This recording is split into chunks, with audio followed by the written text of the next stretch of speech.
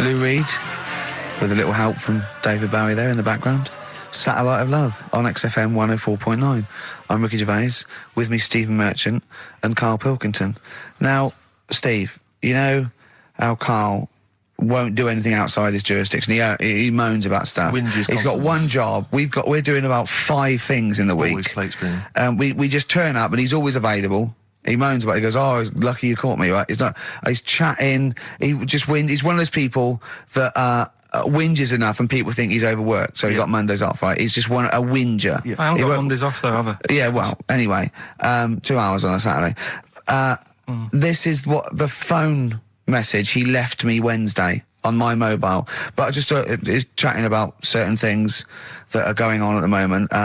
What he does need to know. Duncan, who mentions, is my agent, and you know you'll understand a few other things. But this is the sort of message I get from Karl, right? Whinger. Old messages.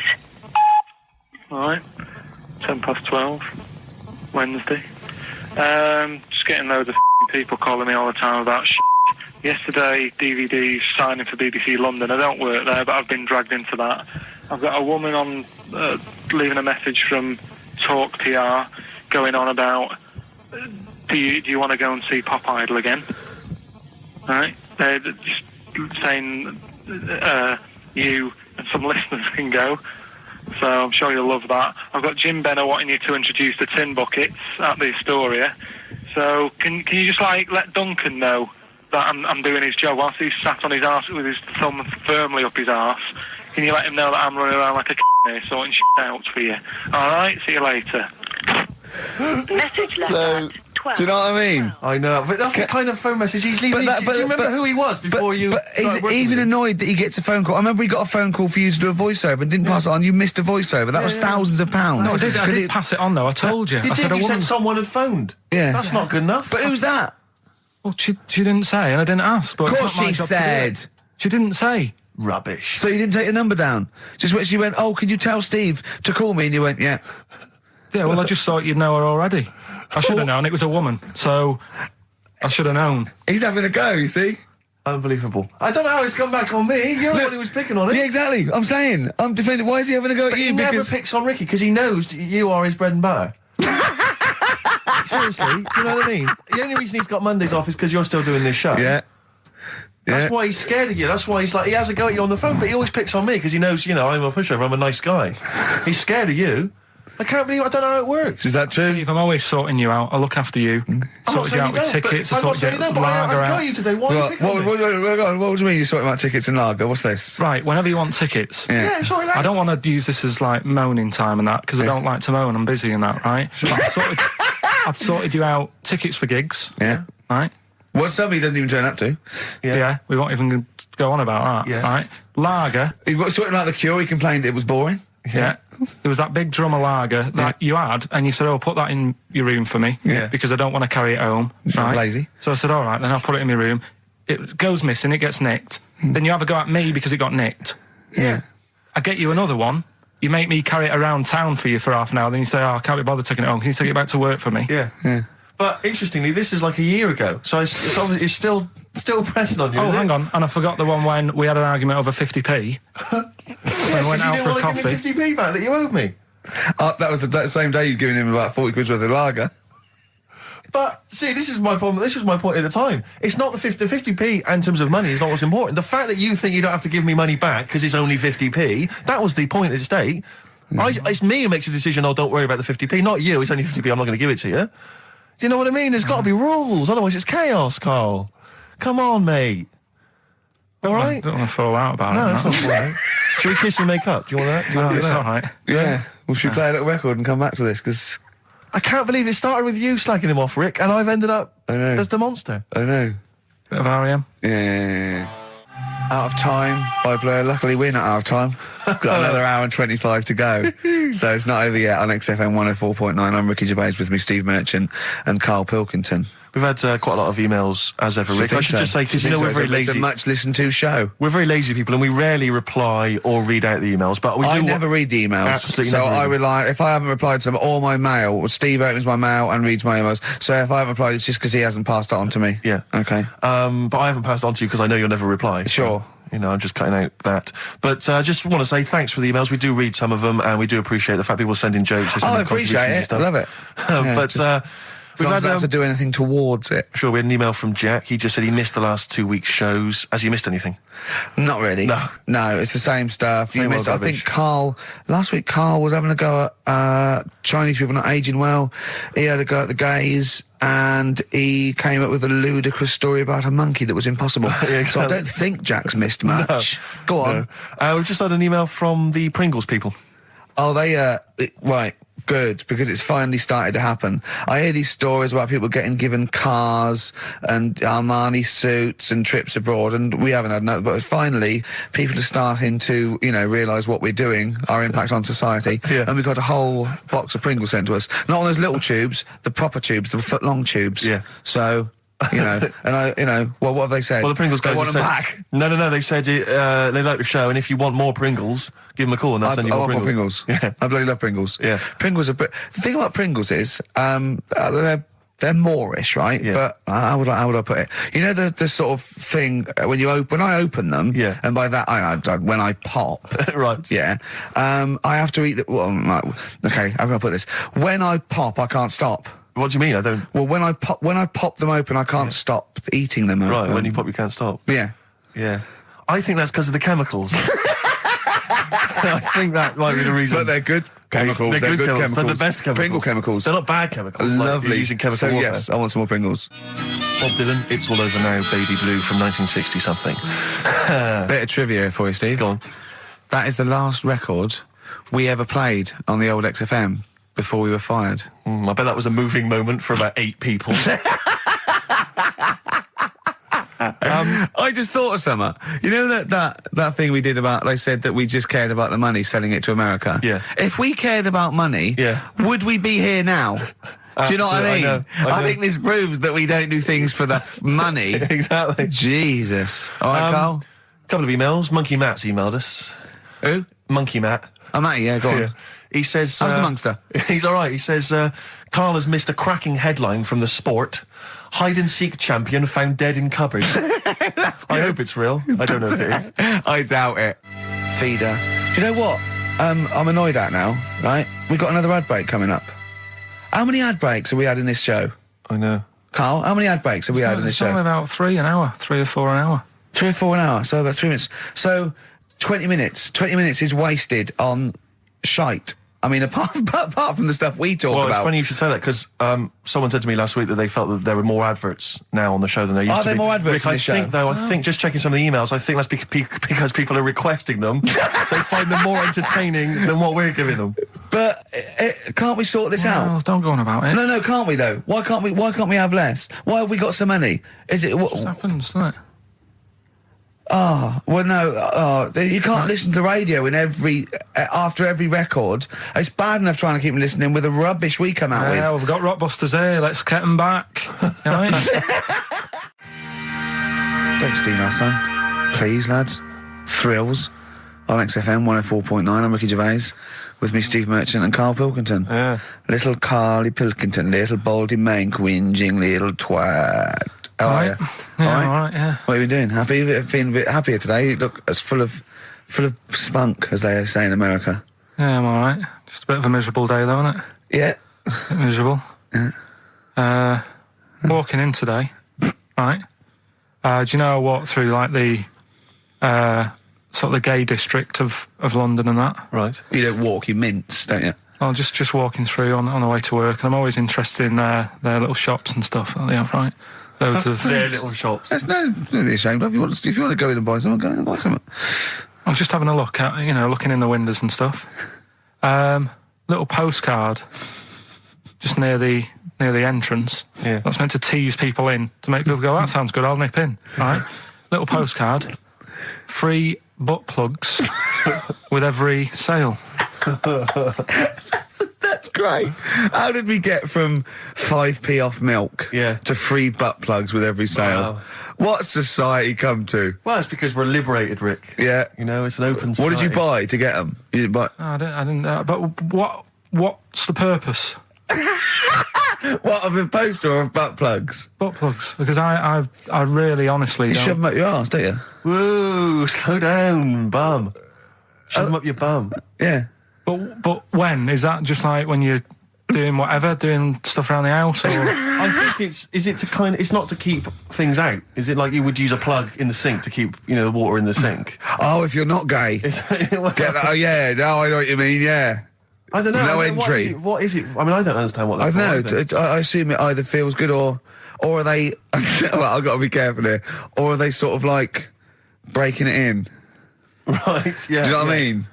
Like it's like a shoehorn. Sure. or It's like when you stick paper in your shoes if they're a bit tight. Or those people who sort of like put little bits of wood in their lips, and then as soon they've got big plates in their lips. Yeah. Same as the butt plug. It means you can, you're ready for anything. I don't know, do I? Look at Carl's face. Well, if you know what butt plugs are used for, then why not get in touch? Gervais at XFM.co.uk. What do you think? If there's any, I can't believe we're already on this subject. I know. How is it? It's 1:05 and we're I was going to say then, if there's any people who use butt plugs, and I was thinking that Karl would have said, well, they're not up yet, because they go out late. No, but what is it? We're award-winning people. We've written a TV not on show. radio, though. Not on radio. We're rubbish on radio. I know, We've got nothing to lose. I always say to you, Steve, that I like educating people and that. Now, the way I see it is I didn't know what they were. Let's phone to go. Someone might know about butt plugs. All right, we'll get. No, get them on. Ask them. No, because they might say something dodgy. Oh. Yeah, whereas, what have we just been doing? Just take a chance. Take a chance and tell them not to swear. Well, you tell them. Okay. Right, Steve, I haven't got my headphones on. Hello, who's that? Hold on. Who, sorry? Nicholas. Nicholas, hello, mate. You're not going to swear, are you? No, I'm not going to. Keep it clean. Yeah. Keep them keen. What were you calling about? I'm phoning about your plugs. About, not my plugs, but sure, plugs in general. What, do you know much about them? No, Are you a plug user yourself? No, I'm just thinking if maybe you've got some gay friends and you're spending the night at their place, you might want to use one. Right. What, you mean experiment with them, or...? No, so you can make sure they're not going to do anything while you're asleep. Could I suggest, just lock the door? I mean, that is easier to me. Can I make a bigger suggestion? That's probably the most homophobic thing we've had said on the show today. Thanks very much for your call. Right, okay, good. Well, that's why we shouldn't put people on the line. Just, without checking first. I think Karl's made a good point. That's the calibre of listener we've got. Karl, come on, what's the matter with you? What? Thorns. That's all. No blue sky. Beautiful, isn't it? And that a great track. It's all right, yeah. Just had an email, yeah. That woman who opened the Office script could have her head cut off. Apparently. When a letter is posted, it becomes the property of the Queen until it reaches the person it was meant for. By opening it, she's committed treason and could be killed. I don't know if you're familiar with this story, Karl, are you? Go on. Apparently, some copies of the Office Christmas specials, scripts, got sent to the wrong address. Some woman. And, I don't know what you do in that situation. Normally, if I get mail that's not addressed to me, I just give it to the postman or put it back in the postbox. Radio 1 tried to speak to her, but apparently she's got a gagging order, which makes us think that she sold it to the Sunday. So we'll read it. We'll read the plot of The Office tomorrow in the Sunday papers, which ruin it for some people. Ruin it for a lot of people, yeah. But the other thing is, I mean, if it was sent to her, obviously her name wasn't on it. If that's true, in which case, I think that's quite a serious offence, isn't it? I would hope so. I mean, I would hope that, if I sent something in an envelope, it was... But the BBC, the BBC, thinks that because the person they said it was meant to be sent to got his, he thinks maybe that's an excuse. Maybe someone gave her the script and said, don't say it came from me. Yeah. So... I don't know, maybe she's protected someone, I don't know. Yeah, well, I mean, if that is... Well, either way, don't sell it to a newspaper. Well, It's just the kind of mercenary nature of it that I loathe, It's the fact that it's only just now makes me wonder if she had it there lying around in her house and someone said to her, well, why don't you go to the papers? Yeah. Try and flog it. But I just don't think she's going to get a lot for it, because people are going to see it soon. It's not like it's the Hitler Diaries. Well, they're not very well written. But, I mean... I don't know. I tell you what I'm frustrated by. It's just the fact that it's like we've worked hard to give people some kind of pleasure for this Christmas, because a lot of people are very depressed, Rick, very low at this time of year. They've not got what they wanted. But we're trying to cheer them up, give them a bit of happiness. Yeah, but I think she'll be happy if she gets a lot of money. True. I don't know. I think it's just tacky, really. It's like, well, I just say, if you're a fan of the show and you don't want to know what happens, then don't read the Sundays Tomorrow, or at least avoid it when it says we tell you what happens. But the paper's not going to ruin it. The papers might go, we've got them, but we're not going to ruin it for people. Well, That'd be ideal. Be a nice gesture. Ideal. But I don't know. All I can say is it's a good job that I send out the prizes. Because that Michael Palin around the world in 80 days will be going to the person who won it. Yeah. And if someone else receives it, they better not try and, do you know what I mean, keep it. It should go to the winner. Yeah, exactly. Right. That is a very good point. So, be warned. Don't open things that weren't addressed to you. Yeah. Pandora's box. There's some sort of lesson there. Yeah. What happened? All the evils of the world, wasn't it? Pretty much. What? Yeah. Oh, don't try and explain brilliant. it to her, Carl. No, Pandora's box. Go on. Well, told not to open it, opened it, released all the evils that are in the world now. But did the person say if you open it, loads of evil will come out? It's not true. It's not true. It didn't really happen. It's not like evolution. It's not the truth. But you remember that? Yeah, you won't listen to some of my stuff, like goldfish and stuff. No, it's not that we don't listen to it. It's that you would pass off how all the evils in the world got here. Because on Ananova it would be, Pandora opens box. Outcast. Hey Ya on XFM 104.9. I'm Ricky Gervais. With me, Steve Merchant. And over there, Karl Pilkington. Now we've got a new feature. Well, I don't know if it should become a feature every week, Rick. I'm not sure it's got legs for that. But maybe in the absence of Rockbusters. Basically, I was looking through the pigeonhole, and we got a lot of stuff sent to us, a lot of junk, stuff we don't really want. And a lot of people, for some reason, they send us... Begging letters, a lot of that. We get sent a lot of CDs by people, bands, artists, who have not yet been signed. Maybe they've knocked something together in their bedroom, they got a band, and they just, for some reason, they want our feedback. They want us to sort of give them some thoughts on what they think, where they're going wrong, stuff like that. And I just thought, I was having a clear out, and I thought, why not just give them a little chance, Just throw them a bone, Rick. Honest critique? Honest critique of some of the artists that sent us stuff. Okay, go on. These are bands that have not been, they've not got a record contract. This is exciting. Okay, name the 3 bands well, first. We'll go through them individually, and I'll hear a little snatch, and then I'll get your opinions, both from you, Rick. I know you've been in the music business, you've got a good general knowledge of music, you've got good taste. Big time, and also big time. Karl Pilkington's views as well. Yeah. We know what to think of them. So this first band is called Kellerton Road. I'm sure they're very excited. As I said their name then, they probably can't believe it. They're phoning each other now. They're getting so excited. All friends are phoning them now. Yeah, Turn your exactly. phone off. They can't people in this believe band. You don't want to... Yeah. Well, okay, then Kellerton Road. Kellerton Road. Play a track from them. So that's Kellerton Road. I think that's a track called Secretly. And looking on the back here, there's 6 of them in the band. They all pretty much look the same. They've got the long hair, the usual sort of look. What do you make of them, Rick? All right. Yeah? Quite like that? Good, yeah. I mean, bit generic. The chorus was a little bit simplistic, but I like good production, good Yeah. good Reminds you of musicianship. something maybe like the Thrills, that sort of thing. Yeah. I mean, yeah, good. Jukebox or junk box? What's a junk box? It's just, I'm just trying to make it sound snappy. Jukebox or junk box? Don't, because you haven't got it. Don't ever stick to what you're good at. Okay. What, being sexy? Just sort of watching Doctor Who and stuff. You like that, don't you? Yeah, I love it. Okay, then right. What's the next one? So, well, let's just ask Karl Pilkington's opinion. Karl, what were your thoughts? Yeah, it's all right. Yeah? Yeah. That's it, is it? Yep. Is that why you're no longer right for the enemy? Go on. So what's this next one you've got for us then, Karl? Toffee. Toffee. It's called Born Depressed. Oh dear. Brilliant. Is it about you? There we go, I Toffee. quite like that. Yeah? I sort of a bit glammy, bit underground. Yeah. What do you make of the name, Toffee?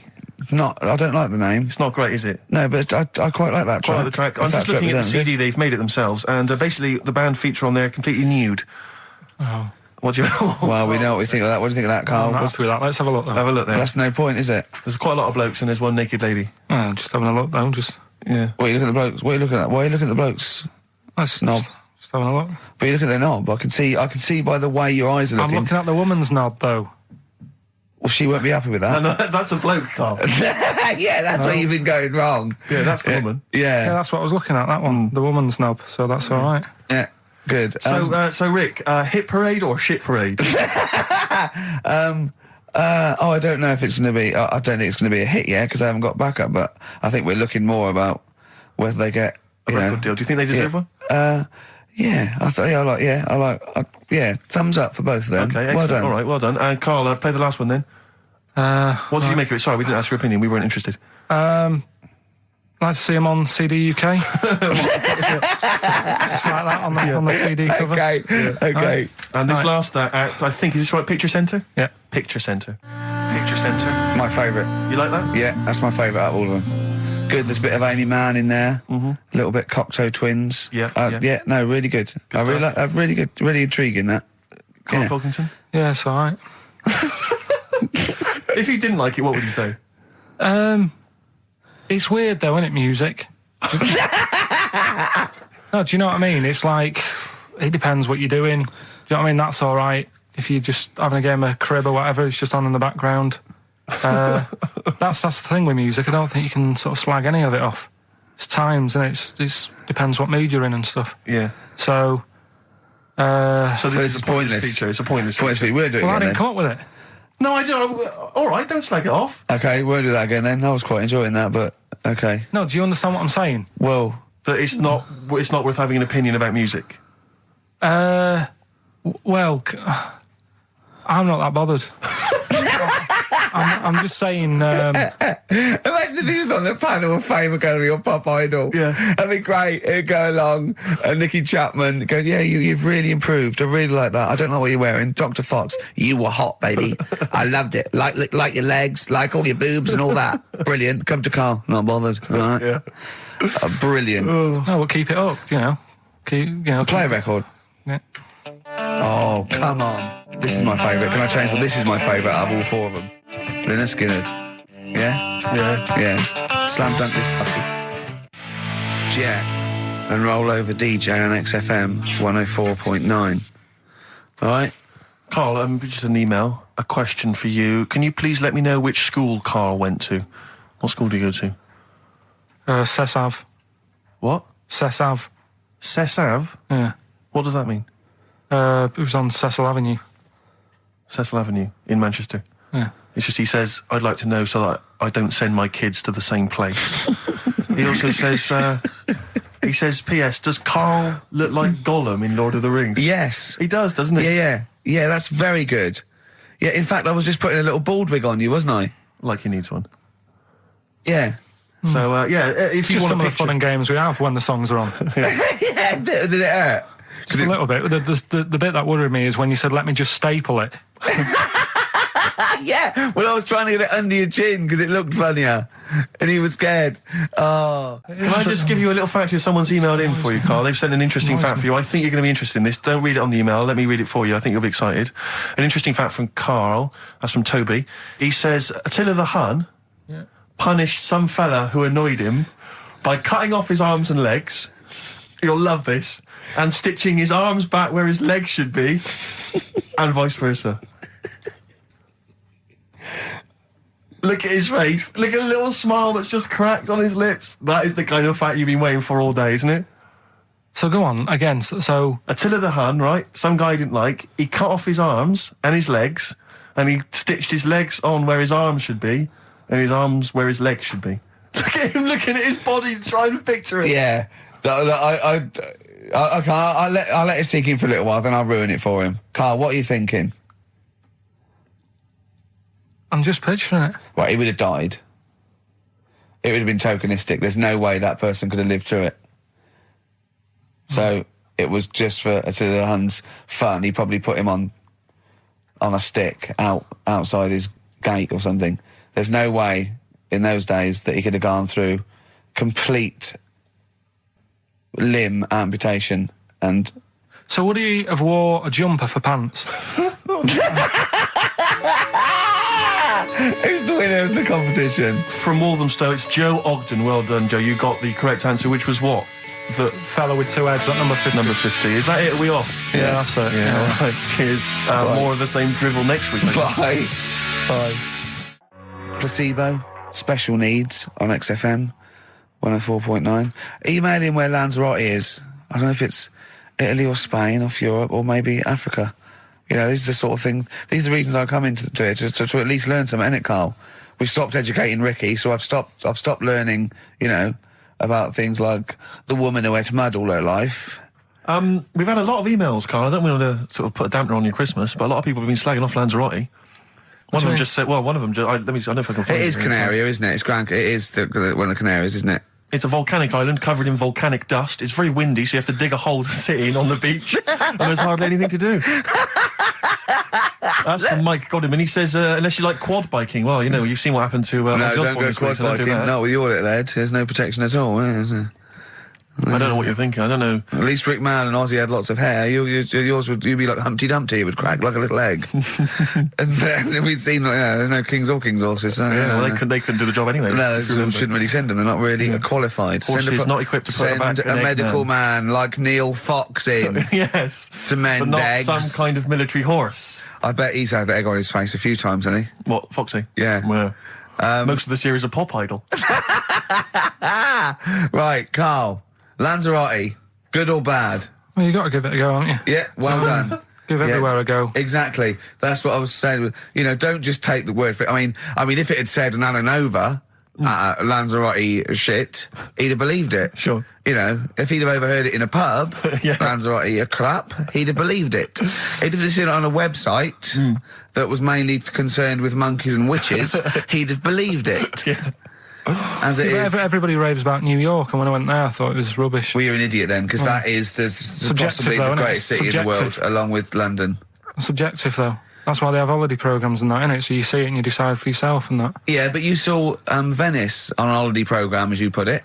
You went there and you went, it was rubbish, full of black bin liners. Well, it is. Right. Didn't they show them? It stunk. Didn't Judith Chalmers say that? Oh, it stinks here and there's loads of rubbish everywhere. No, she didn't. Did she mention that? Oh, that's what I mean. So it depends what you want from holiday, doesn't it? Well, yeah. But So, you're an idiot if you don't like New York, so next. Anyway, come on, break up, guys. Kiss and make up. Yeah. Carl, we've had an email. Some old Rockbusters. Someone's emailed in. They wonder if you can get some of your old Rockbusters clues, your old genuine Rockbusters clues. I know Rockbusters has come back. Well, of course today he can. It's the way his brain works. Well, indeed. But I think you'll... maybe you can also enjoy the challenge, Rick. Yeah. And you at home. I remember them as well, because I remember how angry they made me. Here's some old Rockbusters. That army's got some nice trenches. DW. That army's got some nice trenches. DW. No? Dandy Warhols. That one works. It's not bad, is it? That's why I didn't get that one, because it worked. Yeah. Yeah. Okay. She's only got one sticker left. it was actually he's only got one sticker left. Oh, okay. He's only got one sticker left. Oh, the band His Last Sticker. Exactly. With Justine Fishman, yeah, His Last Sticker. They Yeah. were brilliant, weren't they? What happened to His Last Sticker? Are they still going? He'll strap some chocolate to your feet. That's A. A band or artist. A. He'll strap some chocolate to your feet. Go on. Aerosmith. I don't know really what that means, but... And finally, you'll have to... Aero Cobbler. Oh, yeah. The well-known Aero Cobbler. And you'll have to stick her in the oven. AB. You'll have to stick her in the oven. See, he thinks blacksmith means, like, just shoes. Like, it's not the smith. It's the smith part. A smith is just a right, isn't it? So it doesn't... I don't know. Aerosmith. What does that mean, Carl? What does that mean? Come on, you'll have to stick her in the oven. AB. Yeah, I know that one. Yeah? Yeah. What is it? But it doesn't work. Apparently it does. You'll have to stick her in the oven. AB. Single or artist. What, Anita Baker? Anita Baker. Why you have to stick her in the oven? I need to bake her. Oh, I need to. But why didn't you say, like, you'll have to get his hair cut and put a nice white chef's hat on? That's Anita Baker. See, that works. That works, Carl. I need to bake her. Doesn't work. It is shite. Okay, well, listen. Before you judge, listen to today's Rockbusters. Okay. They're here with us now. Here's Karl Yeah, Pilkington. brought it back just for Christmas. Brilliant. I've only got two really because what? I was trying to work one out before, right, in my little room. Yeah. I was looking at different band names, thinking, what can I do? Yeah. Couldn't concentrate because Ricky was in there trying to spray deodorant all over the place. Right? Well, you should have done them yesterday. You should have shut me out. Right. So there's just 2. Brilliant. Well, Okay. I've kind of got an idea for the third one. fine, I'll yeah. have a go. Yeah. Right, so anyway, the first one. Should we play a record and come back to this? 'Cause We'll it's do been it a- quickly, yeah. we'll do it quickly. No, play a record. This is then. rubbish. Yeah. Rubbish. Libertines. Useless. Give me the gifts. Let me have a look what prizes you've got. Libertines, Don't Look Back Into the Sun on XFM. Well, the general public are getting involved with Karl's holiday, and I mean, this has been a damning report on Lanzarote. There's not been a positive word written about Lanzarote so far. Wow. It's volcanic, there's no natural water supply. Apparently there's no natural water supply. It's You all have to sit in a imported. hole. What do you think of this, Karl? What do you think of the people that want you to know that you're going to a rubbish place when you can't change it? What do you think of that? Rubbish though, will it? What do you mean? Be all right. What do you mean it'll be right? Because I'm going to go there thinking, oh, there's no water and that, and there will be water. No, they didn't say there's no water. What did they say then? There's no natural water supply. Whatever. I'm not bothered. Doesn't bother me. All right. I'm going to have a good time and that. What are you going to do? What's your plan to do? Got a book. What book you got? Rich Hall book. I'm just going to read that. Brilliant. And the weather's better than here, isn't it? Yeah. So... gonna have a good time. Someone emailed just now. They said they're listening online and there's a problem with their computer and everything's sped up. The music's sped up. Our voices, Rick, are sped up, except Karl's. That's how slow he speaks. So when everything's sped up, he sounds a normal. No Blue Sky, The Thorns. That's beautiful, isn't it? On XFM 104.9. Karl, you're losing your rag a little bit. What's the matter? Nothing, go on. See? What's the matter? No, what's the matter with I've got Karl? something to cheer him up. Someone's emailed in, Emma's emailed in, she said that for those that know, those in the know, they referred to Lanzarote as Lanzarote. Brilliant. He's a bit fed up. He's got 2 CDs for Christmas from a company that's he's been with for 6 years. He's a little bit grumpy about having to answer the phones. Letter to Hermione. David Bowie. Well, we've had the most convincing answer that it's about 290,000 actual words, but possibly 3 million in our vocabulary, using all jargon and scientific stuff and all that. Sure. 290,000. Still a lot, isn't it? It is a lot. We know so little, don't we? Apparently the average person has about 20,000 words in their is it? vocabulary Right. and uses maybe 2,000 a week. Really? Yeah. Karl, obviously, slightly bringing that average down. Karl, what do you think of that? Single figures. Doesn't matter, get by. Why have you got to use longer words messing about and that? Told you. That word about old, anti-dipuian or something. Just say old. That's a bit old, isn't it? That's a bit anti-dipuian and that. What's the point? Yeah. Get to the point. Sure. Busy.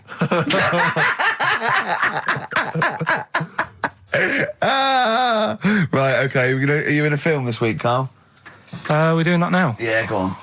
Get it over with. Hang on a minute then. Get it over with. Let's get this show over with. We can go home. You can go off to Lanzarote and sit on some ash. Some charcoal. He's not happy about that. That's annoyed him. The listeners have all ganged up on him. Yeah. XFM giving him 2 CDs. We've had more calls for his resignation this week than ever before. What do you think of that, Karl? What do you mean? There's another reason. Do you know what I mean, though? Because he's grumpy. He's not just giving it. He goes, well, I can't help it, can I? I don't want it. You're being paid well to do a job. People have tuned in to be entertained, to have good songs. Me and Steve are working I'm pressing here. the buttons. I'm paid to press the buttons. That's what I'm doing. Has every CD started on time? Then Yeah. why would they give you Monday off if you just paid to press the buttons? Don't get every other Monday off, do I? So have you stopped doing that now, have you? Well, yeah. Why? Because there's work to do in that. I'm not moaning about it. Let's get on with it. Blair on XFM 104.9. I forget the name of that track, but it's good. Good song. Thanks very much. Oh, good song. Yeah. Oh, right. I just thought you were complimenting giving me. his opinion. Right, Yeah. go on. The what? Are we still on the air? Yeah. What are we doing? Merry Christmas. We got someone on the line. Oh, right. He's here. Who's that? Ricky, Yeah, go on. it's Jonathan. How are you? Good. It's only TV's Jonathan Ross. Ross, turn your radio down, you idiot. I'm here. I like to.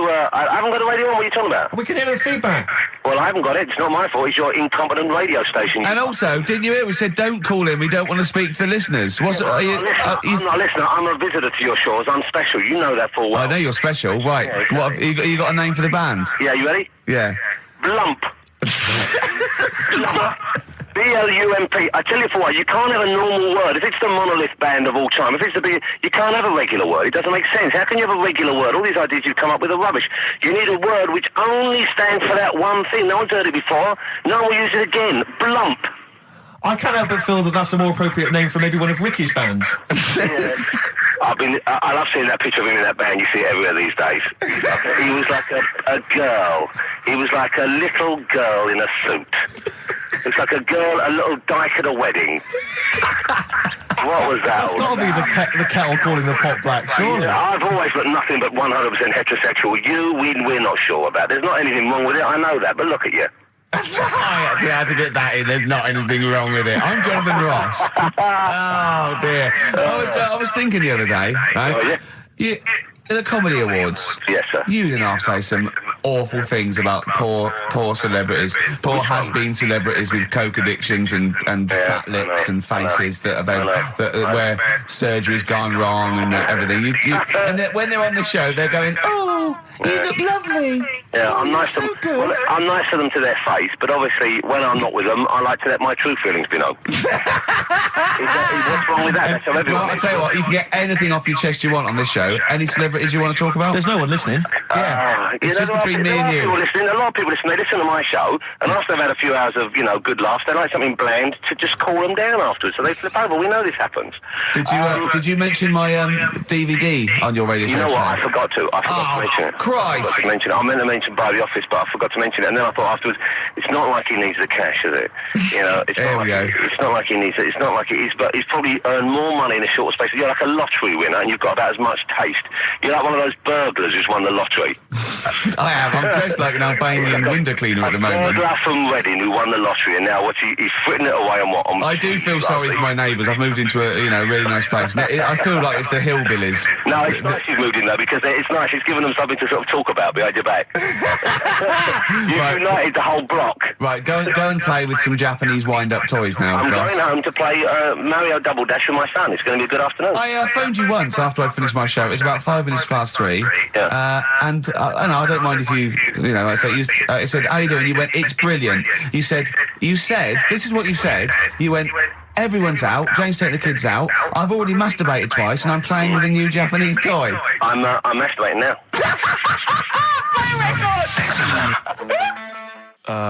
Kings of Leon, Wasted Time on XFM 104.9. Sorry, I was sidetracked there by just some of the band names. Now listen, I want to put in 2 of my own. I want to win that pile of tat out there. I've got 2 names here. Okay. We should just remind people in case they've just tuned in. Oh yeah, Ian Canfield has chosen his mega band of all time. He's got Keith Moon on drums. He's got Lemmy on bass. He's got Keith Richard on guitar. He's got who have you got singing? Robert Plant. And their manager is Vance. But he needs to announce them at Wembley Arena. They're already sold out. They're at number 1 in the album charts. They're the greatest rock band of all time. And I've got 2 suggestions. Okay. What about this? Please welcome to the stage. Tungsten lung hemorrhage. Yeah, good. Yeah? Please welcome to the stage. God dildo. God dildo, interesting. Nice juxtaposition there of God, the Almighty Creator, and a dildo. Nice use of some contrasting imagery there. Yeah. Powerful and topical. Tungsten lung hemorrhage. Yeah. We've had a couple also on the email. People didn't really include their names, but who cares? Please welcome to the stage, Balls of Steel. Balls of Steel, yeah. And we've had like Brain Hammer. Yeah. Brain Hammer's good. I Lots like of Brain Hammer. brain-related stuff. Quite liking the idea of tumour fish. Juma fish. I like. Juma fish is very good. I like Juma fish. I just wonder if there's one more contender. I don't know who this was, Ian, that phoned in with it, but possibly it's topical. Yeah. Deathly Hem. Yeah. Deathly Hem. It's brilliant. Oh, it's Deathly Hem. Please welcome to the stage, Deathly It's Hem. Deathly Hem. Who's that? We've got to give it to I don't know who that was. Oh, but, well, if you came up with Deathly Hem, email again. Deathly Hem. It's the greatest name for the greatest rock band of all time. Will you please welcome to the stage, Deathly Hem. Turing Breaks, Mind Over Money, XFM 104.9.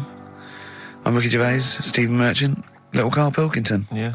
A couple of emails. Different people have visited various tourist attractions. Oh, yeah. Let me see who's this from. Not quite sure. But thanks very much indeed for it.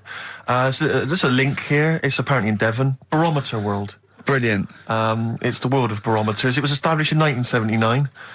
And By one bloke who had a lot and thought, I can charge a quid for this, definitely. Here's the out of his own house, probably converted back scuttle. exactly. Yeah, that's not a euphemism for a sexual act.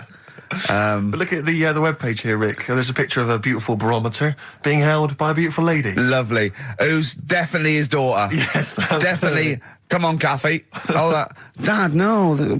Come on. Undo your top a little bit. Dad, definitely made to do that. Yeah. Oh. That slight look of I hope no one I know sees. Just checked out Barometer World. Barometer World. Yeah, that's available. If you want to check that out, www.barometerworld.com. That's Now, all the... barometers, one, do they work? They're to do with checking, is it the air pressure? Well, everything. But I think that's what it's based on, isn't it? Sort of low and high pressure, so it's going to rain, it's not going to rain. Yeah. Or going to be windy, but I wonder how accurate they are. I think in the days before satellite sort of weather surveillance systems, probably essential. Yeah. Nowadays... As essential as hanging some seaweed out by the back door? Probably. I think it's probably similar. I think it's the same one as holding a needle and thread over a pregnant woman. If it goes clockwise, it'd be a boy. Yeah. Yeah. The thing about a barometer is how far into the future can it predict? Exactly. How do you know? If it's a case of you may as well stick your head out the window to see if it's raining. Exactly. This barometer goes, oh, it'll be windy and rainy. When? The barometer goes, soonish. Yeah. So I can't say, but it will, well, within the 7 days. I don't want to be specific because you'll have me. Yeah, you'll yeah. I don't. But I mean, I'm just a barometer. I'm not really a weather person. The information. Yeah, brilliant. What's in there? What's happening in there? What chemicals are being affected? How does it work? I no don't idea. know. I assume it's probably something. Wait a minute, let me that's... email Barometer World. What could it be? It could be quite interesting. It could be mercury that's based on a sort of temperature. It goes up with. Oh no, it's not temperature, is it, barometer? It's pressure. So it's probably just very fine. It's like a fine, very, very fine needle, isn't it? This is almost as embarrassing as last time we were on. We couldn't figure out what the name of the leader of China was. Was it the King of China? The Prince of China? Oh, this is when we were trying to imagine what it'd be like if all the Chinese people at once jumped up and down and made a big tidal wave. Tidal wave. But if you do know what the name of the leader of China is, we don't mean the name of the particular person in charge, but if it's a king of China, the emperor of China, the chancellor of China, the prime minister of China, didn't it? No, that was Japan. Yeah, this is it. I don't know what's the big guy in charge. Is he still the chairman? I know Chairman Mao was important. I think he was just the chairman. I think he just governed all the big meetings. Yeah, I don't know. He just kept the minutes. Head Chinaman? Head Chinaman. The major Chinaman. The top Chinaman. Number one Chinaman. Do you know what? We're going to be honest here. We know so little about China.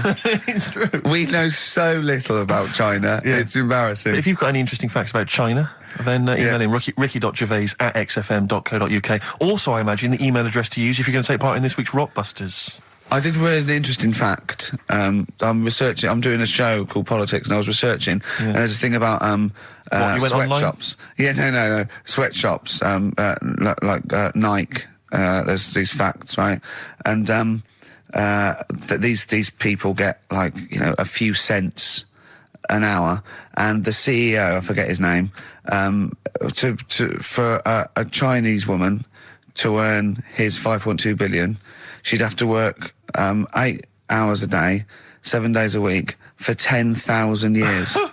But Steve, they don't. They don't. They obviously don't want to. Exactly. They don't want to. They don't want to. Lazy, Rick. Blur, Out of Time on XFM. Well, we're not out of time. We've still got an hour left, boys. Hey! Luckily. Brilliant. A lot of emails, obviously, about the Chinese. People as fascinated as we are. I don't want to discuss it, interminably, Rick, because there's so much to say, and we've said most of it in the past. Yeah. Get a couple of emails. In fact, I think, Karl, you told us this information. Remind me of it again. If all the Chinese people in the world were in a line on that, because there's loads of them, you'd never get to the end of it. Right. No, it's not that. It's no. If all the Chinese people formed a line and started walking out of China, you'd never get to the end of it. That's what I just said. No, it's because though. They'd be having babies. You know what I mean? Still, it'd be adding to it all the time, wouldn't you? But would they be walking and shagging and having babies as they're walking out? Yeah, that is. Yeah. I'd love to see someone organise that. Maybe the Record Breakers team. I tell you what, I'd love to see Ross McWhirter or Norris, who is it? Who's the one that's alive? I forget Norris, I think. Norris, right? I'd love to see him to coordinate that. Yeah. 1.2 billion little Chinese fellas. Boy, girl, boy, girl, boy, girl. Yeah. And where are they walking out of China? Which exit are they taking? They're taking the... Through Tibet? Or? I think it's the... Gate 9 Slip Road, the M43, Right. to St. Petersburg, Right. And they go, and walking, and shagging. Yeah, exactly. Yeah. Because some presumably are dying as they're leaving. No, but they live to 120. That's true. So they claim. Well, we know Karl's theory on that. Do you want to just tell new listeners your theory about when all these Chinese people get the records for oldest people in the world? Come on, what's your theory, Karl? Leave it. Karl, Just that they're probably lying. Why? That's all. Because a lot of them don't age that well. Some of them do. A lot of them don't, and they always look older than they are. I read the other day, right? Do you know the one who was the oldest woman in the world, right? Chinese woman, right? The way she did it, it was... She didn't die. That was her secret. Yeah. What she did, she got up every day and didn't die. No, she was like awake and that, and then she'd have 2 days just sleeping. Right. So she wasn't really that old. What do you mean? Well, she'd only sort of lived half of her life in a way. Well, we so all live 2/3 of our life, don't we? No, but she was like awake and that, and then she'd go, I'll go out of bed, and then that'd be it for 2 days. Karl, you're a second-time buyer, aren't you? But Yeah. Bought one in Manchester. Lost $7,000 on that one. Well, don't buy in Manchester. No, it's a good flat. It's just it wasn't. I didn't buy it to sort of make money. I thought I was going to be living there like all my life, and then a job came up here, and it was like, oh. You bought your first flat in Manchester. You assumed you would be living there for the rest of your life. Well, I wasn't in a rush. Play record. You're an idiot. Hang on a minute. So have you got a property portfolio? Have you got the 2 houses now? No, I've got rid of that one. Oh, you sold that one? Got this flat. £7,000 Got loss. this flat. I'll tell you something that is interesting. Hold on, though. What? £7,000 lost. Yeah. It's a flat in Manchester, but it could only cost about £8,000 anyway. Right, Steve, something they do now, right, they've got to do by law when you're buying, right? I was looking at one in London, right? It's haunted. They've got to tell you now. Right, don't talk shit. I'm telling you Play now. a record. I'm telling you now. Yeah. There's no such thing as ghosts. That is ridiculous if that appears on a legal document. Right, if there's anyone who sells flats and that, does that for a living, yeah, right, email in, because I'm telling you now, that is a fact. She sort of dropped it in. I said, oh, nice feel here. And she said, yeah, well, that'll be the ghost. Just dropped it in, that's all they've got to do. And then I was like, what? And they went, oh, yeah. That's what I've got to do, is it? So that's the legal thing. Did you drop it in? So in court you go, did you drop it in? Yeah, I dropped it in. Play a record, you're an idiot. That's David Gray, and this year's Love, if you're in love. I hope it lasts. It's only January. What you got for us, I just thought we ought to maybe go through some of the emails. I mean, I don't want to query the calibre of some of the emails we get sent on this show, but here's a typical one, Rick. Go on. There's no name, it's just from Glicko, that's his email address. It's just a question to you, Rick. Did I see you walking around Marylebone High Street last Sunday? Yes. Okay. Well, I don't know. Well, I was in Marylebone High Street last Sunday, yeah. Yeah, but did you see Glicko? I didn't see Glicks. Okay. I didn't see the Glickster. But all right, this is one from M. Ricky, what do you think of Richard Bacon's show? I can't decide if he's better than you. Nor can I. Any thoughts? Nor can I. I can't help her out on that one. Sure. That's a really personal thing. She's got to dig deep. She's got to look at both of us. She's got to find out what she likes. Yeah. And then whether I provide more of that than Baker's. Yeah. I mean, Baker Foyle's brilliant. Yeah. I'm not going to put myself up against him, so I can't help you. Next, Steve, next. Well, there's a lot of emails last week which were saying how much they enjoyed the Christmas specials. Thank you very much for that. That's very flattering of you. Cheers. There was also a couple. There was one that it was a guy. I'm sorry that I think I might have deleted it. But, I should have sent a reply, because there was a guy from Canada saying if there any chance you're around in March, whether you could pop in and have a surprise birthday dinner for his wife. Oh, God, why don't you keep that? I know. Sorry about that. I can't let it go now, can I, you idiot? So, Okay. I don't. I really apologise for that. Yeah. There's also, this is interesting, this is more for Karl, really. It seems unlikely. Is it from a doctor saying you're an idiot? We've got plenty of those. I tend to delete them. Okay, all right, yeah. Look at his face. No, it just says, don't like to complain, but I won the film competition about 5 or 6 weeks ago, and I haven't received my prizes. Oh dear, that's all Karl has to do on the show. We provide the chat, the records, the light entertainment. I mean, the glamour. Strokes of comedy genius.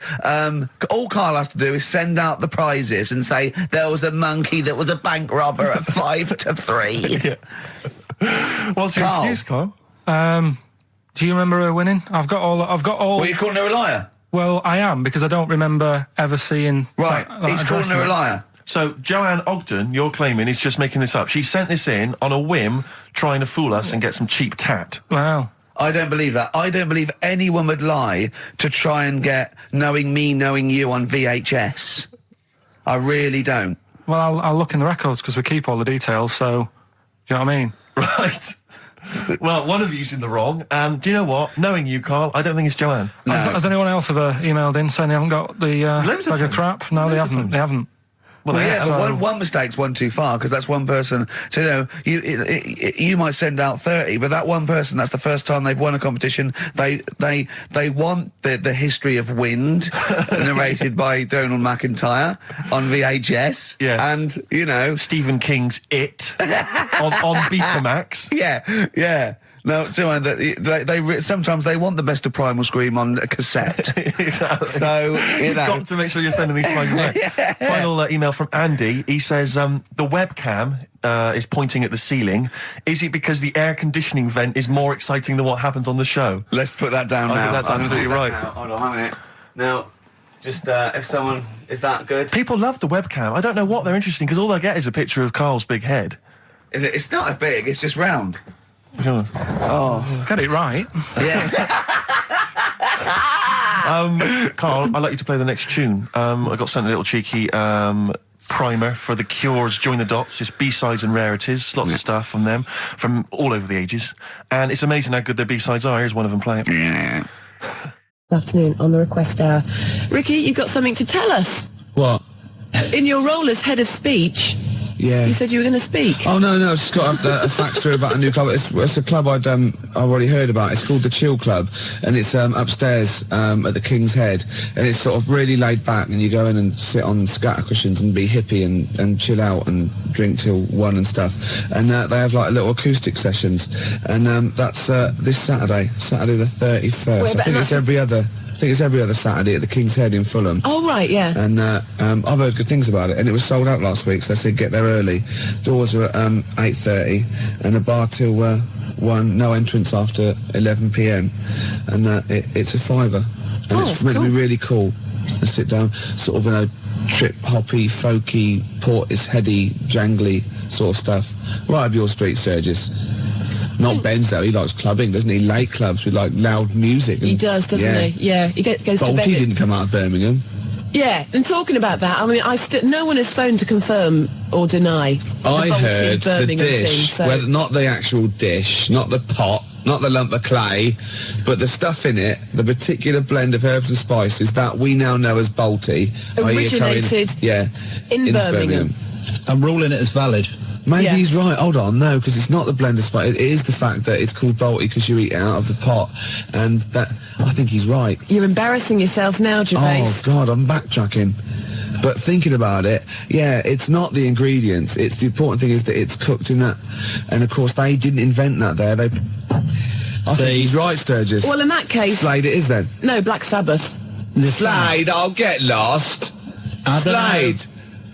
And if we're counting Led Zeppelin, if we're counting Led Zeppelin, obviously Led Zeppelin. No. Black Sabbath. Sabbath are better than Zeppelin. Oh,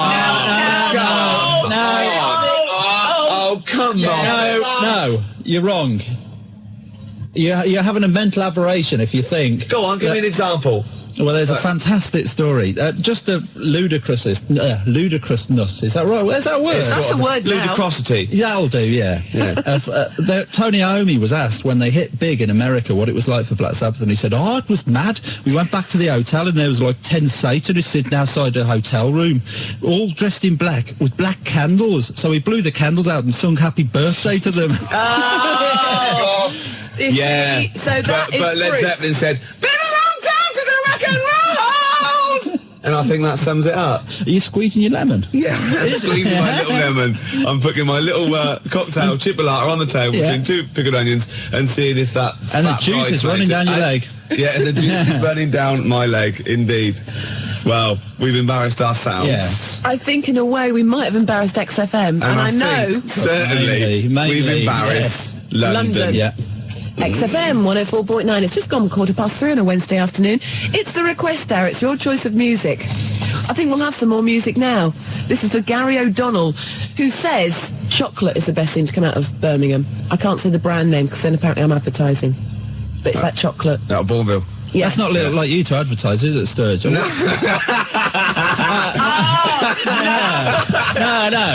No. I wouldn't. No, Sturge. I wouldn't say you advertise. I wouldn't say at. No, I wouldn't say that. No, I would say that. I mean, you don't want to be pampered. No. It's Sky's like, the limit. The sky is the limit. You know. No. Exactly. It's like you've won the lottery. It's the dry wive weep that I like. Yeah. Public Enemy. Anthrax. Bring the noise. That's for Gary O'Donnell this afternoon on the request hour. It's XFM 104.9. It's just gone 3:20. Are we going to give away your prize that you bought in Yeah, specially? we have a winner. Mark Adams from Harrow. With his undercracker explanation. Yeah. It is the same one that dropped off Duffo. Is it? He just called. Well, he is a star. He's won it. He'll be able to... Gary's voice check challenge. How good are you at imitating comedian Michael Barrymore? Try this famous catchphrase. All right. You'll be able to do that. Yeah, You'll be able to do that. impress your friends and family. That's just It's like, I amazing. can do it. All right. See?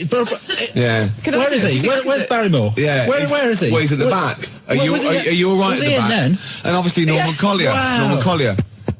Like that. That's Norman Collier there. Brilliant. Yeah. Brilliant. Hey, my name is Michael Caine. So, yeah. They are. It's like he's in the studio. Actually, it is nice to see you, Claire, to see you nice. Oh, these are great that's tips. brilliant. He didn't, well, I keep Why are taking you off the pop playing? shield. I know, because I can hit it and be Norman Collier. All right. That really hurts my ears. I in believe the headphones. if they were going to rename this book, they call it the Bible too, the good book. Yeah. It's, Yeah. it's a beautiful thing. And it's Mark on your- Adams didn't just wasn't grateful for when he claimed it. He said, yes, I claimed that book. Really? Yeah. He phoned up And with his quite address. rightly, he is the Actually, winner. because we'd forgotten about it, actually. So thanks Yeah. for reminding us. That's great. Yeah. That's yours. Have we got his address, have we? Yeah. Yeah, fine. Marvellous. I've completely lost my train of thought now. What's I going to do next? What's the chances of that? Usually you're so slick, you know, your eye together, good links, you can string a sentence together. No, it's obviously No, our that's somebody fault. else. That's Jackie Let's leave the Brambles. studio and see how good Claire is. We'll leave the studio. Go on. Yeah, if you would. We're off. Yeah. This is going to be pretty good, I imagine. Yeah. Okay. Okay, I'll see you in a minute then. Yeah, okay. All right then. See ya. No, still not working. Wednesday afternoons in the capital with Fluke Atom Bomb on the request out this afternoon as requested by Phil. I've got my train of thought back. Yeah. It worked. you see? Yes. Marvellous. It's well going worth waiting for as incredibly well. It's Yeah. going incredibly well. Now, you may remember all this week I've been trailing a very special guest that was going to be joining us this afternoon. Martin Clunes was going to be here. The boy Clunes. Sadly, as you've probably noticed, he's not. No. He's a very busy man. Yeah, he's there's got lots of stuff to do. Yeah, it's all the press for the launching that Terence Higgins Trust campaign. Exactly. So So, I mean, that's cool with us. And he's going to give us a call on Friday. he is indeed. He's Which would busy be all this week. brilliant. But I mean, I've got Matt in instead. Yeah. 'Cause, he's got big ears.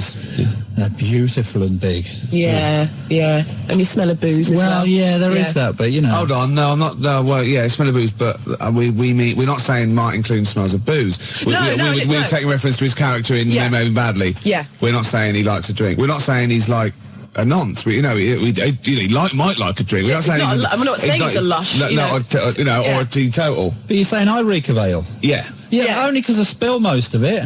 Yeah, well, it's that. It's not my fault. After the, 18th one. After the accident. It was balancing it on their backs that didn't go down too well. I felt terrible the other day, though. Yeah, regular as clockwork. On the hour, his right hand starts going, then his left hand starts going, and if he's got a beer in it, it goes all over the place. It's a bit messy, doesn't it, man? Pavlovian conditioning, though, isn't it? Yeah. Since the age of 14, you can't keep his wrist still.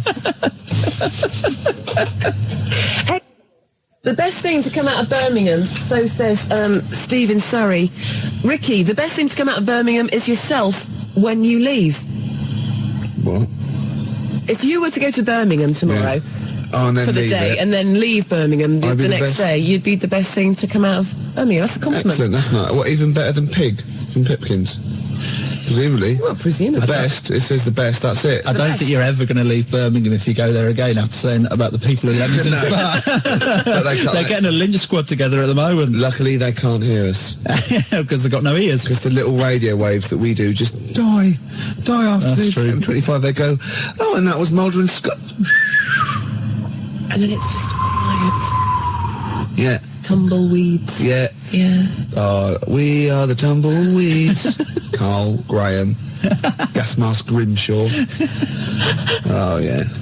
Mummy, my head's getting hot again. Are you impressed? I am. It's fantastic. You see, Wednesday afternoons at XFM means it's Matt's day. Matt, have you enjoyed yourself today? Yeah, Wild Horse wouldn't drag me away. No. No. I think you meant to say wild horses, actually. I know what I mean. Sturgis. Thank you. It's for the person who phoned or faxed in last week asking for Frente, and we didn't have it. And you said to me, Ricky, you can't say you don't have it, but I honestly didn't have it, but now I have it, so whoever wanted it, it's for you. Excellent. Does that make sense, what I just said then? Probably, for someone. Retired now. Yeah. To the country. I can't wait for Frenty anymore. Let's shoot off.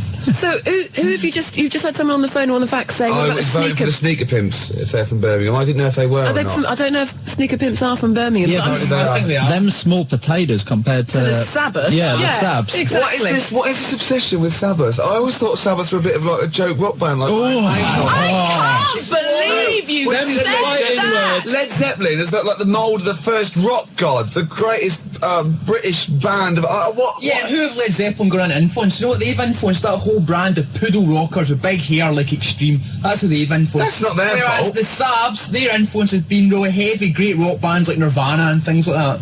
You know? Sabbath are the best thing to come out of Birmingham, Ricky. Without It's any as simple as that. Okay, let's do it up to Thursday. I want proper votes, right, on faxes, right? Who is the best, the most influential, the best band out of Led Zeppelin and Black Sabbath? You're playing with fire. It's like comparing Bobby Davro to Tommy Cooper. It's honestly... I don't think so. I believe it is. I think it's like comparing, let's see... Go on. Europe... Right. with Bernard Butler. Bernard Butler being Led Zeppelin. What? Wow, that's a bit abstract. But they're both completely crap. Yeah. Whereas Bobby Davro's brilliant. So tomorrow, Ricky, you said tomorrow we're going to have a debate. It's like comparing something I don't like very much with something I like a lot more.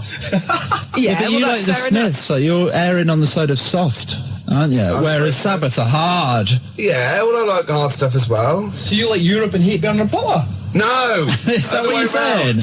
Other way around. You hate Tommy Cooper, but you loved Bobby Davro. How's that work? No! Well, that's what you're saying. They're twisting it, Claire. Please vote for me. I'm by myself in the studio. 0171 580 2000. Never vote for it. Led Zeppelin's better than Black Sabbath. A lot better today, by the way, because I've been ill all week with this cold. Yeah, the mucus fairy came in the night, did he? Yeah, he did, actually. It was great. Well, anyway, yeah. There's this fantastic thing from Bristol University. It was in the Times. Forget hot toddies. The best remedy for a cold is a cup of coffee, according to psychologists at Bristol University. Yeah. The drink largely eliminated the effects of having a cold, they reported after experiments with 100 volunteers. Trials with vodka had failed to show any beneficial effects on mood or performance. Were these trials by vodka, by chance, done around the Christmas party period? Yeah. They've got to make it look good. Oh, and the control can be coffee. Yeah, exactly. Vodka versus anything. Coffee, yeah. We do our own. Yeah, Vodka versus whiskey. Yeah. That's what that gold blend couple was always. They never come to the door going, it's not dribbling down. I've just come for some, Jesus, wipe your nose, you filthy, Jesus. Because it obviously, You've been drinking vodka, haven't you? Not the coffee. Yeah, oh no. Oh, you're pissed and you've got snot running down your mouth. Oh, and I fancied a good couple of... Sabbath is like Marilyn Manson. Led Zeppelin is more Radiohead. No way. Oh, no. Sabbath is like Reef, and Led Zeppelin is like the Foo Fighters. No. 0171 580 2000. Who's the more influential British band? Sabbath or Zepp? Come on, it's obvious. The answer's Led Zeppelin. I'll fax you something tomorrow. Okay. That will tomorrow will be revealed. Yeah, okay. It's Black Sabbath, Ricky. I seem to have run out of coffee. Come in, I've got some... Oh, sorry. I've been drinking vodka all day. 0171 580. It's not getting any better. 2000. It's sort of a Led Zeppelin versus Sabbath type quiz. Yeah, it's not a quiz, is it? Yeah, no. Well, it is really, because there is a right answer. There is obviously a right answer. No. Objectively speaking, there must be a right answer. King of corruption. Of which has been, who has been more influential. We could trace it back. Of course, we're not the people to do it. From the Midlands. Yeah. Well, no, I'm forgetting the Midlands. Oh, really? Now. We're forgetting the Midlands just now. out of those two, it doesn't matter where they came from. Oh, it's a fun fight. Who is a more influential band on the world rock scene? Sabbath or Zeppelin? Sabbath. Zeppelin. Keenan's 2-1. At least it's 2-1. Right, I'll get rid of him now, and we'll be evens, and let it be on a vote. 0171 580 2000. We've got 10 more minutes to leave Campfield. Let's ask Campfield. Campfield. That is the... Hold on. Go and get him. We're just going to get him. Anyway, Matt, let's a bit of small talk here. Yeah. So you've enjoyed yourself today, have you? Yeah, I have. Yeah. He's wrong. He is wrong, isn't he? Yeah, he's having an aberration. Oh, he's here. He hasn't been listening. Right. Have you heard what we've just been doing? I've got no... Okay, right. Ian Campfield. Look, Completely impartial. Seriously, you two look away, right? Right. Okay. I'm going to ask you, don't know what we think or who thinks, just answer the question, right? Right. In your opinion, who is the most influential band on the world rock scene? Right. Don't give me any clues. No, we're not saying anything. Who, in your opinion, is the most influential band? It's the better band for you and to influence more people out of Led Zeppelin and Black Sabbath. And what scene? The rock scene. They're all rock the most scene. influential in rock Just and the pop. best band. Yeah. Best band. It's got to be Led Zeppelin. Yes! I'm taking that. Yes. That's it. You're scum. That is it. You're scum. Because Led Zeppelin were Led Zeppelin when they weren't. They folded up Black Sabbath, great albums with Ozzy Osbourne. 20 years after that, I'm afraid they went crap. You didn't stipulate the Ozzy Osbourne people. You said if we asked Campfield, that would be definitive. You said it. You laid it on the line. We didn't give any clues. Campfield said Led Zeppelin. That's it. I'm happy with that. Play a record. Even talk to the listeners, Right, Sturgis. this is incredible. Don't even talk to them. Why? David What's happened? Keenan took all these, right? Led Zeppelin got every vote except one. Every single person was for Led Zeppelin except one, and that wasn't to Black Sabbath, that was for Dave Keenan. Out of those two, said, I'll vote Dave Keenan, give him his own show. So Zeppelin got all the votes, Sabbath got none, Dave Keenan got more than Black Sabbath. Thank you. It's official. For the discerning punter, of course, Black Sabbath will always be there. But for people that just say, for people who haven't got Bonnie phones, Tyler. people who can't use the phone. I like the phone, but I can't use the phone. No, of course, people who can use modern technology, it's Led Zeppelin. Excuse me a minute. Who did you say, Sturgis? Well, I was going for Sabbath. Right, Sabbath. And did you do the Friday Rock Show on Radio 1? Exactly. Arrest my case. No, arrest my case. Yeah, and so arrest do my I. case. And so do I. And so do I. You can shout I think I do. Well, I think I laid my case before you, and I rested it there, and it was lounging. XFM. That is practically it from us today. Ricky's stormed out of the studio. Keenan stormed with him to answer the phone. You can come back in again, Ricky. This is my goodbye link. Okay, go on. goodbye Oh, for today. that's fantastic. Wow. Genius. Well done. All those years. And well done to Led Zeppelin for being voted the greatest band, most influential band out of them and Black Sabbath. Tomorrow, Ricky, it's a shame Matt can't be with us, but tomorrow we are going to have like a Gary Crowley Battle of the Bands type thing, I think. Like a bit of a demo clash. Why? Why dig Because your I hole want to deeper? take this a bit further. No. What? Keenan's You have watching. to. I just want to play... It's in fighting mood. More Zep. See? I know. Tomorrow... You think they know. Thank Tomorrow. you. Thank you for listening. Thank you for being discerning, intelligent people. Keep the faxes coming. To Ricky Gervais and Claire and Matt and Dave. They like Black Sabbath. It's been a pleasure, Matt, having you on the show this Can I afternoon. say something before I go? Well, I'm just going to say, I'm going to play Mazzy Star into Ian Campfield, Fade Into You, and this is for Melinda, Right. who wants to hear it, so that's what I'm going to be playing. But I just want to say, Matt, thank you. Will That's you all right. Can I come say again something? Next... yeah. Can I just say to Vanessa, food's not love. It was beautiful. It was a great show. Worth waiting a week for, wasn't it? Yeah, it's good. The fingerprints of a koala bear are so similar to that of a human being that if they were found at the scene of a crime, the police would not be able to tell the difference. Is that... Well, that is the fact that I remember. That is the fact. And is it true? Well, it depends what sort of crime it was, really. But you got this from a reliable source. Of course, the internet. So let me get this right. The fingerprints of a koala bear are so similar to those of a human being that if they were found at the scene of a crime, the police would think that a human had committed that crime. Yeah. Or vice versa, maybe. What kind of a crime is that? The great koala bear eucalyptus robbery. Right. Yeah. So they've come in, right? All the police have come in, the detectives, right? Quincy's come strolling in about half hour later, and they go, "It's all right, Quince, we've solved this one. This is obviously a human being." He goes, "Oh, is it? Oh, is it?" They go, "Well, yeah, of course it is. There's a bloke here.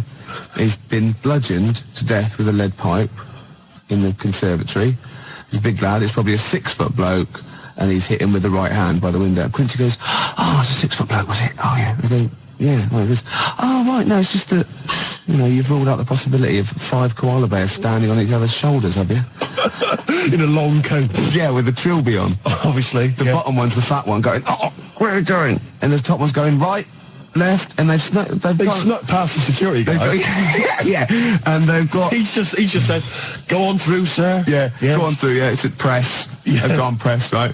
And they've gone in there, right? And they've got this bloke, they've got his confidence, they've got a false moustache, obviously. Of course they have. Like you're growing, right? And they go, "All right, mate." And they go, "Oh, what's that over there?" The top one's gone, and the bottom one's holding it all up. Then they just scatter. Dump the coat. They just leave a coat, like an empty coat with a hat on it. Right? And the thing is, I think Quincy knows because he's already rounded them up and he's got a confession out of them. Right. And so he's just being really smug. And they're going, "Oh, yeah, it's a bloke, yeah, it's a human being, yeah. Well, look, Quincy, the fingerprints. Yeah, let's have a look at these." And they go, "Oh, they're just like those." But yeah. Right? And but the thing is, I think that there's a Mr. Big. Do you? Yeah, but he's up the tree getting stoned on eucalyptus going, he's counting his cash. He's just up there hanging loose, counting his cash. He's fingerprinted, he's got an alibi, and these pawns... They're not going to pin anything on Mr. Big. They couldn't. Because he's used those koala pawns in his... Yeah. He's a devilish fiend. Yeah, and they've done all the work. The little fat one, he's got bad shoulders now. Yeah. He's got 4 on him. And the tall one's got the little head with the trilby. He was at the top, because he can wield... like a lead pipe, or the hat fitted him. The hat. You've got that letter? Ah, yes. No, I have. No, I'm gonna wait till later about this. There's a great letter. I'll wait till later. Well, I'll play a song then. Oh, please do. But, be careful. I mean, if you're a police officer, if you're listening, if you're currently investigating a crime, you've got fingerprints, you think you've sewn it up, think again. Just think. Have you looked at the koala angle? Expect the unexpected. One from this bag. Yes, so that's the first bag. So you seem to care about what bag it is. Is that the bags are quite important. Right, okay. I take one from this bag. Yeah. And then I come up with a band name such as, let me see, the Riff Masters. No, just do that one. Take it from any bag, yeah. To do that of mine. Take it any one of my bags. Either bag? Yeah. All right. Axial is the first word. Yeah. This is going to be a cool band. Yeah. Axial Face. Axial Face. Good, isn't it? You I come in with great ideas. I just, I come in here, I present these ideas, and you just ruin them. You just take the mick. Read that letter. Oh, can I just, by the way, before I do that, can I just mention that there is an email address? Yeah. What show is this? How many shows have we done now? 4 or 5? 5 or 6. Anyway, there is an email address, and I'm thinking that lots of our listeners, I'm almost certain, will have access to internet email nonsense. I personally don't understand it, but if you do, then you can write to ricky-gervais@xfm.co.uk. There's a bit of a drawback with email. Go on. I don't read it. Do you not know how to do it? No, I just don't bother. Get one of the lackeys. I empty my pigeonhole about once every 2 weeks. ricky-gervais@xfm.co.uk. Letter's got more chance. Well, possibly. I like getting letters. Here's a letter. Dear Ricky, responding, things I could do for you. Here's the important bit. And this is, by the way, from Siobhan. Yeah. Siobhan in Willesden. Things I could do for you. Nice, this is a great idea. Yeah. Make you a hat. That's the one I want. Gervais, she can make you a hat. She is a professional hat maker. Yeah. Is it a milliner? Is that the name? Yeah. But she's a professional hat maker. She can make you a hat. I love Ricky it. Gervais. What kind of a hat? What would you fancy? I see you in a fez. No. Little red fez. I know what I want. You know those top hats? Those Yes. sort of velvety ones? Yes. But squashed down one side like Constantine Of maybe the course. top up. Like what I mean? Like a dynamo. Yeah. Yeah. Yeah. That'd be beautiful. Beret? Never, no. Beret? What kind of what is that? What kind of hat is that? It's a frisbee. It's beret. It hasn't even got like... It's when some bloke, he does philosophy for a week, or he's sort of doing French, and he comes in to the student union with a beret on and a goatee, and the first thing you do is take it off and throw it out the window. Of course you do. Because you're with the cool people, and he's going, oh, that's really funny, isn't it? Yeah. It's so mature. Yeah. And you go, no, it's not mature, but it's funny. We're just having a laugh. Anyone you see wearing a beret in a student union or in a pub, just pop it off, frisbee it across the... I'll tell you, you will be the most popular bloke in that Use pub. him like he's sort of piggy in the middle. You're just throwing it, to different people. It kind of bonds the pub. People they leave the quiz machine. Yeah. They come over and they're joining in, and you're just throwing. He's screaming, "Please give me my berry back!" In fact, I reckon if you threw it and it hit the hardest bloke in the pub's pint over, he'd look over and they go, "Who did that?" And I go, "I did, but he was wearing it." And I go, "Fair enough, mate." And he, you know what I mean? Oh yeah, he goes straight to the guy that was wearing the beret. What kind of a hat? What kind of a hat is that? It's French. I mean, there's the point. That's the answer. I don't want to get you on French people. No, I know, but all I would say to you is he's got no brim. You see, that can be healthy. Can we get Siobhan in to measure me up for a hat? So Siobhan, maybe if Siobhan's listening, she could give us a call. Her mate makes clothes. So Well, I could have the whole suit done. No, I was just going to mention that. She's got a friend, Catherine. She wants us to mention Catherine. Catherine's just setting up a new business, all right? So best of luck with that, Catherine. And anyway, she can make stuff for you as well. Top hat and tails. Top hat and tails, Gervais. You would look fantastic. I wouldn't I? We would send you to the Ritz. Little Lord Fauntleroy. Oh, it would be beautiful. And a cummerbund. Oh, what? Is that the right word? That would be great. You in a top hat and tails. Lovely. Lovely. Why does it matter which bag it is then? It's too complicated. Let's explain in a minute. Okay. You've got tickets to give away, Gervais. We've almost forgotten about it. Yeah. Well, I've got to think of some questions as well. All right. Well, let's just find out what the prize is first. Right. We've got a pair of Gus tickets at Ulu for Friday the 13th of February. Right. Let me have a look. Can I just hand them to me? Look at that. Yeah. I'll just confirm that they're real. Of course they're real. I'm like that fellow on the lottery. They always go to somebody, a member of the street, or somebody in a panto somewhere. Yeah. To choose the numbers, and I'm just going to be like that, just checking. Or go, just check that that's a real fork. Yeah. Don't check you've bent it. Right. You've bent it, mate. You've bent the fork, mate. Now I can't do the trick. Go on. So 2 tickets to see Gus at the University of London Union, Mallet Street, London, on Friday the 13th. All right, 2 tickets there. Yes, bona fide, Gervais. Yeah. What else have you got? Corner shop. All right, let me just check. Already Yes. both nights sold out. That's sought after. 2 corner shop tickets here, plus Les Rhythm Digital. This is like a real prize It on is our show, wonderful. isn't it? It's wonderful. That's on Wednesday, the 4th of March. Again, at the University of London Union. All right, 2 tickets there for them. 2 tickets to Catherine Wheel, mate. To see Catherine Wheel again at Ulu, and Catherine Wheel plus special guests on Thursday, the 26th of February. So we've got the tickets there. All right, so we got 6 tickets. Right, I've got a question. I've got a question for the first one. Okay, was that Gus? Yeah. All right. So first one is Gus. The question. A good cool name there, Gus. Does it matter which bag they would have been in? Right. Okay. Yeah, and I'll take any answer. What, yes or no? Yeah, I'll take yes or no. I better remind him of the phone number. Please Hold on, do. 1 minute. 0171 580 2000. Call me! I forgot I'd done that one. So, yes, 2 tickets for Gus Gus. The question again, please, Gervais. Does it matter which bag they were in? And again, it doesn't really matter, yes or no. I just take anything. All right, Catherine Will, you got a question for Catherine Will? Catherine wheel. Yeah, when I used to do it, when I was little, and we used to have a Catherine wheel, my dad would nail it to the shed, set it at the light. Well, the nail was way too big and tight. You know what I mean? It moved a little bit, and then just what we watched was this thing just burn out. Yeah. It was more of a sort of like a Catherine blob. Catherine blob. Yeah, and the question is, that's all right, isn't it? It's not so much a question. The question is, that's all right, isn't it? And again, I'll accept anything. Right, I'd better remind him of that number again. Hold on. Give him the number. Hold on. We've got Catherine Will tickets to give away at the University of London. Yeah, Union. and the question is, not so much a question is, what was it? Catherine Blob. Catherine Will, blob. It's all right. Is that all right? Yeah, or something like that. 0171 580 2000. Call me on it. Right. So it's going well, Gervais. Right, just does it matter what's bag it in? The answer doesn't matter. Okay. Catherine Wheel, that's all right, isn't it? Right. And corner shop. All right, now you've got to, now this is a gem of a prize. I know, already We've sold got out. 2 tickets to see Corner Shop. The gig is sold out. We've got Les Rhythm Digital, a very cool band name there. They're going to be supporting Corner Shop. It's on Wednesday the 4th of March. 2 tickets to give away. And the question, Gervais, is... The corner shop in Coronation Street was owned by Councillor Roberts. What was his first name? All right, the number, please, Gervais. Hold on, hold on 1 minute. Quick. I'll just remind you of the other questions. Yeah. I don't really know. Gus, right? Would it matter which bag they were in? Right. I'll accept yes or no. Yes.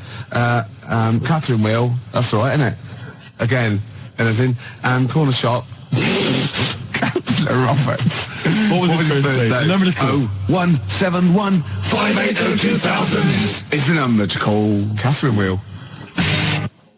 Corner Shop tickets for you. I told you they'd understand. I must say, Gervais, that was one of the most electrifying radio quizzes I've ever heard. Do you know what I mean? I think if we could option that for the telly, we could get a whole spin-off thing going, a board game as well. Yeah, it would just be beautiful. Oh, I'm thinking ahead. I'm thinking ahead. That is just great, Gervais. Oh man, we're just giving away 6 tickets. Right now, your idea was a good one. You know, all 6. Yeah, my idea was to give away all 6 tickets to the first person to phone up and give us a damn good reason why they should have them. Yeah, that's a bit traditional though, isn't it? It's sort of like you answer a question right and you win a prize. Yeah. I think this is better. Yeah. But we can do yours if you want. Okay. Okay, so I've got 10 CDs. Right. To the person who thinks why they should have all 6 tickets. You confused me. Well, I'm going to give 10 CDs because the tickets are gone. Right. To the person with the best reason why they should have the 6 tickets. Right. But they can't have the 6 tickets because they've gone. So they're going to get 10 CDs? Instead. What's the number to call? Oh, you caught me out. Hold on, 1 minute. 1 minute. Let me just rephrase that. Basically, we've got 10 CDs to give away if you can give us a good reason why you should have the tickets. Yeah, which you can't have. Terps. Old newspapers. A lot of my audience carry around bags full of, like, old newspapers going back for a long time. I've no idea why. But everyone that ever speaks to me goes, "Are you Ricky Gervais?" I go, "Yeah." I go, "I've got these." And they're all old, tabloids. And I go, "What are the papers for?" And they look at me as though I'm mad, so I leave it. But, I mean, there must be a market there. It's not really the sort of ABC1 category that I think a lot of advertisers are after, is it? Is there an Epsilon Minor category for me? The thing, I like them. I like my. All right, what's this? For example, right, Steve. This is the sort of quality, right? Okay. Whoever phones up for no reason at all, okay, sends me a CD, right? Right. So call for absolutely no reason at all, right? And don't give your reason to him out there, and send me a CD. What? I want the winner, right? I'll take caller number. 0171 580 2000 is the number to call. Tinfoil hats. Are they trying to steal your mind? Buy tinfoil hats. That's the kind of ad you're going to have on this show, Gervais. Batteries. I've got loads of batteries. Don't use them. That was that. Oh, found that. What's that? What have we got there? Loads of newspapers. Gervais, the phone lines are buzzing. I know, yeah. The phone lines are buzzing. Yeah. I can't understand it. It's the same when another station gives away a holiday to New York. Yeah. It's the same reaction. Yeah. To whatever the hell it was you said. What was your competition? It was a good competition. What was it? The competition was someone's got to phone up for no reason at all, not give Nick the reason, and send me a CD, and they're the winner. The phone lines are buzzing. Yeah. Well, it's a good competition. How do you do this? It's a good competition. I cannot compute. Well, if you can't see that is a good prize to win, then there's something wrong with you. Sorry, I just can't understand it. I don't think it's my kind of humour. The competition is this, Steve. I think you're a bit wacky. I don't really understand. You're frightened, aren't you? I just You're frightened, and these people, not your phone up, but come into the studio. I know. You were scared last week, weren't you? He came in the week as well. I'm kind of like Barrymore, that sort of thing. I think he's really funny. Yeah. You know what I mean, Barrymore? No. Sort of Cilla Black. Steve, you're funny, but nowhere near as funny as me. I just with the calls and the competitions. The competition, I think it just sort of goes over my head. Look, the competition is this. Oh, sorry to Mark Adams as well. Nick cut you off and he's a regular listener. The competition is this. Someone phones up for no reason at all. Yeah. Don't give the reason away. Send me a CD. Is the winner. It's the way you don't even use grammar. There's no need. Just use words. Yeah. Do you take the words that you say out of these bags? And is that how you form your sentences and your competition? I don't think of it as forming sentences. I think of it as when my head gets hot, I have to cool it down. And speech is the best thing. It's sort of like, do you know what I mean? I walk on the street and I have to talk, and it sort of cools it down. I've got some people who've called.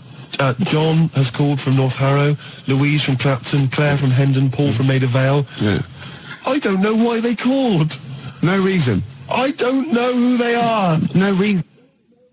Going back to the competition that you set, I like that one. We've had a fella, Karl, from Catford. Yeah. Now, he phoned up to try and offer us a suggestion as to how we can receive money for free by begging for it without breaking the law. Oh, he's the winner then. And is he? Yeah. Well, right. So, the fella on the phones, the fella who's manning the phones, even managed to get a CD out of him, persuaded him to send us a CD. He would be the winner anyway, even if he hadn't sent the CD. Yeah. I'm just trying to pick a song here. I haven't worked out my next song. Gervais, I've done that for a while. Gervais, what? I don't want to work here anymore. Is that all right? Do you mind if I? No, there'd be plenty of people wanting to fill your shoes, and think of all the old newspapers I'll get out of it. Wait a minute. Was on the tube earlier, Gervais. Now I know that you walk into work. Yeah. But I do have to take the tube. And there's a kid on there, sat opposite me, 10, 11 maybe, all right? And he looks quite normal. 12 at the most. Yeah, he's an ordinary looking kid, just got the sort of, street clothes on or whatever. Looks perfectly normal. He's not the kind of kid that's going to get bullied at school, just normal looking kid. Except, Gervais, he was wearing a deerstalker hat. Now, what's happening there? Oh, I love that. Do you know what I mean? When he goes to school on Monday morning, if he's wearing the hat, they're just going to kick the hell out of him. Well, right, we'll pass that on to Howard. We'll keep that. And as I said, anyone wants to get hold of Howard, do it via us. He doesn't want to give out his address, obviously. Might attract mad people. Now, I read in the paper years ago, there was this guy, right, and he was from Sheffield, and he was at the birth of Christ. He'd lived before as a cow. Okay, right. Yeah. But that's not all. Another bloke who also lived in Sheffield saw this. I said, I don't believe it. So was I. Right. So what's the chance of that? I go, yeah, I was a cow as well. And they started this cult called Cattle for Christ. It's just two of them. But I just imagine people going to say, I was a donkey. God, did you see it? No, there was like a beam in the way. I couldn't see. Nor could I. No, I was being milked. Couldn't see a thing. Where were you? I was a chicken. So you saw everything. No, I was out, wasn't I? I was so close. Punk free for the prodigal son. Would be beautiful. Yeah, no, but I'm sure there are all kinds of societies like this, and perhaps if you're a member of one, then we'd like to find out all about you. Two idiots talking nonsense on the radio. It's a cult. Yeah, of course it is. Well, I am. Oh, we're going to recreate it. The tension, the smells, the sights, the sounds, the excitement. Dogs. The hot dogs, most definitely the hot A dogs. challenge has been set. Yeah. Matt didn't know this, but I'm a bit of a Subbuteo buff myself. He comes in here all hard with his sheepskin on, right, with his little team under his hand, his rolled up, and I go, I play Subbuteo. I said, I do, yeah. So, the gauntlet was laid down. It was, yeah. We've got Chile against England, but I unfortunately haven't got Chile, so I brought in Morocco instead. Not Morocco, what they call Colombia. Colombia, yeah. So if any of the defenders mess up, I can always shoot one of them. Yeah, of course. And that's going to be live. It's 10 minutes each way at 20 to 3 in the We XFM are Lounge. actually doing a proper football match, Yeah. UTO football match Yeah. on XFM this afternoon.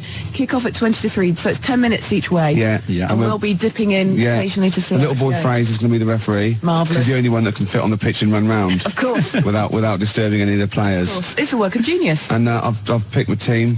Have you? Yeah. Already? Yeah, England, I'm having. No, I've got this. Look at him. Look at it. Look at his face. Gascoigne here. He's so pleased. Look at him there. He's only an inch high. But look at it. I've got Gascoigne, Incy, Batty, there's Seaman there. So I've got this all over Nigel Martin who's in goal. I'm going to put this there. But I've not mine. Matt brought it in, you filthy. So, anyway, we're going to... Apparently for goalkeeper's choice, though, most women prefer flowers to semen. So, Really? Yeah. Well, so I'm going to go and they'll check out the pitch, warm up, and Matt, And where are we doing it? In the XFM Lounge? Matt's going to have a pint. Yeah, and we're live linked with referee and everything. It's going to be amazing, Claire. This is radio. This is what radio's meant to be like. Yeah. Two Football, grown men yeah. playing Subbuteo and doing semen puns. That is exactly what radio is meant to be. Yeah.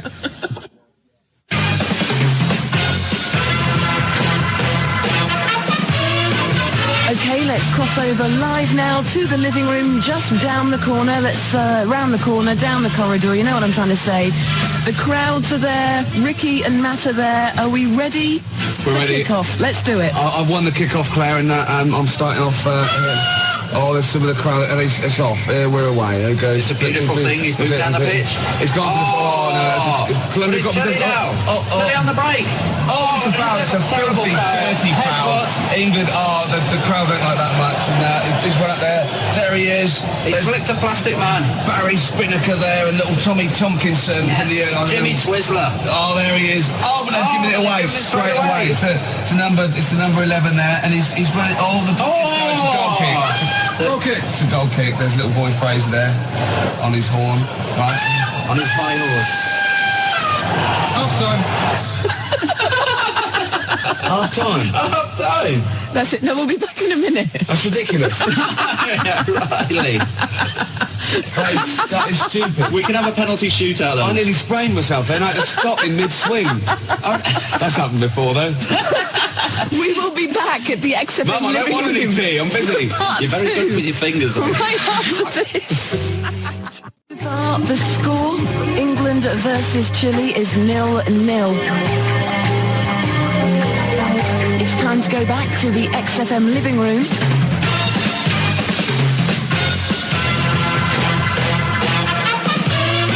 For the second half of the match this afternoon, let's see how it's looking. Well, Claire, England are down to 10 men. I had to pull one of my players off at half-time. That's very kind of you. My boys only get oranges. I used to do that to mine, but they wouldn't put the tights on and have the bag over their head. But here we go. And it's look at that lovely ball there. A Hoddle-type ball into nowhere in particular. It's Chile again. They've shown how they're in my... they fouled his own player. They've missed it completely. England move up there, and it's a dirty foul. I'll take it. Quite a dangerous area. He's moving two. He's not... One, two. Here we go. I've never been in such close proximity to you, Ricky. England in possession again. Oh, look at this move here. Is that your after show? They're keeping it. They're playing with the ball now. It's a foul. He's going to take it quickly. It's there. Oh, it's dangerous. England in the 15-yard. Oh, so close. Still England's there. It's in a dangerous position. It's 0-0. That is the end of the match then. So I guess what, extra time? Penalty shootout? Penalty shootout. Yeah, okay. Beckons. Right after this. So, as we recreate the England-Chile match tonight, this afternoon, in fact, here live on XFM, down there in the living room, we have Ricky and Matt. Ricky representing England on the Subbuteo table. Matt is doing the business for Chile, although he hasn't got any Chile team members. He's using the Colombia ones. But don't you worry about that. We cross over live now, back to the XFM living room. Go. Hello? Oh, here we are. Can you hear me, Claire? Tannoy's on. England are going to take the first penalty. It's just the best of three, and his goalkeeper keeps jumping up and kicking it with his back. His Scorpion kick. Yeah, it's ridiculous. So can I just like say as well, I feel slightly stupid because we could be in the studio pretending to play this, but we are two grown men. You really sprawled are. out. My knees are killing me. We've got the whole thing out. It took us about an hour to tape it down. I'm in trouble with me mum because I'm missing me tea. Yeah, right, here we go. Okay, so let's just very quickly, so the score is 0-0. This is the penalty shootout. Off you go. Yeah, okay. England 1-0 up. 1-0. England 1-0. He saved it! Oh, Gervais. Amazing scenes here. Oh, I can't believe it. Okay. Was that a save? Yes, of course it was. It was a beautiful save. England in the lead. Oh, yes! Oh. It's 2-0! It's 2-0! Chile have to score this to stay in. Oh, he saved it! Oh, amazing Gervais save. is coming off! I can't believe it! That's it! They can't win! Yeah! England won! England win! Obviously, I'm very disappointed. Boys, well done. Just like to say thanks to everyone that had faith in me. I knew I could do it. There was a lot of criticism, but thanks, we've done it! We've done it! And as we say goodbye to the XFM living room, there's Chumbawamba with Tub Thumping playing over the tannoy. The boys will be back in the studio for a bit of a post-match analysis. Joined by Ricky Gervais and Matt Ambound, team captains. Ricky Gervais, England, Matt Ambound, Chile, although it was Colombia, but it's only because... It's South American, isn't it? Yeah. The really embarrassing thing is not only that we actually went through with it, but that we didn't care whether it was on the radio or not. We were having a brilliant time. With my heart, I just wanted to win so badly, Claire. I just wanted to win so badly. Oh, God, and when I put that goal past him, he just, oh, God, it was just amazing. Yeah, you looked like a happy man. And the boy Fraser did well. He was the little loving boy it. Fraser. He was jumping up and down. He ruled it with a rod of iron. He did, didn't he? I know, yeah. We'll leave it there. Yeah. Do you know what we haven't had time to do this afternoon, Matt? What's that? All those autographs you got from the Schiffer, awards. Modine. All of them. Cranky. We got all those autographs, and we were going to give them away today. Now, Yeah, what do you we were. reckon? Should we do it next week? Sweep. No, I'm going to keep them. Okay, fine. Yeah, yeah. To hell with the listeners. Yeah. Keep No, them. all right, we'll come up with the competition next week. We'll do it next week. Yes. I mean, seriously, Ricky, we have got all these autographs. That is like a lovely prize, quite seriously. You didn't really get cranky, did you? I didn't get cranky, no. Got a photograph. She was off with Pollard. Drinking Really? gin, yeah. Oh, it's got to be libelous. It was a lovely At least he said Allegedly. off with drinking gin. Allegedly. Yeah. But once again, thank you for the effort you put in this afternoon for that match. It is my pleasure. And the fact that, it's not sad, the fact that you did actually play. It was amazing. I'll let you win. Did you see the second goal? I then? did see the second goal. I'll let you win. And I also, Ricky... No, rubbish. No, I did. I dived in on way. rubbish. I did. I've accepted That is bribe. rubbish. No, it's true. That is rubbish. No, It's- I wanted England to win, so that's it. That's three match. No. Chumbawamba. Well, what can I... Uneasy listening. Yes! I bet it was from the Chumbas. Are they still cracking on? Are they? Because they used to live in a squat. They've done about 400 albums, them and the Levellers. Yeah. Who's the best? Chumbawamba or the Levellers? So, good question. Thanks for asking that. Yeah. What's the telephone number, Claire? It's 08700 800 1234. Or you can email ricky.gervais@xfm.co.uk. Worst album titles ever. It's like real radio, It's isn't just like Chris Moyles. it? It is, isn't it? Exactly. Oh. We've got the big fat guys on the telly. Yeah. And I with his as well? kind of cheeky sidekick. Am I Comedy Dave? You're almost as funny as Moyles. Fingers crossed one day. The weather episode, Snoop Dogg, Dr. Dre, Crowdhouse, I love that. Enjoyable. That works for me, Steve. Yeah, What do you think? No, it was nice. Well, she started off all right. Should we give her one more go? I think a round of applause for Claire. Yeah, that's brilliant. No, that's excellent, that. I love that. Rick, the phone, it's just gone. The phone, no, I tell you, the phone board had lit up there, Gervais. Really? There was a call buzzing through on call. A call came through? A call came through on line 1, and Sturgis missed it. Karl would never have missed that. He knows how valuable they are. I'm sorry. That was probably someone with an amusing album title. No, I did get one, Steve. I did get one. Do you want to hear it? Yeah, go on. Okay, this is from Al, who says, what about this? H to H-E, who am the only one. Sorry, H to H-E. H-E. Who am the only one. I don't know what it means. No. Van de Graaff generator. Oh, well, no wonder. That's the thing that one of those things at the museum that you wind up and you touch and it makes your hair stand on end. Yeah. That's the scientific thing, isn't it? Sure. I've given up, Steve. Yeah, no, Do you know, that didn't really make me laugh either. I'll be honest, I'm thinking that the whole kind of amusing album titles thing we should abandon. I thought that as I said it. To be honest with you, I thought it was easier than this. I mean, Chris Moyles makes it work, that kind of crazy comedy let's try radio magic, but obviously and I don't think our listeners are into that stuff. I just don't think they can be bothered to get to the phone. I don't think a lot of them are able. I think a lot of them are, Do you remember when we spent about 3 hours trying to get to the Chris Moyles show? Vaguely, yeah. What was the He was doing this competition, and it was song titles with golf, about golf. Like, so you go like Drive, the cars. And at that, and I was getting so excited. I wanted to phone up and go, Duran, golfy, golf. and I just thought, it might have lasted, oh God, it probably cost me about 30 quid just to ruin Chris Moyles' competition. Yeah. That was a long time ago. Yeah, those were the days when we realised, he was a great talent and one to watch. Yeah. Before we'd enjoyed his new TV show. But, anyway. Yeah. Let's not. No, that's cheap. It's cheap. Yeah. Anyway, what should we talk about now then? Because that all went well. No, I mean that's 20 minutes. That's 20 minutes done, Fantastic. and we've nailed amusing album titles. We've done that. That's fine. So we need a new gimmick now. I'll tell you what. Wait. You know when you go out, you take an umbrella out. You leave the house. You've got an umbrella. You go to bed, right? Yeah. And it's a really sunny day. Yeah. And then you come out and you go, oh, we shan't bother with that because it's in the way. But then, right, imagine when you go out, right? It's raining. No. You go out without an umbrella. Okay. And then it rains. What's going on there? Oh, Isn't that weird, isn't it? We've all been there. So phone if you've got like funny, weird observations of things that happen like that. Yeah, stuff like that about umbrellas or any kind of sort of accessory or hat. Give the number out again, Claire. This is going to be brilliant. This is going to be great. Take this one. Take this one. 08700 800 1234. Just comedy observations. Yeah, stuff you thought of. Wacky stuff you thought of. Just tell us what stuff you come up with. Get the Sony people on the phone. This is dynamite. There's so many people listening who don't know who the banana splits are. The banana splits? The banana splits. Right. Listen, they know the banana splits are, and even people under 20 know that.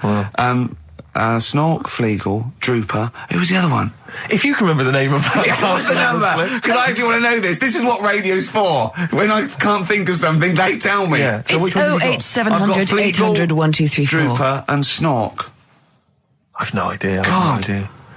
Fleagle, Drooper and Snork. Drooper and Snork. Fleagle. Bingo! Nice, well done. Don't bother calling. Sorry. That particular tragedy or that has been avoided. Bingo. I don't know what bingo looks like. Yeah. There was one. Anyway. There was one that had sewn up eyes. Drooper, I think. Sorry, go on. No, anyway, my point was this. Go on. Pink. I can't be bothered. No, really? I can't be bothered. I think we can play that new one by Pink. You can't sort of play Pink. Why? Because it's too poppy. They just won't allow Pink on XFM. They what? They will not allow Pink on XFM. They what? Wait a minute, that's red rag to a bull. Someone's telling you that you can't do something. That's crazy. Right, let's also get the new Justin Timberlake single. The thing is, Ricky, you're going to have to nip down and have a word with Foxy, because we haven't got it up here. Really? Yeah. I mean, he'll have it. Can't you call someone at Capital Radio? Well, yeah. What's that one by Busted? That's what I go to school for. What about Abs? Dynamite. Abs, the new one from Abs. Dynamite. Yeah. Well, play a record and we'll discuss this Pink thing. Would you want a bit of Cat? Oh, Cat Stevens. Yeah? Yeah, Cat's Full of Four. This is Sittings. Lovely. Piano and everything, isn't it? Oh, this was the tune we were originally going to use as the theme music for TV's The Office. That starts again on Monday, I think. It's 1 o'clock. Just play it. I wish people had to wear hats now. See, I couldn't carry it off because of my shape and size. I look like Bertie Bassett. Whereas you look Basil Rathbone. I'd look pretty good at all sort of Christopher Lee. Wow. You would. Because I'd sweep into a room, I know. See, me. I think you look like, and don't get this wrong, don't take this wrong, right, we're mates. I think you look like a freak with a cape on. Okay. So, alright, well. And at which point would you take it one step further and add the deer stalker, and go the whole Sherlock Holmes So, I'd have the cape, the pipe, the deer stalker, and I'd solve crimes. It looked great. It looked like some sort You could be my fat companion. I could be. What, sort of like get padding and stuff. Yeah, no, I'd like that.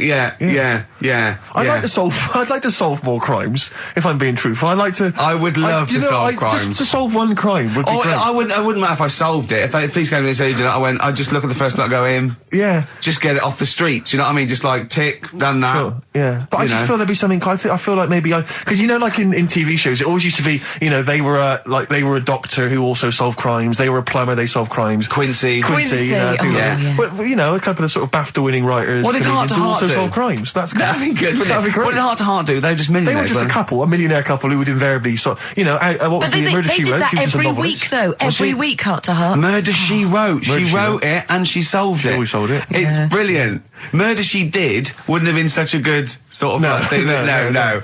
But this is what you don't seem to get that anymore. People who do one job for a living. DJ who also solves crimes. The DJ who solved crime, that was Shoestring.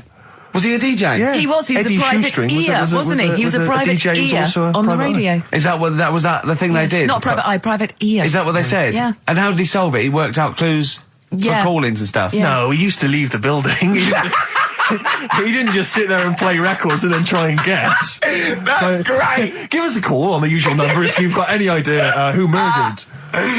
No, it's Snitch Hour. Got a letter here. Who reckons she knows? I know a lot of my friends are big fans of Midnight Caller.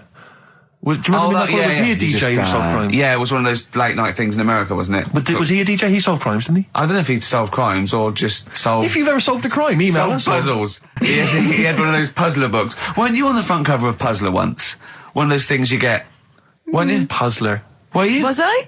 No, I don't think so. Oh, it was your other friend who was a DJ, It was Puzzler magazine. That's it, yeah. So was Puzzler a rude thing? No, it's one of those things that those puzzle books you can buy. Actually, it's a puzzler. You do for coach journeys, and they just put people's pictures on without permission. Yeah. I don't know, people are just like, well, I didn't give permission. They just find like celebrities, and they just get their picture and they stick them on the front. Well, they would have used me then, would they? Well, I forgot. I didn't. Hey, Pink. Should we play Pink? Yeah. Oh man, I don't live by the rules. Be on your head. Here we go. That was the Strokes, and kids are mental. Yeah. No, you're all right. No, shut up. No, the thing is, I think if we'd introduced that as just, and we didn't mention who it was, and we just said this is the new one from one of those trendy new bands, the Boomtown Rats. then I'm sure these listeners would have happily accepted it. As it was, they knew it was Pink, and the phone lines have gone crazy. We had upwards of 2 calls. So I'll tell you this, we had between 2 and 4 calls. And they've not enjoyed it. Why do we do this show? We don't need to do this show. Because you love us. We could be on Radio 1. Oh, man, we could be on Radio 2, probably. Yeah. I don't know. Virgin, I think, called once. Yeah. Someone's just emailed, they just said, Pink sounds like Run for the Sun by Bucks Fizz. I can see what they're thinking. What do they want then? Well, yes. Okay, what's the phone number again? You know what people are like? I never understand who phones a radio. Who tries? It took us like 2 hours to fail to get through to Chris Moyles. People will phone radio stations. Can you please play the new one by The Strokes? You just buy it, or you'll have the album. Why have you got to hear it on the radio? What difference does that make? Some guy talks at the end and the beginning of it, partially ruins the song. I can't understand who phones up for a request. We're really alienating our listeners now, aren't we? Nice we don't care what you think, go and buy it. We're going to play what we want and we don't care. Yeah. I mean, we're not being particularly funny or interesting. We haven't even got that to fall back on. I'll tell you what it is, Rick, arrogance. Laziness. When you've got a hit TV show in your hand and you've won the awards and you're making the kind of money that you are at those massive corporate gigs, where they're paying you thousands of pounds to turn up for 10 minutes. You don't need this. I mean, Steve, don't you get that then? I'm afraid I don't, Claire. No, we carved it up early on that Steve would not be making the sort of money that I would. Yes. And he shook on that. That was written contractually. Yeah. So I think. So you did shake on that? Oh, yeah. It would be horrible to go back. I don't think he realised quite the difference. Yeah. But the huge success. I don't think he'd want me to Welsh on it. Right. I don't think he'd be happy with himself if I gave him any. I couldn't live with myself if you gave me some of that cash. Well, what should we play then? What should we play? Should we play the Strokes or something? Playing the Strokes. Go on then. That's it. Oh, thank God for that. There's an email here from Davey Monroe. Look, it's lit up. No, wait a minute. Look at that. Oh my God. They've gone mad. They answer it. Put them live. Oh. They might know the answer. Hang on. We'll give them some. We'll give them some CD. How do you put it live? Why do you figure that out? Let me just read this email. Go on. If you're having to play, it says here, if you're having to play extra ad breaks and 8-minute long songs, it just goes to show who provides all the material for that radio show of yours. Did Karl secretly write The Office as well? And I think to myself, it's like, what do you want from us? Just see if someone's on the One of the phone. most incredible rock and roll tunes ever laid down on vinyl, and you're whinging. I know. Because you'd rather have our inane banter. What kind of a person are you? No, they'd rather have Karl's inane banter. Clearly. Don't big your I roll just- up. no, They don't no. want us at all, Steve. I've just had a phone call from a very nice girl saying, "Where's Karl?" I said, "Well, he's back next week. Well, what's wrong with me?" She went, "No, you're lovely, Claire." She, but Karl calms the other two down. Sure. Really? Can we just see if someone's on the phone? Is Yeah, go on anyone then. there? Right, what are we going to give them? We're going to give them some got nothing. CDs. We're running on Well, it. take the name. Right. Anyone there? Hello? Hello? Oh, God, there's someone there. Oh, I've got to put my headphones on. Oh, hang on. Oh, what was the lyric again? Stay there, please. All right. It's on America's tortured brow that Mickey Mouse has grown up a cow. Life on Mars. David. Life on Mars, David Bowie. It's easy as that. Hey. What's your name? It's John Ball. John Ball. John, I'll be honest with you, we got nothing. We got nothing to give you. It's not good enough. No, we'll get him some. We'll give him an office CD. He doesn't. and have We some. can't keep doing that, Rick. We've got nothing else. They don't give us anything, do they? They don't. It's no wonder we get into the building. No one's around on Saturdays. No one cares. Office DVD. Yeah, what would you really like, though, if you could have anything? Yeah, Office DVD. See? There you go. Fair Brilliant. Okay. Stay on the line, mate, and I'll get you details, okay? Excellent. That was a competition. We did. That was like real radio. Well done. It was like real radio. Now we've got to play David Bowie, haven't we? That's what they Calm do. down, Rick, I can see what you no, mean. but Foxy would have it Well, lined up. Rick, you're going to have a heart attack. Am I? Live on air. I mean, Yeah. it'd be dramatic radio, and that's Sony Award winning. I know that. Any kind of. I seem to remember when Tony Blackburn had his breakdown on air. I think did he win awards for that? I mean, it was pretty impressive stuff. It was pretty intense. Yeah, what breakdown award? Have a breakdown. Yeah, Excellent. This year's best breakdown on radio. Tony Blackburn. Yeah, but or Tessa, marry me. Yeah, it was something like that, wasn't it? Yeah. Did he play the same song again and again and again? Must Did have he? been fascinating radio. That sounds like Capital Now. Oh, that's satire. High five. Nice We've one. done there. Oh, well done. Well done. Are we owned by Capital? You've got, remember what happened last time? Sure. And now Richard Park, who owned Capital, is the Grandmaster. What? The Grandmaster? He's a grandfather. No, he's a headmaster of Fame Academy. Oh, is he? Yeah. Okay, let's play a record now, because you have to lie down, because you're just getting so worked up and now. I can tell when there's an excitement and enthusiasm and sweat, beads of sweat run down Well, your it brow. started off so badly, we had nothing, but then I did a competition, gave away some things. You've got an email that really annoyed you, haven't you? Well, we can talk about that later. Yeah. But yeah, whenever I see beads of sweat, I know, because that's not the Ricky Gervais I know. Okay. It worries me. You never work yourself up into any kind of sweat. Okay, so you need to let's just play chill it. out, calm down. We're going so well now, aren't we? What about a bit of Beck? Let's play a lovely bit of Beck, just to chill everything out, just calm everything down. Yeah. All right. Yeah. All right, relax. Yeah. Okay, Yeah. there you are, Yeah. you see, he's gone. Yeah. Yeah. Tell them about that email you just got. This guy... Right, I got to tell I nearly said the fans! People who happen to be listening to XFM waiting for the person after us. Who's on next? Natasha's not with the football show. Right, Steve was genuinely annoyed. I laughed, right? Steve is genuinely annoyed. He doesn't like rudeness or people insulting him from a distance. I'm not sure I can find it. Oh, what was it? Oh, you got to find it. Well, hang on, let me, Oh, hang on. This is good radio as well, the sound of a mouse clicking in the distance. Well, I'll just keep talking. I'll just keep talking. You can come up with some magic. What was Scooby-Doo on about? A talking dog? That's a bit weird, isn't it? And then, right, what was that? Wacky Races? I don't know. Wait a minute. So why did they run, the cavemen, if they had the car? I've got it. Right. Okay. This is an email. That was sent through. Right. And this is my feeling. I think if you're going to email an insult you've got to at least be clear what the insult is. You can't make me do the work. You can't make me try and guess or figure out. No, it's like sending someone hate mail and they have to pay postage. Yeah, exactly. You go, well, if you're gonna, exactly. Or making an obscene phone call, but collect. The postman charges you 25p before he hands you a letter bomb. Yeah. Go on. It says merchant. It opens with merchant. Who are you, call sad! ! At least my mother still don't cut my hair. Merchant. Who are you, call sad! At least my mother still don't cut my hair. Is it an anagram? I don't know. I feel like it's been translated from the French. It's a Japanese spelling of hate ya. Exactly. And he's got a Japanese English dictionary. It's just literal. So, how does he know your mum cut your hair then? You've never said that on there, have you? It's not true, Gervais. Can I just say, I think your hair looks really nice. I've known you for about 5 years now. It's lovely. I laughed at you needing someone to say it. It looks fine. Yeah, it looks good. What do you mean it looks fine? It does look good. It looks good. He's got a little bit of product on it, hasn't he? Yeah, it has. Maybe I have. A little bit of hair gel. Maybe Gavin had his fingers all over it yesterday. Yeah, I have my hair cut by Gavin of West Hampstead. Is it called? Is what it's called, Gavin, or is it a bloke who works in? It's a Gavin who works in. Do you use that fudge stuff? Sorry, no. But seriously, I use a form of clay, a moulding clay. Yeah, that's Gavin recommended it. Yeah. Gavin recommended it, and I've been very happy so far. Hold on, though. Rick, what do you use? I don't. Yeah. Don't. I just sort of. Well, that's obvious. No, I just sort of like comb it back and whatever way it falls, really. Yeah. You had more questions about Gavin? Good to hear that again, isn't it, Steve? Oh, fantastic. Waiting on a Friend by the Rolling Stones. Yeah? Go on then, Karl. On XFM 104.9, Ricky Gervais, Steve Merchant, Karl Hilton. Go on. Right, this one. Remember Blockbusters? Uh-huh. Right, this one is good, and we'll do this one. Rockbusters. And remember how Bob Holness used to give you a letter? Yeah. And it'd give you a question, and the answer to that question is that letter? Yes. Right, well, it works like that. So if I said to you, we'll test it out on you, Steve, right?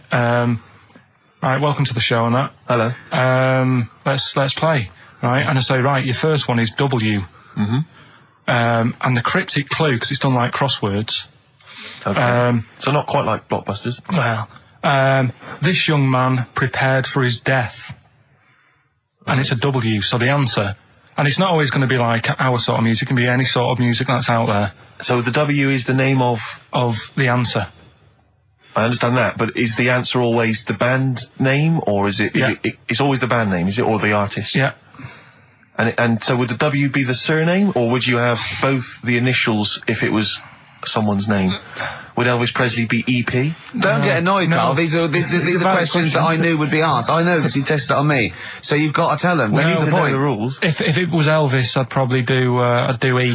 No. Give him the answer. Give him the answer. Right, did you hear the clue? No, give me the clue again then. So the letter is W. It is a cryptic clue. The clue's fine. Listen, and the clue is, this young man prepared for his death.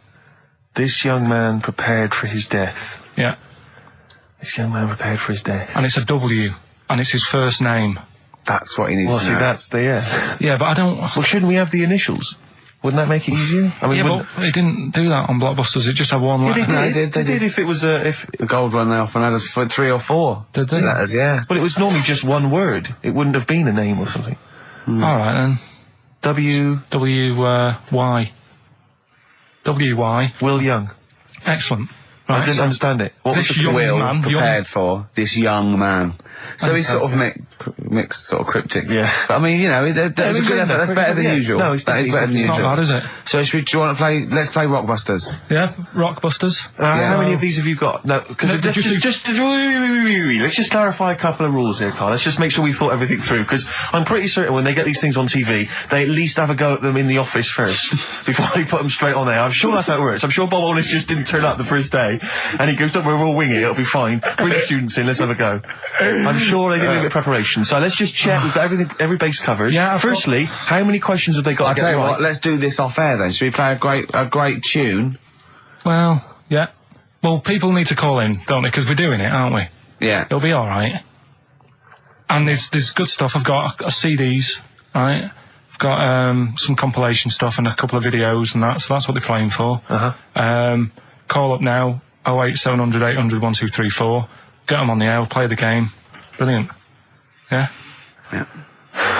Is that what we're doing? Bit of the Cure. Brilliant, Pulp. Good news and bad news.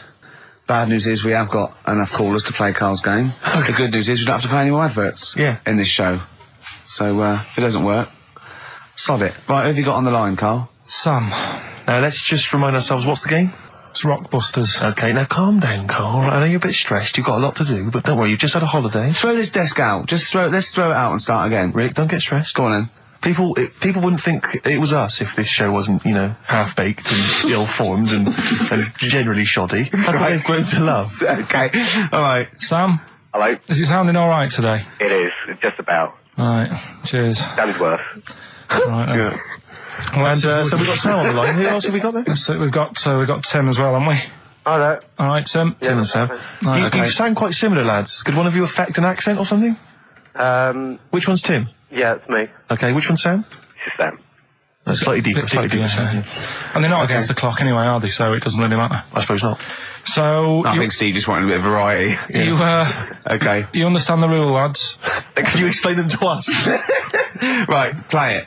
Okay. Well, hang on, wait. Well, let me explain, because life is too short. Now, Carl's going to read out say 3 clues, yeah, and just shout your own name and answer it, or shout the answer. Shout your own name, then the answer if you know it. And it's the person who gets the most right.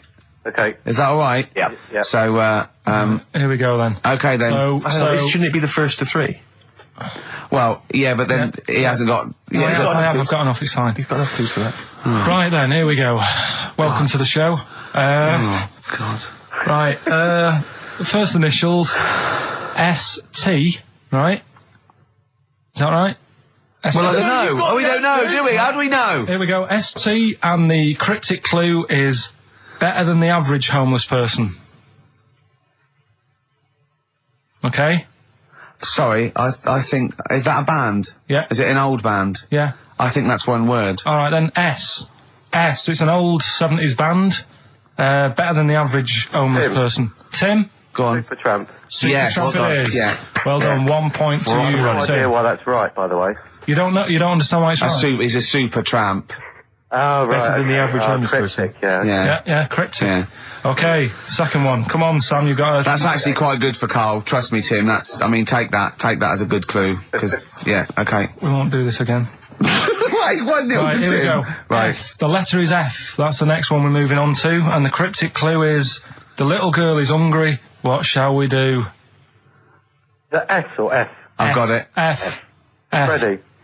Sam. Peter. Yes, 1-1. Feed her. He's pulled out. Feed her. Yeah. Feed her. Okay. Yeah. So that's 1 each. So this is the decider, isn't it? Wait a minute, ITV are on the phone. Well, you said first to 3, so no, it's not, is it? That's what I said. Just do the 3 clues and who gets the most. Okay, well, we can do that now. So, here we go. I love this. This is rubbish. Go on. So, here's the last one. The initials are AK, right? And the cryptic clue is exploding pet. Shout out your name if you know it. Last orders at the bar, please. Last orders at the bar. Exploding pet. AK. You're tuned to XFM 104.9, Karl Pilkington's quiz, Rockbusters. The format is still available. The highest bidder, please give us a call, or you can email ricky.gervais@xfm.co.uk. Is it a band or a singer? I'll give you a bit more of a clue. It's a pop band. Okay, we wouldn't. No, Tommy Kissem. Yes. Hey. Oh, this is amazing radio. Oh. So who was that won? That was Sam who won. So it's 2-1 to Sam. So he wins. What does he win, Karl? He wins some CDs and some videos. No, he's got obviously now, Sam, if you're ready, take the spot. You're going to do the gold run. Away you go, Karl. I haven't got any more. You're a fool. Right, stay on the line. We're giving both some presents. Play a record for. Rick, I'm going to shoot off. Not come. Feeder, come back around. He's getting all stressed again. You know we've only done an hour. I know. I'll tell you what. This seems there's like another 3. hour to go. I know. I don't know what it seems like to the listeners. I'll tell you this. I'm not trying to be disrespectful, Karl, but I think maybe someone else should come in and press the buttons. Because I'm not sure you're across it. I don't think you can concentrate on talking and working at the same time. I'm not sure you can... Walking Yeah, and it's, eating. for you it seems it's a Oh bit no, like... don't say that. Look, he's gutted. No, there's a lot of gone wrong here. I say throw this desk out and get a real one. Seriously. Well, I think there's a Fisher Price one you can buy in Argos that might be worth but getting. we got there. We were stunned because it was second hand, this one. But this is like the Mir space station. I mean, it really is falling apart. Get a new one in. Let's not, I can't believe it. I mean, look at that. Look at the library. Look at the gaps in the library. Let's not go on about this, because this isn't good. What? Whereas that quiz was. Whereas that was good radio. You can join in and stuff. But the problem is, Carl, why'd you rush to do it? I told you before we should practice these things. That's Although, how to be it's fair, Steve, I haven't got time to do anything, so at least Carl's coming up with stuff. But I don't mind, running What through other with ideas it have you while got? you're having a kip outside. Really? What other ideas have you got? Have you got any other ideas, Carl? Because you've got another hour. Have you got anything at all? No, I wasn't disputing. He's all smug because he just had a phone call. That was, Beck, lost cause. Go on, tell him why you're all smug. Because Adrian just called up. Yeah. After hearing the story about the Chinese kid. Yeah. And he said, yeah, that's true. He said that there was a TV programme on it. Yeah. He had a chromosome defect. Yeah. And it made him hairy. And his mum and dad used to have to shave him. That wasn't in the book. But, thinking about it, that's not a good move anyway, is it? Because they say that for women, if you get a few hairs on your top lip, don't shave it because it'll grow back thicker and faster. So they should just let him. They should have just said, well, let's see how bad it gets. But if they went in there straight away if he came out as a baby and a little bit hairy, they should have left it maybe, for a little bit. But Adrian called up and said, yeah, he was hairy, he was all but right. we weren't disputing there was a Chinese kid born slightly hairier than the rest. We were disputing the fact that you didn't actually tell us a story. You just told us a And what we are selection of facts. disputing is that man was abducted by aliens for 3 days and grew a beard. Yeah. That's definitely not true. No. We don't know about chewing the fat, but it sounds quite viable. Yeah. You see, the difference is between me and Steve and you is that what we believe isn't random. Do you know what I mean? It's not random. The things we don't believe stuff just because it's interesting. It's not every other thing we believe and every other thing we don't. I think Carl believes stuff if it's interesting. Yeah, I know. Yeah. If he thinks, intriguing. Fact. That song's got a good story. Okay. Yeah, love it, snappy. Go on. There's loads of songs out there, isn't there, with songs that you couldn't fade out. When you hear them on the radio and that, you don't want anyone to talk over the start or the end. Yeah. Because but remember we did this one before with Killing a Georgie by Rod Stewart. Yep. And I was a bit worried that it might have been a true story because we were, joking about it. And he went, oh, you know that Killing a Georgie? He went, I think it is a true story. I went, why? He went, I listened to it again, and Rod Stewart at the beginning says, this is one of my best friends.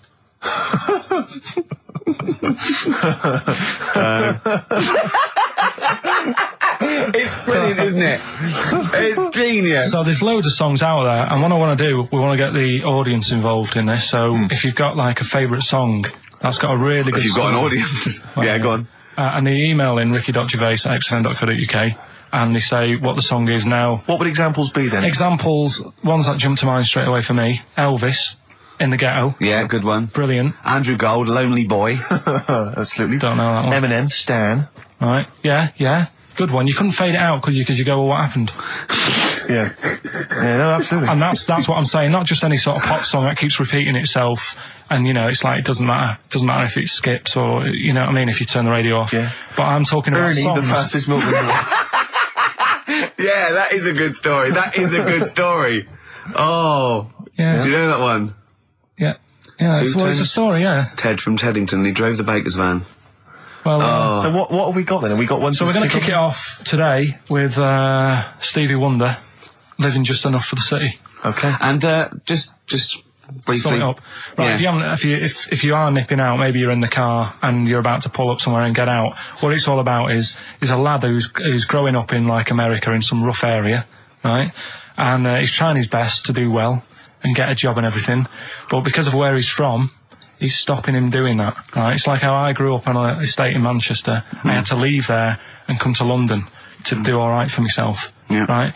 And it's his whole family, and it's a tale of how his mum works dead hard and works loads of hours, but the kids are always well dressed and cleaned. It doesn't mean just because you haven't got a good job, you let your house run down. Do you know what I mean? She's looking after it. The sister, she hasn't got new clothes but they're always clean, and her knees are clean, I think it says in one point. Excellent. Clean knees, always important. So will we give it a listen? Let Brilliant, it's a Well, I great don't track. think Stevie can do it justice. After that explanation. Right, so... I'm not sure he's I going hope to he top uses that. like some sort of like backing tune to try and Try and pep it up a bit, 'cause Yeah. you have really knocked it the socks off it. brilliant. I'm looking forward to the clean knees. It's a new feature. What is it called again? The story in that song's really good. Here's Stevie Wonder. Wow. Stones, Brown Sugar. Steve thinks I can't tell you what this is about because it's too rude for radio. But you've done it again, haven't you? You've said another call, haven't you? Yeah, just that drugs do make you have wind, morphine especially. That's the bad one to have. And that was from a medical student, wasn't it? Yeah. Up in Leeds, so cheers for that. Haven't had any calls about the alien abduction, funnily enough. No clarification on that so far. No. Keep you posted, though. Yeah. If anything happens, we will let you know. Yeah. Well, that's it. We got through it with all these mistakes. They've got to get this equipment fixed and they've got to go to HMV Monday and buy about, I'd say, £5,000 to £10,000 worth of new albums. Definitely. It's gonna be good Get next this week. fixed. No, get this fixed. Definitely. Yeah. Don't go on about that. Next week, though, we'll have more educating. That's the Ricky. phone. Look, that's the phone. Yeah, don't do that. What? Educating Ricky. We'll do the quiz. Rockbusters. Do that again. Right, I And might not be songs. here. If that's the case. And Steve, What? what have you got? What, next week? No. I'm just going to bring some sandwiches. Do you notice I was quite quiet for the last 20 minutes? Yeah. Just dozed off. Yeah, well, the air conditioning's... I'm feeling quite muggy. It's too... That doesn't work either. And this is... I'm totally serious. I'm not joking for the... It's ridiculous. So... Right, a song for the ladies to end with as ever. Sly and the Family Stone. It's always a favourite. If you want me to stay. Yeah. See you next time. Cheers. Sweet. Feeder. Just the way I'm feeling. XFM 104.9. I love that. Karl, you're panicking. You've just remembered a song from your childhood, and I don't know what you're talking about. But I'm going to give out a number. Please take this number down if you can help, Karl. It's 08700 800 1234. Right. I'm not that bothered. We were talking about a track from the 60s. Yeah. Mighty Quinn. Yeah. And it was on the same compilation. My dad had a tape in the car, and the tape was always on in the stereo thing in the car. And I used to sort of sit through all this stuff I didn't like, but knowing that coming up soon was a song about a monster with purple eyes. It wasn't Puff the Magic Dragon. It wasn't that. A monster. There must be something else about it that give people a Do you clue. remember a chorus or a few lines? It says something like, it was a one-eyed, it had big eyes, purple, and it eats people or something. The Big-Eyed Purple Eater. Wasn't there a song called something like that? The Big-Eyed Purple... And it was a hit, I'm was it? sure there was. A song which is something like the Intergalactic Purple Eater or something like that. It's a novelty song. Rubbish. What, by the Bonzo Dog? Yeah, it's that sort of thing, yeah. I'm sure Well, it if you must know be what, Karl... Look, the telephones have gone mad! Yeah, well, we'll find out in a bit. I mean, I'm not that bothered. I'm not going to buy it. It's just that we were talking about songs and that. It'll be good to know who it was, but... Yeah. Right, Rockbusters. Okay, now how long... Where did you get the phone?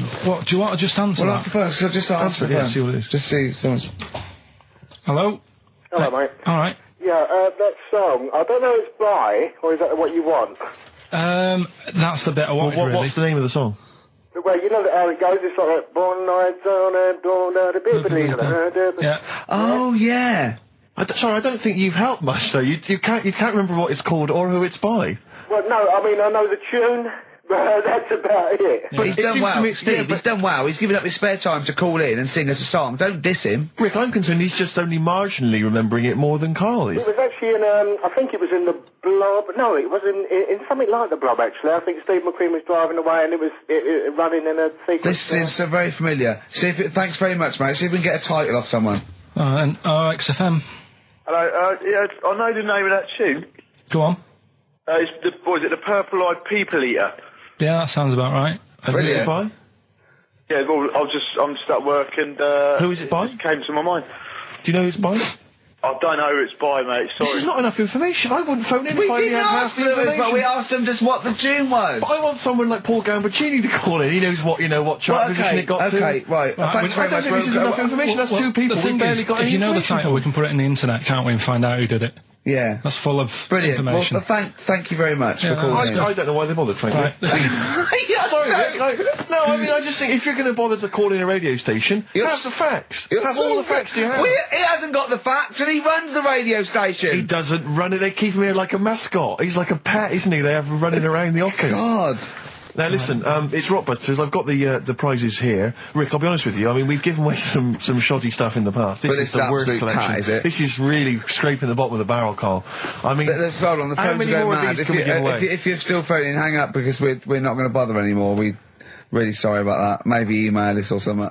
Lonesome Day by Bruce Springsteen from his new album The Rising on XFM 104.9. Ricky Gervais, Steve Merchant, Karl Pilkington. Before we just phoned in and said to Karl, stick up for yourself. Don't listen to that Merchant. He does my head in. He's so arrogant. I don't think I'm arrogant. I think I'm mean.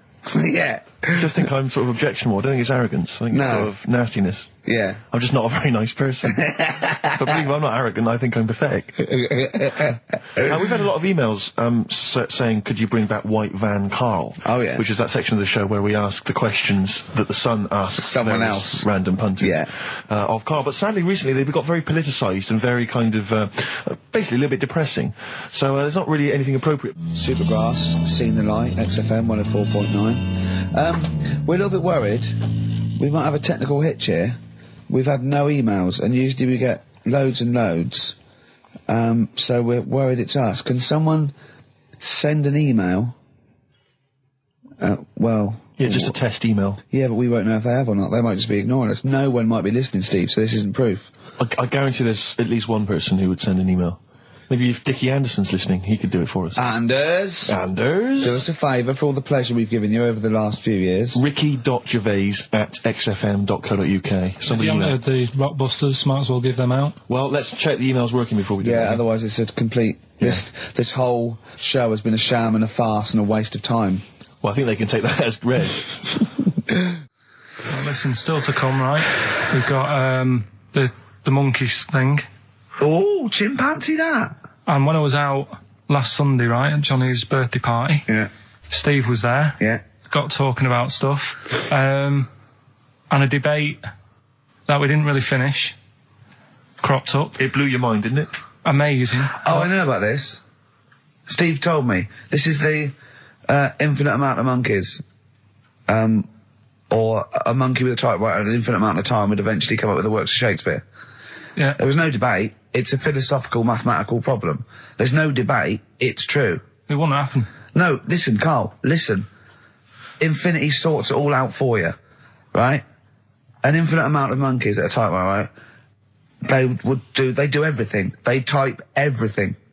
Infinity just sorts it all out for you. There's no getting to it and they're going, oh, well, let's have a look what they've done. This one's come close. Did Romeo and Juliet. It would do it all. It would type everything ever possible, conceivable. Yeah, but... It's a mathematical infinity... Well, we've heard your side of the argument, Rick. And I'll be honest with you, it's a persuasive one. But let's hear Karl, because he heard about this in a pub last week, so he's got some strong What's your problem with it? What's your problem with it? Well, first of all, right, you're saying it's a load of monkeys. It's not just one monkey that can live forever. No, wait. It's either a chimpanzee with a typewriter with an infinite amount of time. He would eventually, by definition, mathematically, type everything ever possible, okay? Or it's an infinite amount of chimps with typewriters, and one of them will type it first time. But already that's not right. You either need to have what one do you mean? monkey. What? You mean employment laws? What do you mean it's not right? Let's hear him out, please. Okay. If it's one monkey, with a typewriter that's got loads of ink in it and that, right? At least it knows what it's done in the past. It's not. Keep going. Crime. If you've got a load of monkeys, it's like if you have too many. What's that saying about too many chefs? Too many chimps spoil the soup. Right. Well, it's the same thing. It's like, well, I didn't tell you to put salt in it. I was going to put salt in it, and it messes it up. Whereas if it's just one, they know what's gone on. So what I'm saying is, just leave him go. I can't be bothered. I want to hear the rest. This blows my mind. He doesn't know what this does to me. It's a mathematical problem. I want to hear the rest. Well, it's just, I just don't think it will happen. What do you mean you don't think it'll happen? Infinity works it out for you, by definition. Well, what's stopping them typing the same thing again? They would.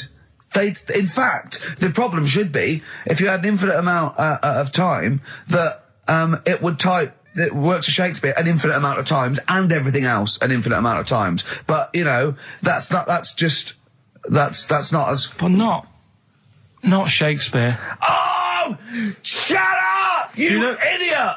Rick, do you know what he said to me? I said to him, I explained it to him. I said, you've got an infinite number of monkeys, infinite number of typewriters. They will type the complete works of Shakespeare. He said, have they read Shakespeare? You're an idiot! Play a record, said, no, I'm not having this conversation. Not doing it from I'm not having it, because it really, really winds me up. But you're saying they'll do it with no spelling errors? Well, they do it an infinite amount of times. And they do it wrong an infinite amount of times. And they spell the last full stop wrong an infinite amount of times. And they do it and they get one thing wrong in Hamlet wrong an infinite amount of times. They do everything an infinite amount of times. But are they going off a story that they've... Play a record, Carl, because I'm going to knock you out. I'm just saying... Shut up! Do they know the story? Oh, they're monkeys! Oh, Christ. No, right. Okay. Right, Carl. She's a girl and I'm a man. Good that, innit? On XFM, 104.9, Ricky Gervais, Steve Merchant, Karl Pilkington. As ever, Rick, there's always someone who steps in to defend Karl. Okay, what is the defence? What is the defence? Here's an email from Scott Coomer. He says, Karl is actually right. I've got an A-level in statistics and probability. It doesn't matter how long they have and how many monkeys you have, you cannot guarantee they would type the complete works of Shakespeare. Infinity makes it probably they would get it right, but not definite. Yeah.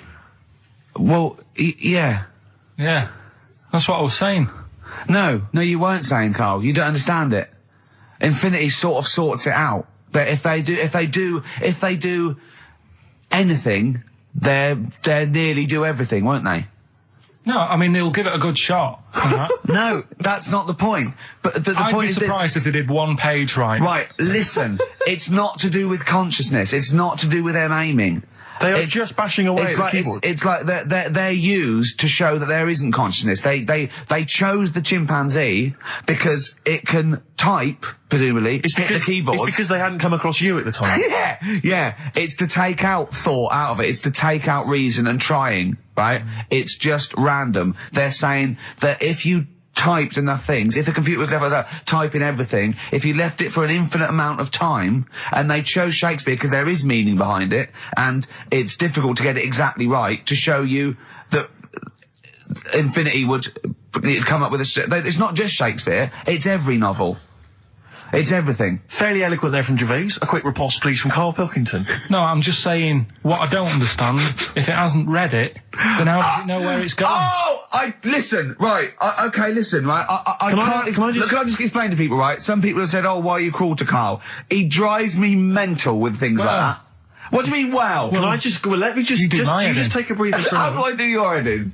He keeps coming in the week. You know that I work here properly, in the week, don't I? Yeah, I've got a proper job, Yeah. Should be 9 to 5, but I normally get in at about 8 o'clock and work. A lot of people getting 8 o'clock. Working hard, trying to do my job. 3 times this week, I've been rushing around. I walked past my little studio. He's sat in there, all right? Now, because I've got this sort of job, I can get away with it. I said to him, if I was a doctor, would he keep coming to me practice? If you were a doctor, there'd be severe problems with the NHS. Imagine that.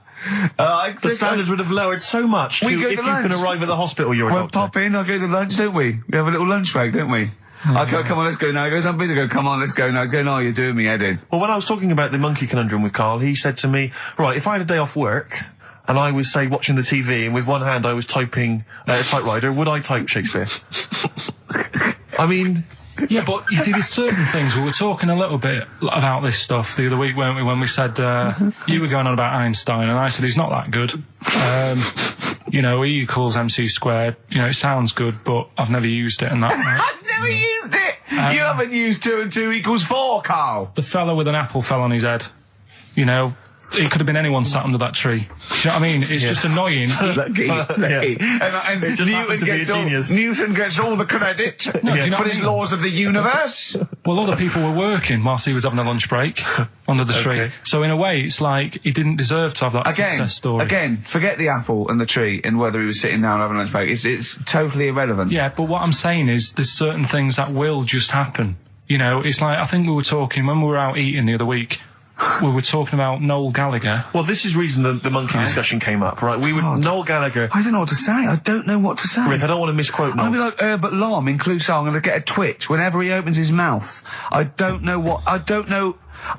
where to start with some of his statements. Well, as I say, this discussion began because we were talking about a quote that Noel Gallagher supposedly gave. Now, I don't want to misquote Gallagher, but the gist of it was that he said, had I written Wonderwall or whatever, instead of the Beatles writing Strawberry Fields or whatever, I'd be the one that was considered the great songwriter and it wouldn't be the Beatles. You know, it's just the fact that they came first that meant that they get all the credit as being the greatest band. I don't know where to start with that statement either. I mean, that's Gallagher's thing, and he's, you know, well, whatever. We know what we think of that. What was your point, Karl?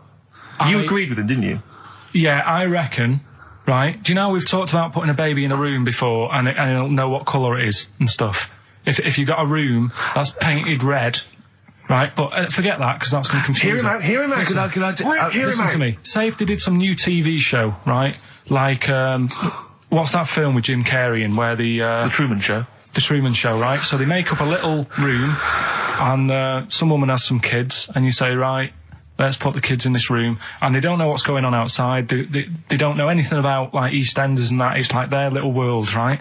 They don't know anything that's gone on. How could a child survive without EastEnders? Right, listen. So, you sat in the room, right? And then, when they're all asleep...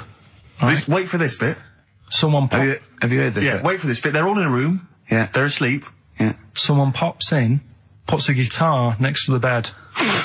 Right? Nips off out again. They wake up in the morning... And one of them goes, what's this? They don't even know it's a guitar because they've never seen one, right? They're talking English, though. Yeah. We just left guitar out of the vocabulary. Right, so... There's plenty more to come. So, one of them will pick it up, and they'll go, I don't know what it is, and they'll start strumming, they'll go, that sounds good, doesn't it? Give them a few weeks, they could come up with Hey Jude. Whereas, type in Shakespeare... A monkey that can't even spell. I see that.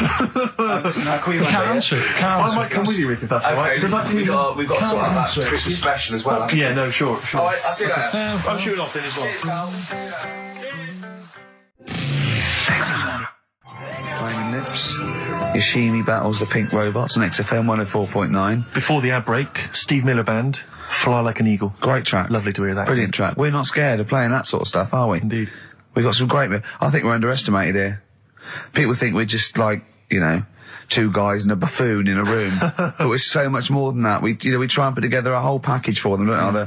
For their Saturday afternoon listening pleasure. If there was an infinite number of us three in an infinite number of studios, broadcasting for an infinite number of shows, would we ever do anything half decent? Yeah, we eventually... Would we ultimately come up with something quite good? What was that email that you were laughing at? I can't, it's too rude. What does it say? It's too nasty. Oh, God, give me the gist of it. The gist of it was that it would mean that if there was that infinite number of monkeys, eventually, besides the fact that they would type the complete works of Shakespeare, they would also type the sentence, Karl Pilkington is a genius.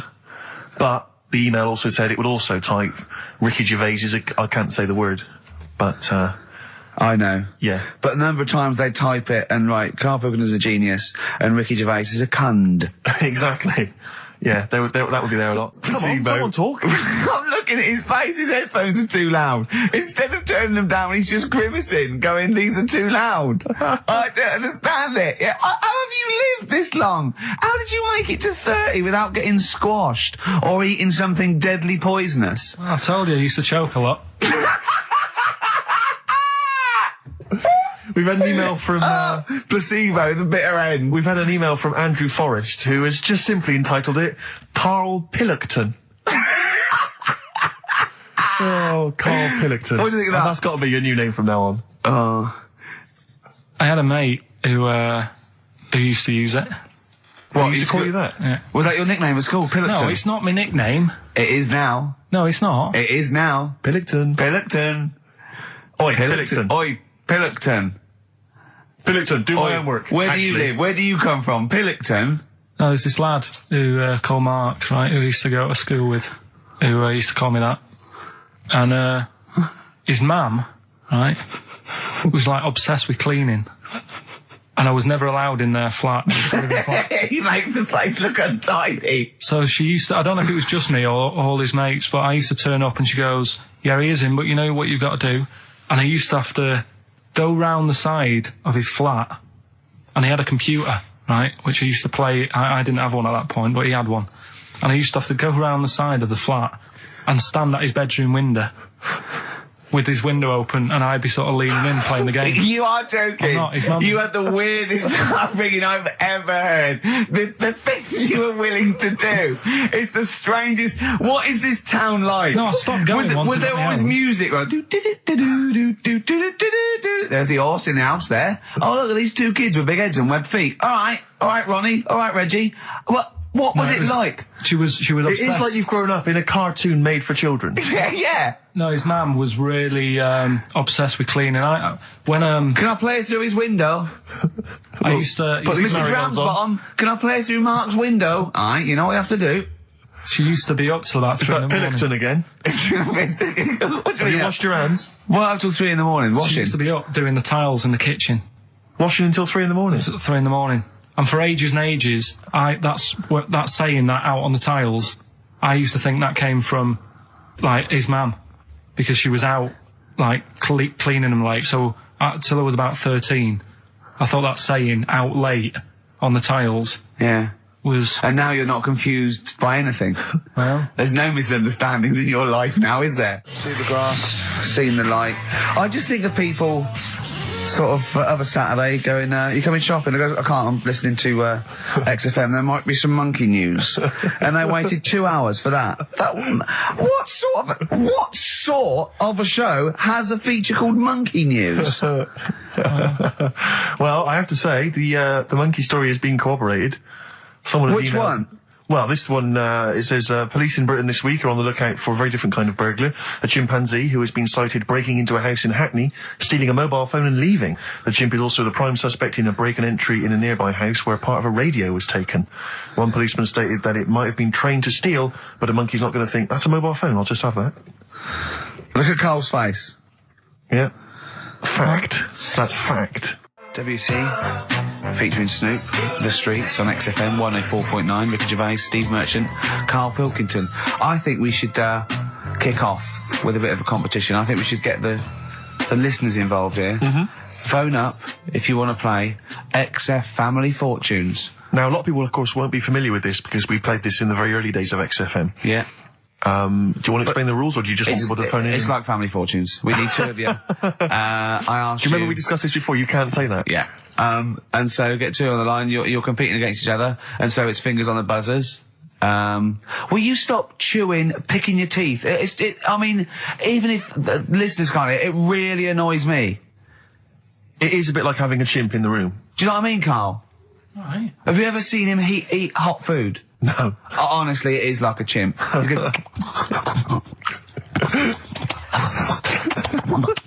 what are you doing? What? Just get... Oh, God. Or like the Cookie Monster. Yeah.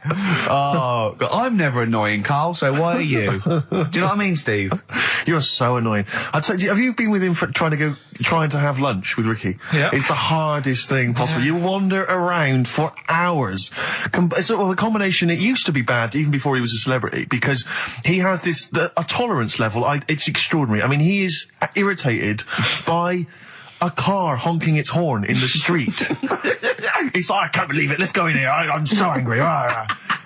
He gets annoyed by police sirens, by rain, wind, birds in the air, other people in the streets. They're the most annoying. Children particularly, whether they're in a school playground we happen to be walking past, whether they're on TV. It's just noise that isn't mine. Well, I know, but this is the thing. You are the most irritating man I've ever met, without a shadow of a doubt. I mean, you know that, Karl, don't you? I mean, noises he makes. It's extraordinary. I mean, I've been editing some behind-the-scenes footage we shot of making the second series of The Office. It's extraordinary. I've had to cut sequences out involving Ricky because they'll just think he's a gibber, just think he's an idiot, like some kind of puppet that the rest of us are controlling, because he's shouting, he's whistling, he's honking, he's making noises, he's dancing around. It's extraordinary. And if you're out trying to find somewhere to eat with him, all these irritants, all these annoyances, and it's, that music's too loud, I don't like that particular song, I'm not going in there, there's more than 8 people in that cafe, I'm not going in there. It's just extraordinary. I think we need a woman.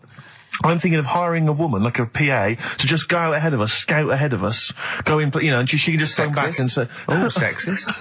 Oh. Or Or a guy. Oh, that's or a fella. Oh, sexist. Or a fella. Just to go ahead. Oh, I'm phone thinking back. of hiring a woman. Subservient role. We couldn't hire him. Oh no. Oh, sexist. Well, that or a chance to meet a woman. Yeah. That I'm also paying. It's like paying for him. It's Exactly. slightly more above board. Yeah. So if you want to play Family Fortunes, call up. What's the number? 08700 800 1234. Yeah, it's just like Family Fortunes. Two of you are competing for some great prizes, and I go something you know how it goes, and then go buzz and play it on board. It's not as high tech as Family Fortunes. Current single from Nick Cave and the Bad Seeds. That's "Bring It On." Yeah. On XFM 104.9, Ricky Gervais, Steve Merchant, Karl Pilkington, and two people on the line to play XF Family Fortunes. Brilliant. Hello. Steve first. Steve, hello. Steve first, hello, how you doing? You alright, mate? Where are you calling from? From my pub in Barnes. You got a pub? Yeah. In Barnes? Yeah. Are you posh? No. Oh. I suppose you're the local landlord. Do they come in and sort of like go, good man, there's a shilling, get me some ale? They're all posh in Barnes, aren't they? Well, no, not all of them, actually. Does Nigel Havers come in your pub? Because he lives there, doesn't he? Well, none of them do, actually. I know there's lots of them about, aren't there, in Barnes, but no, not in You've banned them. Who's on the other line? It's, Jennifer. Jennifer, hello. Hello. Where are you calling from? I'm calling from Forest Hill. Forest Hill, that's Yeah. right south, and I don't go out of WC1. Oh, you should. Do you run a pub? Do I own a pub? No. Do you drink in one? Yes. That's just good. just from friendly chat there? Yeah, You did the thing between the brain that you were talking about before. Oh, yeah? I can't remember what it's called, but they did an experiment, and apparently the length of it determines whether you're straight or gay. Is that That's right? what I heard. Yeah. Well, so what? You could actually trim it if you fancied. It didn't go that far. Oh. Well, you've just interacted with Karl Pilkington. Oh, my God. I'd treasure that. Right, here's the prizes. Okay, now, listen, don't be disappointed, because, as ever, Karl has just gone through some people's drawers here at XFM and found some really quite shoddy prizes. So, you get, on DVD, I don't know if you're a fan of it, are they a German band? Rammstein or Rammstein? Oh, you'll enjoy that. But there's any number, that includes Asch zu Asch, Spiel mit mir, and Hergelade. That's just some of the classics on this, DVD of their greatest videos. Red Dwarf, the first Do you think series. Germans sit around looking at ISIS records and going, look at these Wonderwall? Possibly so. Wow. The very best of the Stone Roses, although I might have that. So, anyway, there's also an I Love You compilation, kind of appropriate, and a tribute to the Ramones, which might be interesting. So you can get the idea, Steve and Jennifer, the stakes are pretty high. Okay, here we go. Extra Family Fortunes. So, fingers on the buzzers, just both go, wah! If you think you can answer this right, and then we, the highest answer or the top answer gets the chance to play or pass. If you play, you've got to get all 5 answers. There are 5 answers. Every wrong answer, you get a life, and I'll go, and when you lose 3 lifelines, then the other person can steal. It's as simple as that. If you've seen the show Family Fortunes... No, this is not based on anything I've ever seen ever in my life. Okay, right. Okay, fingers on the buzzers. Okay. Name something. We asked 8 of my mates, right? Something you associate with Karl Pilkington. Okay, Jennifer, what? Silliness. Yeah, that's the top answer. Thick or dimness. Do you want to play or pass? Play, please. Okay. Stay tuned, Stephen, because you might be able to steal if she gets 3 wrong. Okay? Right, okay. Right, we've got the top answer. 4 to go. Thick or dimness is top answer, obviously. Okay, Jennifer, some other things associated with Karl. Comedy. You'd think so, wouldn't you? Yeah. No. I don't even know who he is. You don't even know who he is? No, she does. She must do. And yet, bizarrely, she knows that silliness or stupidity is not an answer. Yeah, come on. Something else. The smelly eyebrows. One more wrong answer, and then Stephen gets a chance to steal. Okay. I don't know. People are screaming it at home. Very sensible. Oh, What was that? Very sorry. sensible. Yeah. Okay, Stephen, can you think of one of the answers that Jennifer didn't get? Must be a mind for inane nonsense. Oh, well, I'm going to give you that because number 5 is even thicker. So, yeah, what you missed is, our top answer was thick or dim. Second top answer was Manchester. Third was Roundhead. Fourth was Airy Chinese Kid. And 5 was, even thicker. So I think Stephen's the winner there. Yeah, I think he's done well. Yeah. You enjoy Rammstein, and you get the Stone Roses and an I Love You CD. So that's the pilot for this show, okay? When Blockbuster's all over, we're going to phase in XF Family Fortunes. Karl, thoughts? It's not that good, is it? Why? It's not that good. Just... I'm not that happy with it. Why? Why? Yeah. Well, just... What else? What? No. You're definitely right about that top answer. Well, thanks. Right, so Stephen wins all those prizes. Yeah. Stay on the line and we'll take your address. And we'll send something to Jennifer as well for even bothering to talk to Karl. What's this, Karl? What are you playing now? Badly Drawn Boy. Yeah, excellent. Bye. We're doing Rockbusters then? Later. Can I just, sometimes I get told off by Karl. He gets a little bit sulky if I slag off the prizes that he sources for each competition. This is from Rob in Croydon. He's a former winner of Rockbusters. Yeah. He said he didn't even know what the prizes were going to be when he entered. He won, and sure enough, for one night only, he was a hero. The following morning, it was just Rob again, and all I had to show for my triumph are 5 compilation CDs I'll never listen to. Yeah. And 2 DVDs I'll perhaps get £9 for on eBay. Please get some decent prizes. Ricky, you're BBC's golden child of comedy. What are you doing? How many of your listeners really are into Stephen Polyakoff's The Lost Prince? No one. That's how many. Now that is a winner. That's someone who's got a reason to like us and Karl, like you. I think he's got the same attitude as Steve when you give him something for free. Yeah. Sorted you out with NERD tickets for last night. A lot of messing around, a lot of phoning round going on to get you them tickets. Yeah. Come in today. You enjoy the gig? Couldn't be bothered going, Karl. Typical. Yeah. I didn't say I couldn't be bothered going, Karl. You just assumed that was the case. You're right. But the point is this, Karl. Once you've given me the tickets, they are mine to do with as I see fit. The thing is, what annoys me is, right, I bet he hasn't even listened to them CDs. He might find something on there. That's his point, I think. Yeah, to be fair. But I don't want to give them stuff that's too good, because then they'll listen to CDs instead of XFM. Of course, there's always careful planning. So you always got an answer. Oh, Karl, you're my hero. We don't care, do we, Karl? Well, I think the prizes are all right considering what they've got to do. Do you know what I mean? Yeah. Right. It's just a bit of fun, for God's sake. So please do not blaspheme on air. Something else we're giving away. Go on. The Shining. It's more throwing away, isn't it? Once again, is it on video? Once again, it's on VHS. Just because you buy it out of your own money, Karl, stop being so mean. And I want to watch it tonight because it's one of those films that. So you're going to watch this video and then you're going to send it to someone as a prize. Yeah, it's one of them films that. Sorry, you just said yes to that without blinking. Oh yeah. You don't think, like, Les Dennis doesn't have a quick go in the car on Family Fortune before he gives it away? It costs $5.99. Has a go at those his and her towel racks. It costs $5.99, Karl. Okay. Letter to Hermione by David Bowie. Well, we're all getting stressed here. We're going to run out of time again. We haven't had enough answers. We left it so late. We had so much rubbish to pack in. You did it on purpose. What? What do you mean? You did it on purpose. I love Rockbusters. I think it's the highlight of the week. But I remember in the early days of Rockbusters, we used to get reams of emails. Do you know how many we've had today? Go on. 2. Yeah, because we've just done it in the last link, and people have to think about it and do research. They have to guess, because I don't think XFM Family Fortunes is going to be a success. Don't knock XFM Family Fortunes, Karl.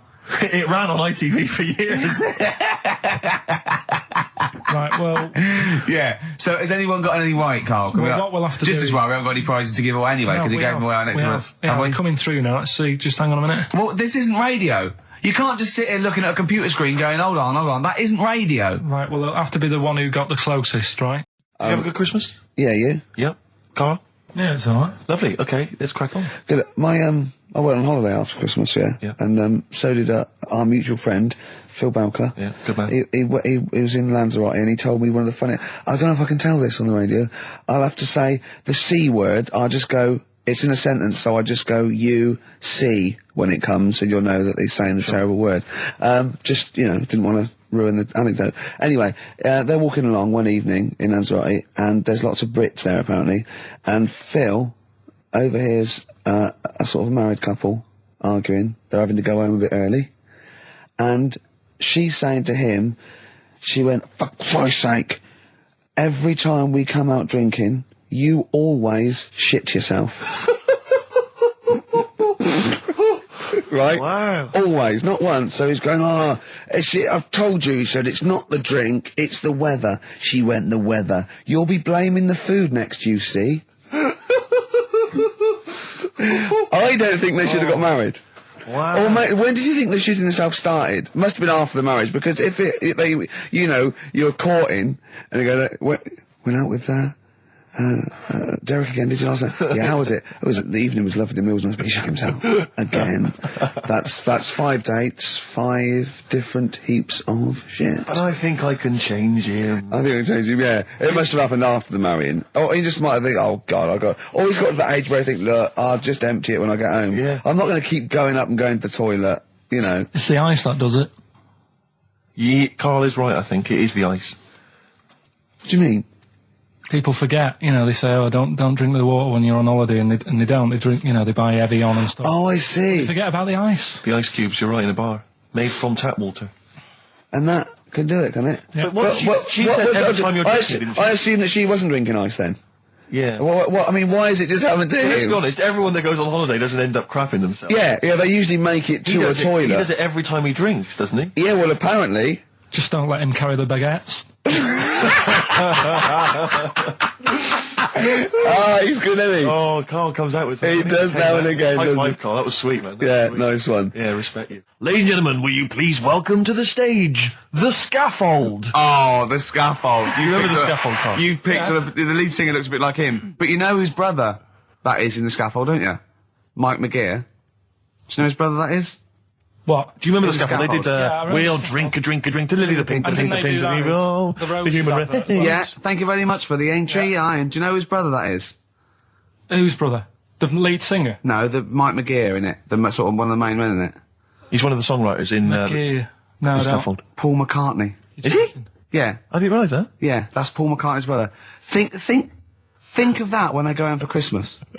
So I think Lily the Pink was what, about 1970? Yeah. It was number 1, wasn't it? Christmas number 1? Yeah, big number 1, yeah. I don't know if it was Christmas number 1. Two Little Boys was 1969, last year. No, it definitely was number 1. Yeah, but I don't know if it was Scaffold Christmas was. number 1. It was, because I remember I did it in Really? Scaffold, yeah. Yeah. Wow. So they go home at Christmas, and Mrs. McCartney goes, "All right, boys, how are you, Paul? How are you doing?" "I'm just starting a new band called Wings." "Yeah, oh, yeah, so this is Linda." "All right, sit down." "Mike, what are you doing?" "Just had a number 1. Brilliant, round of applause." "How many number 1s do you have, Paul?" 19. "Still, we know what we like, don't we?" We'll drink, the human race. Paul goes, "Wow, if you want to." The long and winding. Boring. We'll drink, Wow. Linda, do you want to be in the scaffold? We're probably going to go on tour and stuff. I know you love it. Well, I quite like it. Yeah, we'll drink. You're not going to be in Wings if you're going to play with him. Well, I got make a tricky decision. I mean, that's a great song. Everyone's loving it. It's Christmas number 1. What are you doing eating his bacon? Well, I love it. You don't eat bacon. Yeah, but I love the music. He's a great guy. Stop it. What are you doing? Well, I just, I love the music. We'll drink. No. No, you don't. Yesterday, all my troubles seem so... Thank you very much for the entry, Iron. Imagine that, because imagine everyone going, well, you've had 19 number 1s. I mean, it can be our time. Yeah, if you stay like this with the scaffold, I'm going to rule the 70s. Yeah. If things that carry on going like they're going now, the scaffold, ladies and gentlemen, will you please welcome to the stage, Beck. Oh, nice one. That was the Christmas song. Remember them dissing all over the place as usual? Absolutely. Dissing all his mum and everyone. Yeah, it's a little bit of cussing in there, which they bleeped out, thankfully. Carl's in a bad mood already. He's been in about 3 minutes and he's in a bad mood, getting stressed. If you can't hack it, leave. What's the matter with you? No, I'm just saying. I was meant to enjoy last Saturday off and I didn't. Why not? Why is that our fault? Because you weren't here? Just because... I don't know, but... Are you not in the Christmas spirit? Why didn't you enjoy last Saturday? What did you do? I went all the way back up north again, right? Because it was Suzanne's dad's birthday, right? I was busy last week, didn't have time to get him a present or anything. Didn't have time to get him. So I got to Euston Station, but a card for him, which was a Christmas card, so he wasn't happy because he was saying it's my birthday, and I said, well, I won't be seeing you again. So I've got a joint card. And then we went out. Did you get him a present? Well, no, because we went out on Saturday night for something to eat at this pub that he likes. It was a nice steak and onion rings, right? Lovely. So he should have been happy anyway. Yeah. But What, you paid for it? No. But you should have been happy anyway. Suzanne paid for that because it is her dad, right, not mine. So I said, all right, what can I do? I said to her. So she said, just buy a few drinks or something. Anyway, I didn't get around to getting drinks. I can't believe it. Can't believe it. Round to getting the Right, drinks. so I said, right, I'll pay for the cab. Right. Oh, what a lovely Christmas gift that is. Yeah, So £2.50. I paid, no, it was like in £3 Manchester there, it is. £3 back. So £6 you spent on him? Well, no, I spent more. See, that's what he said. He You said, get the Bolton and back, can't you, for that? He said, oh, you spent on me £6 for my birthday. I said, no, I haven't, because I gave the taxi driver a tip. I'm a little bit worried about his attitude as well. Because even if, I mean, that is a stingy present, but you don't say... Well, I mean, let's be honest, that's the worst Christmas gift ever, because, I mean, you're pretty bad, like we discussed in the past, but at least you spend a bit of money. Yeah. It's just thoughtless. Yeah. This is nothing. I know. You haven't given him any time. I mean, I would... And I knew my demographic. They loved it, my yeah, family. the They couldn't scratch believe their luck. You know. Well, a tenner. You spent a tenner on him? Well, the cab fare was £6. But the thing is, I don't think he's saying that. I think it's the fact that this is like, you know, frittering away in everyday it's life. kind of thoughtless, he would have loved to, I'm sure he would have been appreciative of a lovely £10 gift that you cared about and bought. A book he probably likes, Fly Fishing, doesn't he, by J.R. Hartley. If you'd have bought that, he'd have gone, that's what I was looking for. Or what I was looking for, Karl. Bloody hell, Karl, you little balls twat. That's just what I wanted. So, alright, so just calm down. So what have you got planned for Christmas? Is this what, I mean, are you doing the same approach with Karl, Suzanne? excellent. You've paid me milk bill for this week. That were nice. I'm spent this year. So have you planned anything for Suzanne, or are you just... Yeah, I'm taking her out Christmas Day for something to eat. Well, does she know that? Was that? She's working today, so she, you know, so... Right, okay. So what Christmas gift have you got? That's it, I'm taking her out. What, you haven't got a present? No, because we spent a lot Don't this forget, year. that's half yours, though. You're not going to just be sitting there watching her eat, going, oh, I'm hungry, but I spent all of it. You're going to be eating as well. That's half yours. So she's got nothing to unwrap. He's like a cat who's been hit. She's got nothing to unwrap. There's nothing. She's going to hand something over to you, because I've met the woman. She will. She'll hand something over, you'll open it, you'll love it. I might get something today. You shouldn't take me to begrudgingly persuade you to do it. God. Yeah. Right, so... anyway. Yeah. Well, I'm gonna try and stick in some Christmas songs. We're not playing all Christmas songs, but I've brought in a couple. So this is Christmas, John Lennon, The River, Joni Mitchell, Fairy Tale New York, one of the best Christmas songs ever. Oh, well, what about a bit of Pretenders? That's a good one, 2,000 Miles. Let's hear it. Pretenders, 2,000 Miles on XFM 104.9. This sort of Christmas edition. We're not here next week, are we? No. Karl is, aren't you? Well, you are in a way. I was doing a best of, innit? Yeah. Is it a best of? Yeah. Brilliant. Have you been putting it together? Not yet. Okay. You want to get a move on? I'll do it today. Tell me what bits you want in it, and I'll sort it out. It's not for me to say, is it? Yeah, it is the best stuff. Well, maybe people could email in with their highlights of the year for them. I'm trying to think what they were. I mean, mostly talking to Karl. It'd be mostly Karl, wouldn't it? Mostly Karl, gibberish from Karl. Oh, I think it'd be an awful lot of educating Ricky from Karl. Well, ricky.gervais@xfm.co.uk if you've got any thoughts and stuff you'd like to hear. Again, Is there anything you'd like to hear of Karl saying something stupid, me and Steve laughing or slapping him? Yeah. That's basically the competition, isn't it? Well, there's a couple of instances where I tried to kiss him, I think, and you encouraged me. Yeah. Those are some highlights for me. Donald Blitzen from the About a Boy soundtrack by Badly Drawn Boys. Christmas theme there. Christmas theme there. You spotted the Christmas theme? Yeah. Karl's not really in festive mood, but I can't imagine Christmas is your time of year, is it, Karl? Well, I'm not sure any time of the year is, really. I liked it when I was about... I think when I was about 7 I enjoyed it. Was that the one? Was that the year, the big year for you? You get loads of stuff, you don't have to worry about anyone else, but once you've, got a job... What did you get when were you doing your paper round? How old were you then? I was about 13, 14. Well, that was then you were a man, weren't you? I had to buy stuff. Oh. But you're still not having a good time. You're quite a selfish man, aren't you? I didn't realise this. No, it's just that Christmas... And that's coming from him, Karl. My dad always said... Oh, right, steady on. Dad said Christmas morning was for, for me, so he used to stay in bed. So he never... That's brilliant. That's a great thing to say, isn't it? Yeah. Christmas morning's for you. Run wild, do what you want. Just don't bother me. I'm going to Honolulu for 2 weeks. That's great. Dad, it's Christmas. Do I have to do anything? No. So my mum used to get up, because she used to like to see my face light up, when I open the presents. And then fireworks. And then then I'd have to go to my bedroom from about 6 o'clock onwards, because like my mum and dad were into having big Christmas parties, and I wasn't like old enough to go. Right. So they'd say, right, you know, you've had your fun there, you go up to your bedroom, stay in there. Really? Yeah, I remember one year, right, I got a train set, that's what I wanted. Yeah. Right? It's brilliant. Playing with it all day. I thought, I don't mind about the party, I'm happy staying up here playing with this. Brother comes in, he's had a few, right, he's going, yeah, give us a go on your train. How old is he? He's a bit older than me, so he might have been like, let's see. Well, let him be 18. Yeah, probably about 18, 19, And how old were something you? like that. I had a train set, so I don't know, about 14. something like that. Yeah. Right, so I'm playing on that, loving it and stuff, and then he comes in and goes, oh, give us a go. He turns the transformer up to like 14. He went really fast for about 5 seconds, broke it, and then he went back downstairs. Wow. So Christmas, I hadn't even got to Sounds Christmas like Day. the Conservative government with British Rail. Satire, that is. Satire, Rick, I just thought that there's satire. If there's any satirical shows listening or it doesn't work in any way, because there's the analogy falls down apart from there being a train. Think it through though. British Rail was trains, yeah, and the government broke the trains in many ways. They didn't break them, like not officially breaking them, but they kind of. It does work. It's perfect. Oh, I'm pretty pleased with that. And I can't. And no one's asked him to be on Have I Got News For You. It's weird, isn't it? Because it's strange that when you've got a satirical mind that's as quick as that. Yeah. All and right. he's broke your little train set. So what did you do? I just like watched telly and had some sausages. I bet you were happy with that though, weren't you? It's a bit annoying though, isn't it, when your main present of the year has been broke. And did it ever get it fixed? No, that was it. Put away. I'm intrigued why your parents wouldn't let you come and join in the festive fun. Was it like really debauched down there? Was it like eggnog everywhere? Well, no, but I mean, that's fair enough. 6 is a little bit early, but I just think, you know, if you're your kid, you know, he had his fun, put him to bed at 8 maybe. And you think so on Christmas Day? I thought that was a day for family. Well, not if there's a party going on.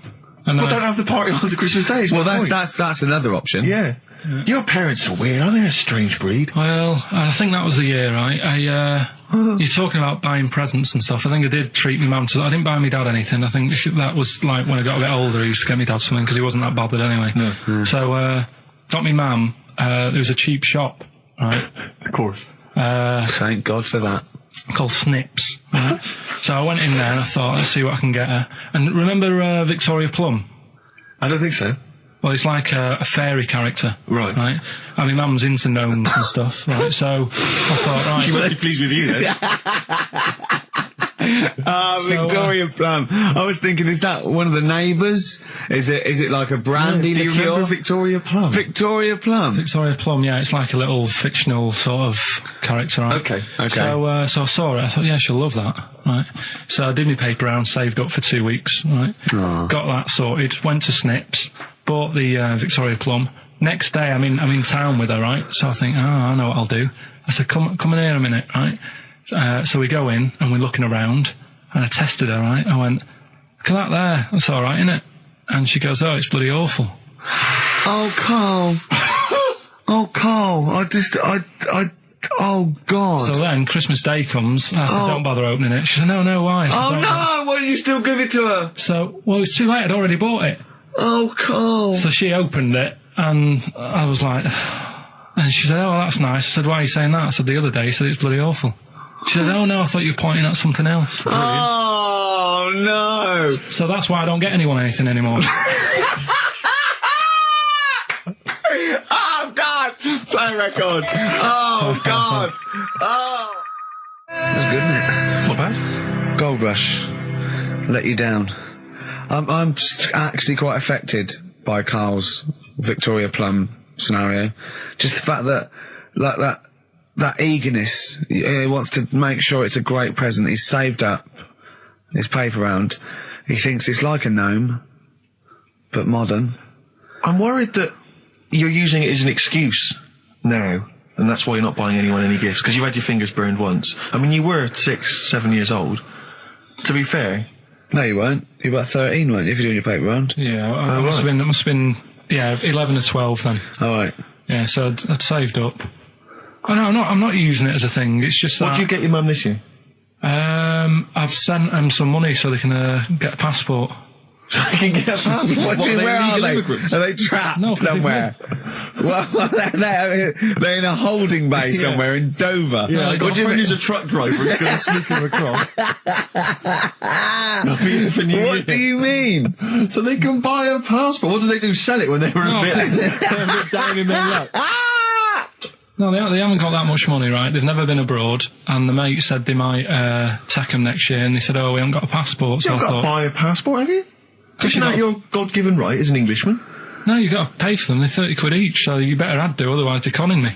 Right. So you send them 60 You don't quid? get born with a passport, of course You send them 60 quid in an envelope, have you? Well, check. Right. I love that. He'll be watching telly and France will come on and he'll go, oh, what do you think of that? She goes, it looks bloody awful. I go, don't open it. No. Don't open it. Don't open it. So you've not paid for a holiday for them? No, I've just sorted out well, it's a better prize, isn't it? Because they can't go anywhere without it. Well, the passport keeps on giving. Yeah. So 10 years. That is, yeah. So, but no, I never used to, I mean, I can't think of other things. I used to get me dad once I started getting him stuff, it used to be a dressing gown, and then, but as an extra surprise, I used to put like a cigar in the pocket, so he'd think that was it. Yeah. Then he'd put it on and put his hand in the pocket. Right, and then he'd just hit you because he thought you'd nicked it. Oh dear. So you bought him a jacket with a cigar? That's quite thoughtful. Did you sneak a cigar once on Christmas? Yeah, well, that's when they used to have like the big do's, like I say. You know, they were known for it. Like the whole estate used to know that. You know, we were having a party. Yeah. So they'd all come round. So they'd all come round and just have food and drink and that. I can't imagine. I cannot imagine how unpleasant that must have been. Awful. And you locked in your bedroom with a broken train set. Yeah, crying. And looking at Victoria Plum, whatever that was. In the bin. Oh, in the bin, yeah. And hear a mum saying, and he got me this. Isn't this piece shit? of rubbish. You could hear him just throwing it against the wall and laughing. And all the neighbours laughing. And you'd come down, just be in pieces with loads of spit on it. Just loads of gob on it. Eyes. And all the Polaroids of them just like laughing at it and pointing. Stamping on it. Alright. All flooding back. But no, I used to get up in the morning and then like they'd still sort of all be there asleep on the floor and on the sofa. Oh, that's awful. Carl. That's terrible. Christmas is surely the one day a year which is a family thing. It's for the kids. They're the ones that was Boxing Day. Well, I know. Oh, that's all right. It's over. Yeah. Back on the bike. All right. Who's going to pay for this? What, me? Yes, Carl. You're doing 2 rounds today. Yeah, what's your paper round supporting the entire family? No, so I used to get up and like go downstairs and they'd be asleep, so I'd be mooching about trying to find like another present that's still working. I love the idea that these people from the estate had like squashed his presents. So I found a cigar that had been sort of lit up and then put out, so I thought, I'll have a go at that. I went outside and had a go, and that's the last time I smoked. Right. So I tried it, I thought, I don't like that. I love the fact that he does everything once. Yeah. In his life. It's a line of, I've done everything once. I don't need to do it again. Teenage Fan Club from the XFM Christmas album, and that's Christmas Eve. Their guitar sounds are just brilliant. They're just always so nice. All right, Carl, do you like that? Do you like Teenage Fan Club? Yeah, they're good. Carl, I feel like you've never kind of enjoyed the wonder of Christmas. I can't ever get the sense, maybe except when you were very, very young, you know, that kind of bright-eyed, you know, thinking of Santa, you know, kind of landing on the roof and coming down the chimney and drinking the sherry or whatever. So I like the idea of it, right? Sure. The sort of, you know, I used to get a couple of annuals every year, you know. So did I, yeah. And I was allowed to open one on Christmas Eve. Oh, that's brilliant. So they could throw it on the fire. I think have a quick skim through, do the work search right. Yeah. I think that's a light of a cigar off the cooker. Oh. Well, anyway, listen, a good friend of ours, Ross Noble, the comedian, brilliant, he gave me this picture, Carl, which he's got from a magazine. He loves you. I think this... I just looked at it then.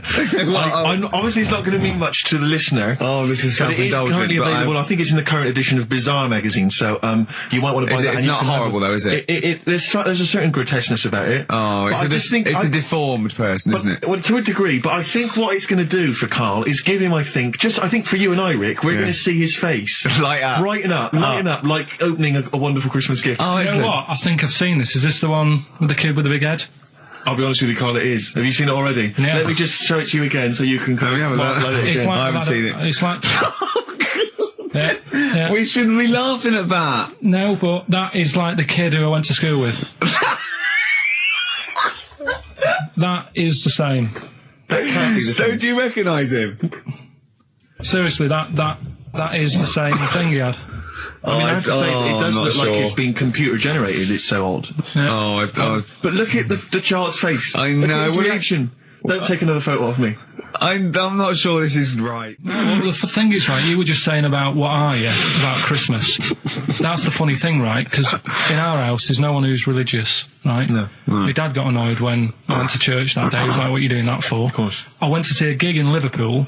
Remember the band The Christians? Yeah. He thought I'd join some club. Yeah. I said, I've been to see The Christians. He was saying to me, man, what's he doing going out with them? Yeah, yeah. And then the other thing is, because I'm not christened or anything, my mum used to say to me, don't tell anyone that, because there's witches and stuff.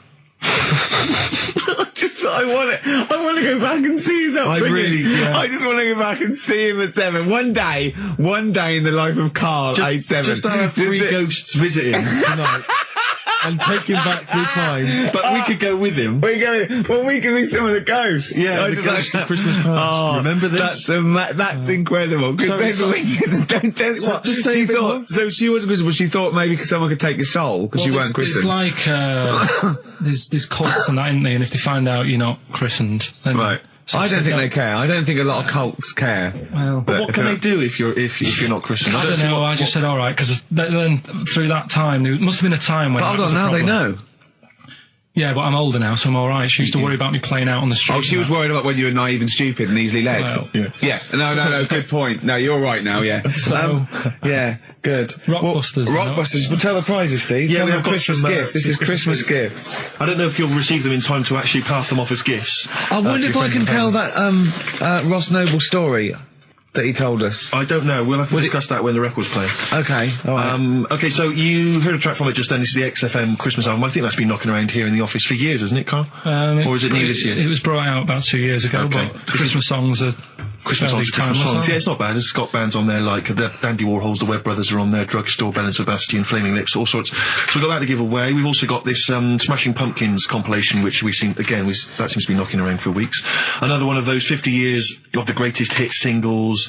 I don't know, Culture Club's on there, Queen, obviously, I've just Lennon. seen the cult film. Yeah, the cult film will come back to you shortly. This, I think, is one of the most exciting gifts. If you have a video player and you want to get trim, then surely Big Brother 3 champion Kate Lawler and her cardio combat video, in which I think she uses kind of, I don't know, military kickboxing training to get you trim and taut and looking as good as her. Then you can get that as well. We've also got a exclusive 7-inch single from the White Stripes, a kind of Christmas single. Is that from them? Yeah. That must be quite rare. That's probably the only thing. That is rare. That is worth something. And the current Badly Drawn Boy album, Have You Fed the Fish, which I think is slightly mediocre. They've gone up, actually. I think that the level of prices there has gone up. Not a bad selection, but here is the big movie. And actually, I have to say, this is not a bad one. No, it's not. Again, it's not terrible at all. It could be worse. It's James Caan in the original Rollerball, not the disastrous remake that came out recently, but the DVD version of Rollerball. So that's there as well. So something fairly interesting. That's worth winning. Right, come on then. Let's do Rockbuster. Well, will we play a song to give people time to get a pen and paper and that? Yeah. So we're doing it next. Yeah. Vines was Jackson on XFM 104.9, and Ricky Gervais with me, Steve Merchant, and Karl Pilkington, the man of the moment, with his Rockbusters coming your way with all those great prizes. Yeah. Right, we're doing it now? Yes, sir. I noticed Heat magazine sort of put a bit of a spanner in the works. Why? Because they were saying, maybe it'll be a Christmas edition of Rockbusters. And I'd already sorted them out. I wouldn't worry, Karl. Well, what I've done, I've cleverly tweaked them to make them Christmassy. So the Christmas bit in it has got nothing to do with it whatsoever, but I just thought... So you mean the clues have a Christmas element? Well, yeah. But it's nothing to do with the answer. It's nothing to do with the answer. Right. So why don't you just ask the normal ones and I'll ring a bell. I'll shake some bells. Well, it's the equivalent of that, but in sort of speech. Right. Brilliant. So the first one, there's a load of letters there asking for advice. Put them on Claire's desk. Oh, and have a good Christmas.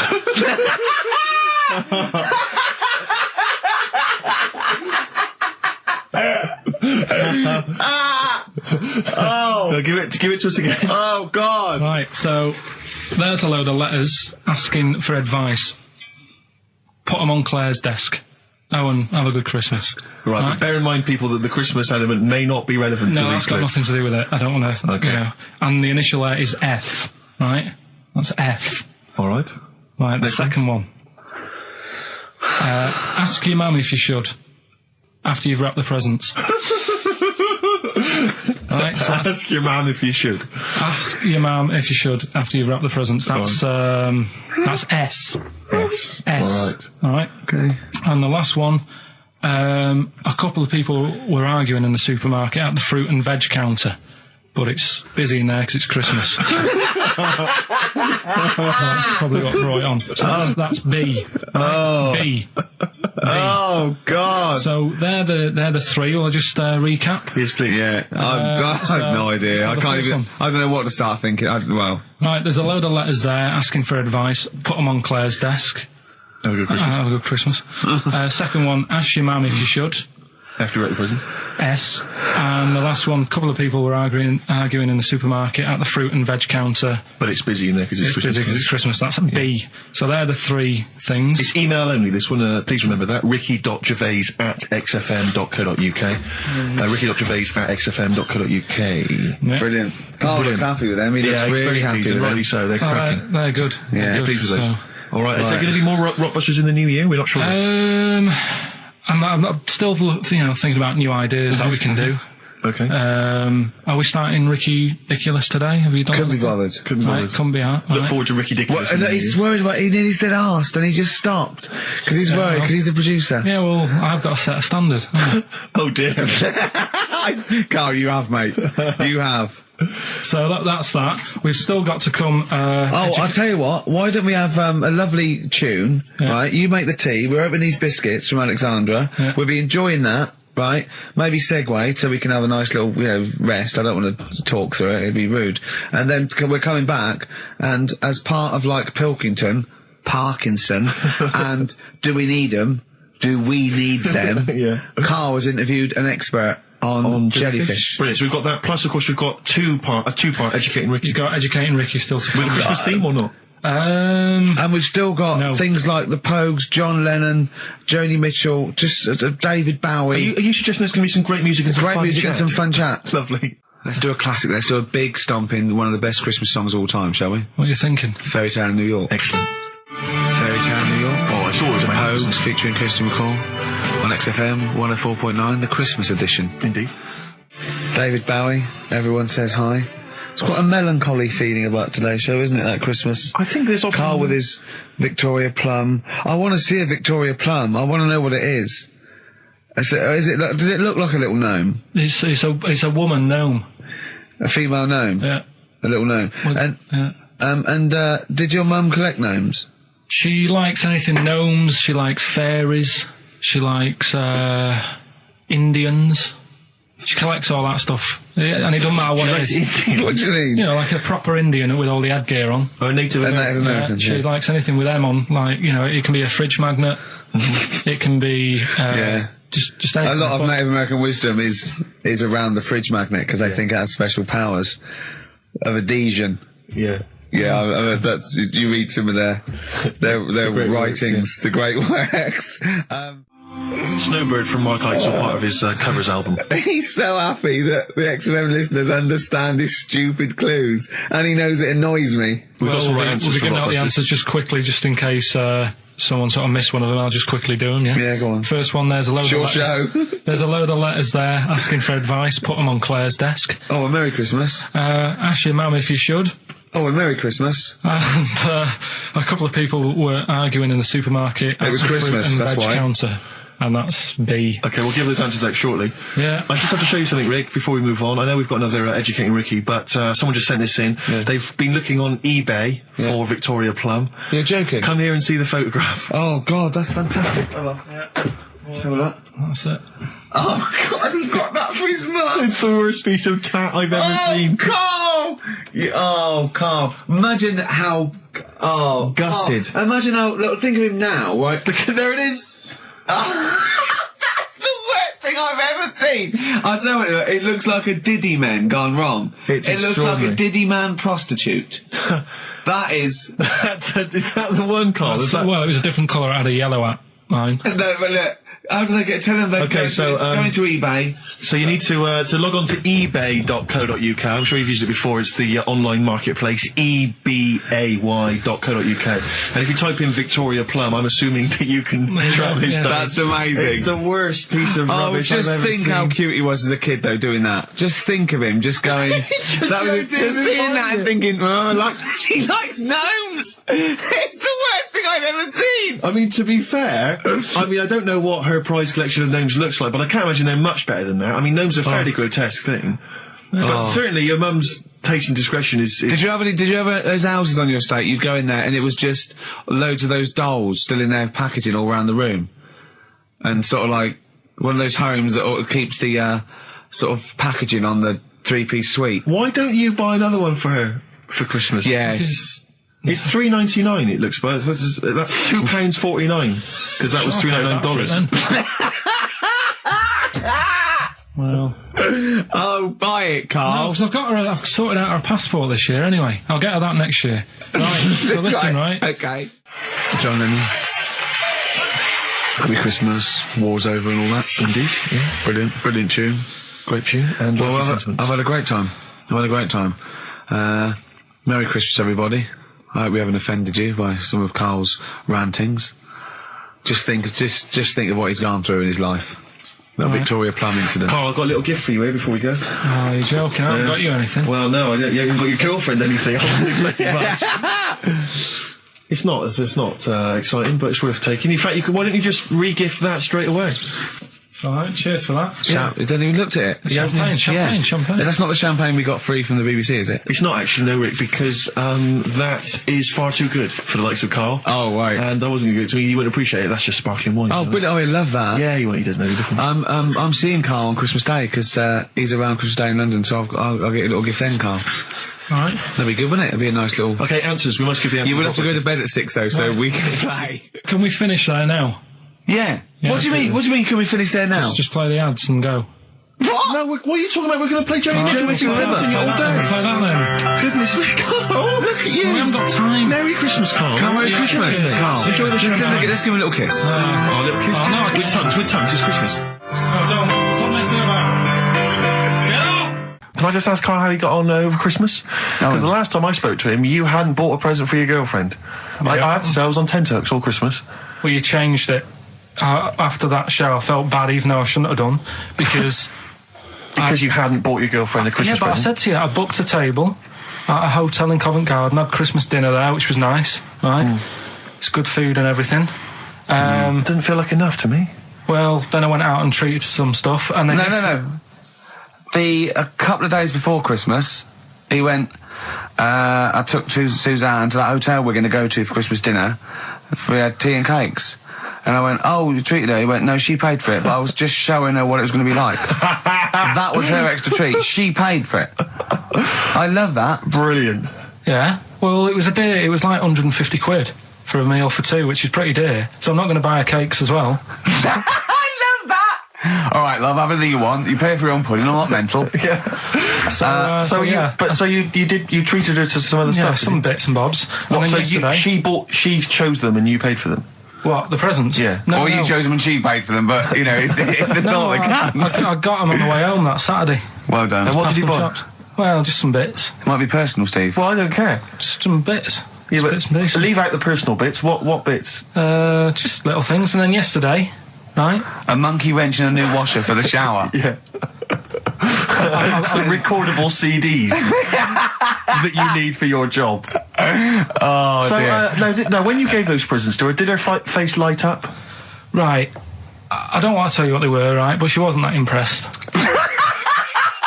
You're going to tell us what they are now, tell us what they are. You even know what they are. She told you on Christmas Day. Hold on, wait a minute. But it doesn't matter what they are. It does matter what they are. It doesn't does, Karl. It's you, mate. Of course it doesn't matter. Oh, God! Have you just remembered? Yeah! Right, but there's no need. I've got to tell him, Karl. I really want your permission, because I don't want to be I know it's not, but we know it's not that embarrassing. It's really quite sweet. Yeah, but in a way, right, the way I look at it is, right, Christmas even when I was a little kid, right, is not... Please let me tell him, Carl. Well, let me just tell you first, though. Let me tell you why I didn't go all out on the old present front. All right.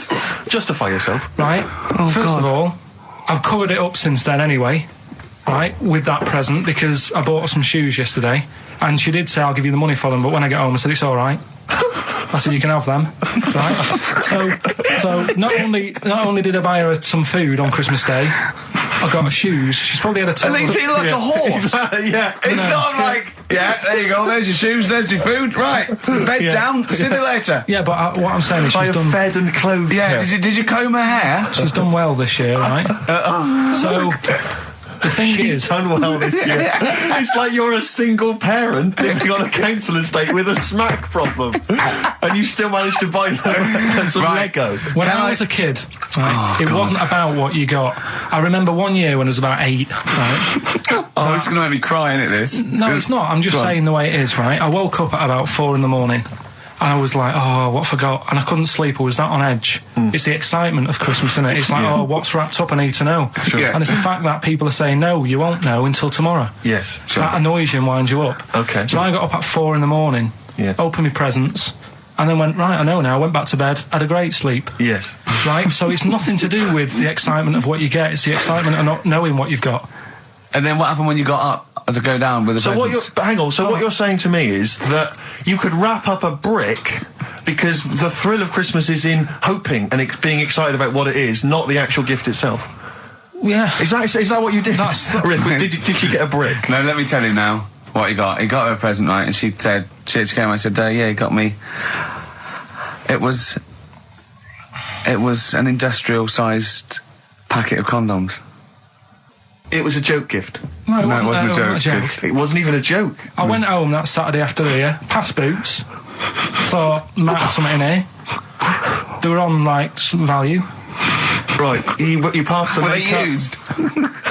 Right, but anyway. The makeup, you passed all the other... Past the makeup, stuff. past the lovely vanity cases, the foot spas. Exactly. Yeah. Hold on. How much are these, love, for 100? $4.99. Yeah. Do I get them reduced if I buy in bulk? So how many did you buy? What was it? I don't know, probably about 100. Right, okay. And is she allowed to use those with anyone? Did you wrap them? Can she just go out and have a wild time? Well, you don't need to wrap. They're already wrapped, aren't they? Oh. And then what did she say when she opened them? No, wait. Carl, what did she say? Right, play a record and we'll come back to this. You're worse than my father. That's genius. Made famous, of course, by Jimi Hendrix. Yeah. That's All Along the Watchtower, as originally done by Mr. Bob Dylan. On XFM 104.9. So, Carl, just take us through the moment where you gave this gift. Firstly, so you went into Boots, right? You thought, all right, 100 condoms, brilliant. Okay, did you wrap it up? I don't know if it was 100, probably 80. Right, okay, yeah. Right. You don't want to go mad, do you? Wrap them up. I'm just resting easy knowing that he's not trying to breed. Right. No. Yeah. So I got her them. I got her Grease on DVD because she's always watching that. Yeah. Right. Yeah. So just think of when her mum said, "What did Carl get you? Some condoms and grease." I was just I'm glad he said on DVD.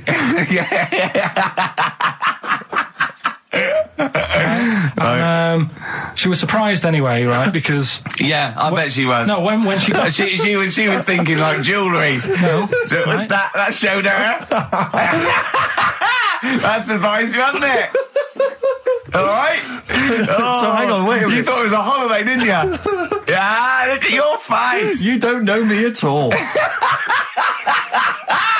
So hang on. So did you give these on Christmas Day? Right. What happened is she got in from work that Saturday, right? And I said, look under the tree. Knackered. Right? At least it's Christmas. Yeah. At least I'm going to get a little bit. I said, look, you got some stuff under the tree, right? So did you give her a sugar lump? Right, she was really chuffed with that. But she said she was a bit puzzled because I didn't know we had any wrapping paper, right? So I ended up using wallpaper. You didn't take it off the wall though. You had some. No, it was some left over, right? So she said, "Why have you used wallpaper?" I said, "Well, I didn't have any paper, and you were getting in a bit, and I wanted you to have a surprise." So she said, "Can I have a feel of them?" I said no. Presents. You thought, right, I've got the right thing. Yeah. Right. And then Christmas Day, I said, no, don't get carried away. It's nothing really good. You know, we said we weren't going to buy each other much. So there you go, open them. Yeah, go on. And can I just ask, had you received your present from her yet?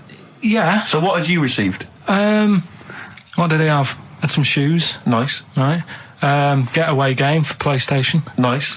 I'm just totting up the value of this. Go on, yeah. And just also think about how much fun and pleasure you get from them. Yeah. Although, of course, condoms, I can see the the appeal. Well, okay. So I think but also add to that bit 150 quid for a meal.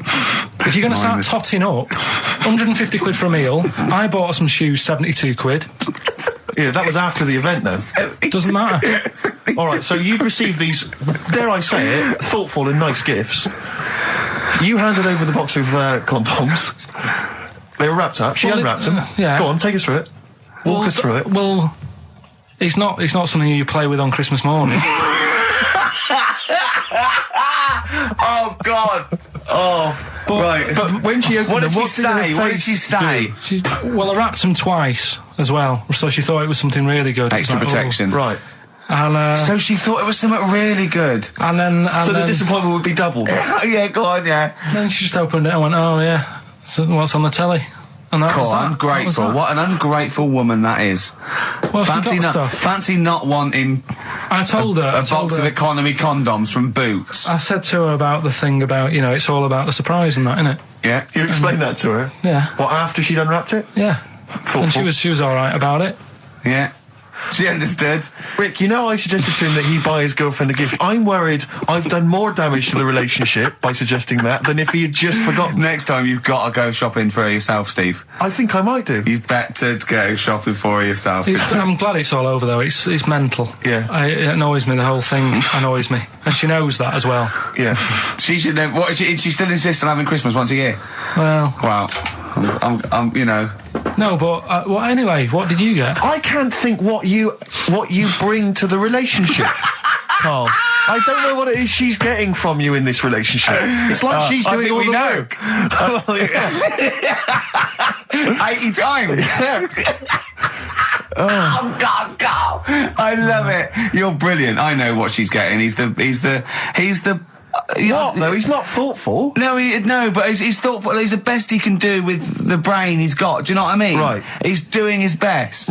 He's absolutely doing his best. There's no. He's working at the limits of his powers. Do you know what I mean? Though he's done as well as he can with what he was given. Sure. Yeah, and that's admirable. Yeah. It's like, I think he's done better than you'd expect. I bet his teachers didn't even think he'd get this far. Do you know what I mean? What, find a girl? No, well, yeah, a job, a girl. Yeah. Do you know what I mean? Clothe himself. He's done really well. What do you think, Karl? You think you've done well? I think I've done all right compared to some of my mates. What are they doing now? Probably not that much. Do you know what I mean? Mrs. Matthews said I wouldn't be an high flyer. I think I'm doing all right. Yeah. Do you know what I mean? I have a holiday every year. Got somewhere to live and that. Yeah. Got a new flat, haven't you? Yeah, so where are they then, the condoms? Did she show them to her family and friends? No. Take them into work? Look what Karl I'm surprised she told Ricky, actually. I was a bit disappointed in that. Yeah. Because I didn't go shouting around. Well, she was so excited, Karl, clearly. She was just so pleased and proud. Yeah. All right, play a record, we'll come back to it. No, that's it now. Streets, don't mug yourself, XFM 104.9, Ricky Gervais, Steve Merchant, Karl Pilkington, a regular Santa Claus. I'll leave it. Oh, dear. Right, listen, right, yeah, New Year and all that. He's great, isn't he? Rockbusters is on the way. We're getting some good stuff coming in. I have to say, I'm amazed. Every answer I've had so far has been correct. I listen to the clues. I've got no idea, and I know you, Karl. I spend time with you. Have you seen the XFM listeners? Well, of course they're the same as Karl. Sure. Of course they've got the same mindset. Yeah. Oh, right. So what did you do for New Year instantly? Well, I cocked it up a bit. Right. You're joking. You're joking. You're joking, mate. Go on. I went and booked a table. You got the wrong day. No, right? Booked a table at a restaurant that was shut. Right? What? I booked a table at a restaurant, and the one that I called, it wasn't the one. The call had been diverted. So Suzanne said, call them up and see what they're serving, right? Because I forgot to do that when I booked the table, right? That's great, anyway. Because the thing is, right, it's a restaurant in Covent Garden. but they've got one in Victoria. But when they answered and they said, no, Victoria, I thought that was the person who was answering the phone. Do you know how some people say the name? Right. So then when I called them up and said, what you thought he sounded a bit funny. Right? So... I'm confused, Carl, but probably not more. No more than you would have been on the... it was a branch of a... he doesn't want to give the restaurant away, so he phoned it up. There's one in Covent Garden. They answered the phone. So the restaurant's not called No. No. They said, no, Victoria. Why can't we name the restaurant? I don't know why. It's not libelous. Are we scared that, are you scared people are going to sort of see you in there because it's your regular haunt? No, it's just like, you got to pay for stuff, haven't you? Right. I mean, it's... Okay, anyway, so you've got... I mentioned it before New Year, but it's not... So did you go all the way to the restaurant to find out that it was closed? No. What happened is I called... Was that the name of the restaurant again? Right, the restaurant's called Christopher's. They've got one in Covent Garden, they've got one in Victoria. He phoned up, he went to book. It's a lovely restaurant. I've been there often. I recommend it to him. He phones up, said, can I have a table for new...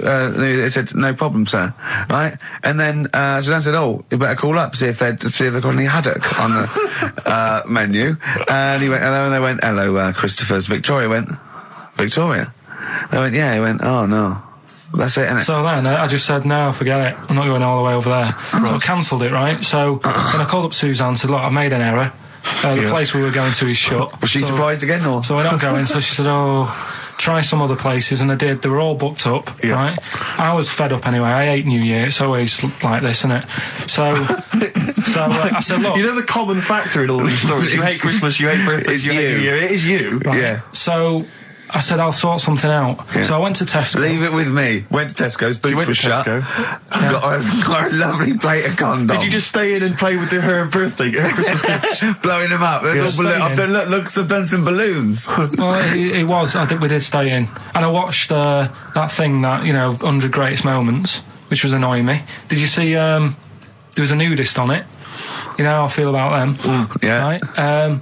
Did you see him? Man with two knobs. There was a man with two knobs on it, and a nudist who just wanders about the house. But it said, and when he visits people, I was thinking, who lets him visit? I go, exactly, yeah. But he must go there with trousers on and go, hello, lovely to see you. Can I just pop all these off? Well, not really, no. And I tell you what annoyed me the most, they had a white sofa. If you were a nudist, you'd get a darker one. Right? So anyway, right, so we ended up watching that. That annoyed me. And then I was tired by about 11, and I said, oh, let's go to bed. And she said, you can't. And that annoys me, the fact that because it's New Year, you got to stay up. And it's like, well, why? Can't we just... They should bring it forward, so in case you want to quarter to 10.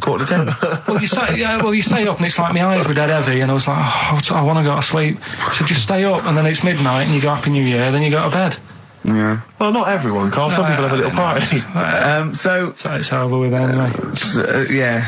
Sorry, are you 86 years old? It just gets on my nerves. Do you ever enjoy it? You never seem to have any fun, Carl. This is what disappoints. This is what worries me. I feel like you're going to die. You're here, you're here, Karl. With us two, we've got three. As I was just saying to Steve, three of the greatest comedy minds ever in one room. And Steve pointed out, since the goodies. True. Do you know what I mean? Well, I mean, it should be party central. Yeah. So anyway, right, so this is when I spent time thinking of new ideas. Right. We've got Rockbusters, that's rolling. There's people coming in, they're getting them right. I don't understand it myself. As ever, Rick, you'll be amazed and confounded. So I don't know the answer, and I haven't looked at the answers. I just like that moment. It's like when you go down Christmas and you're excited about a present, and it's like some condoms. You know what I mean? Well, I love that. That moment. Yeah. I don't know how he's going to top that next year. I don't know how he's going to top that. All I can think of is some corn plasters. Right. It's all right, love. The batteries are included. Got your pumice stone. Right, now... And then we went on to a whole thing about homeless. He wants to do a game show with celebrities being homeless for a week. What do you think? Actually, I've got to say, that's not bad at all. It's not bad, is it? No. Right. Do you know how, Lenny Henry went to the jungle? Yeah. Right? And you've got, who else did it? Joanna Lumley made slippers out of a bra. Right?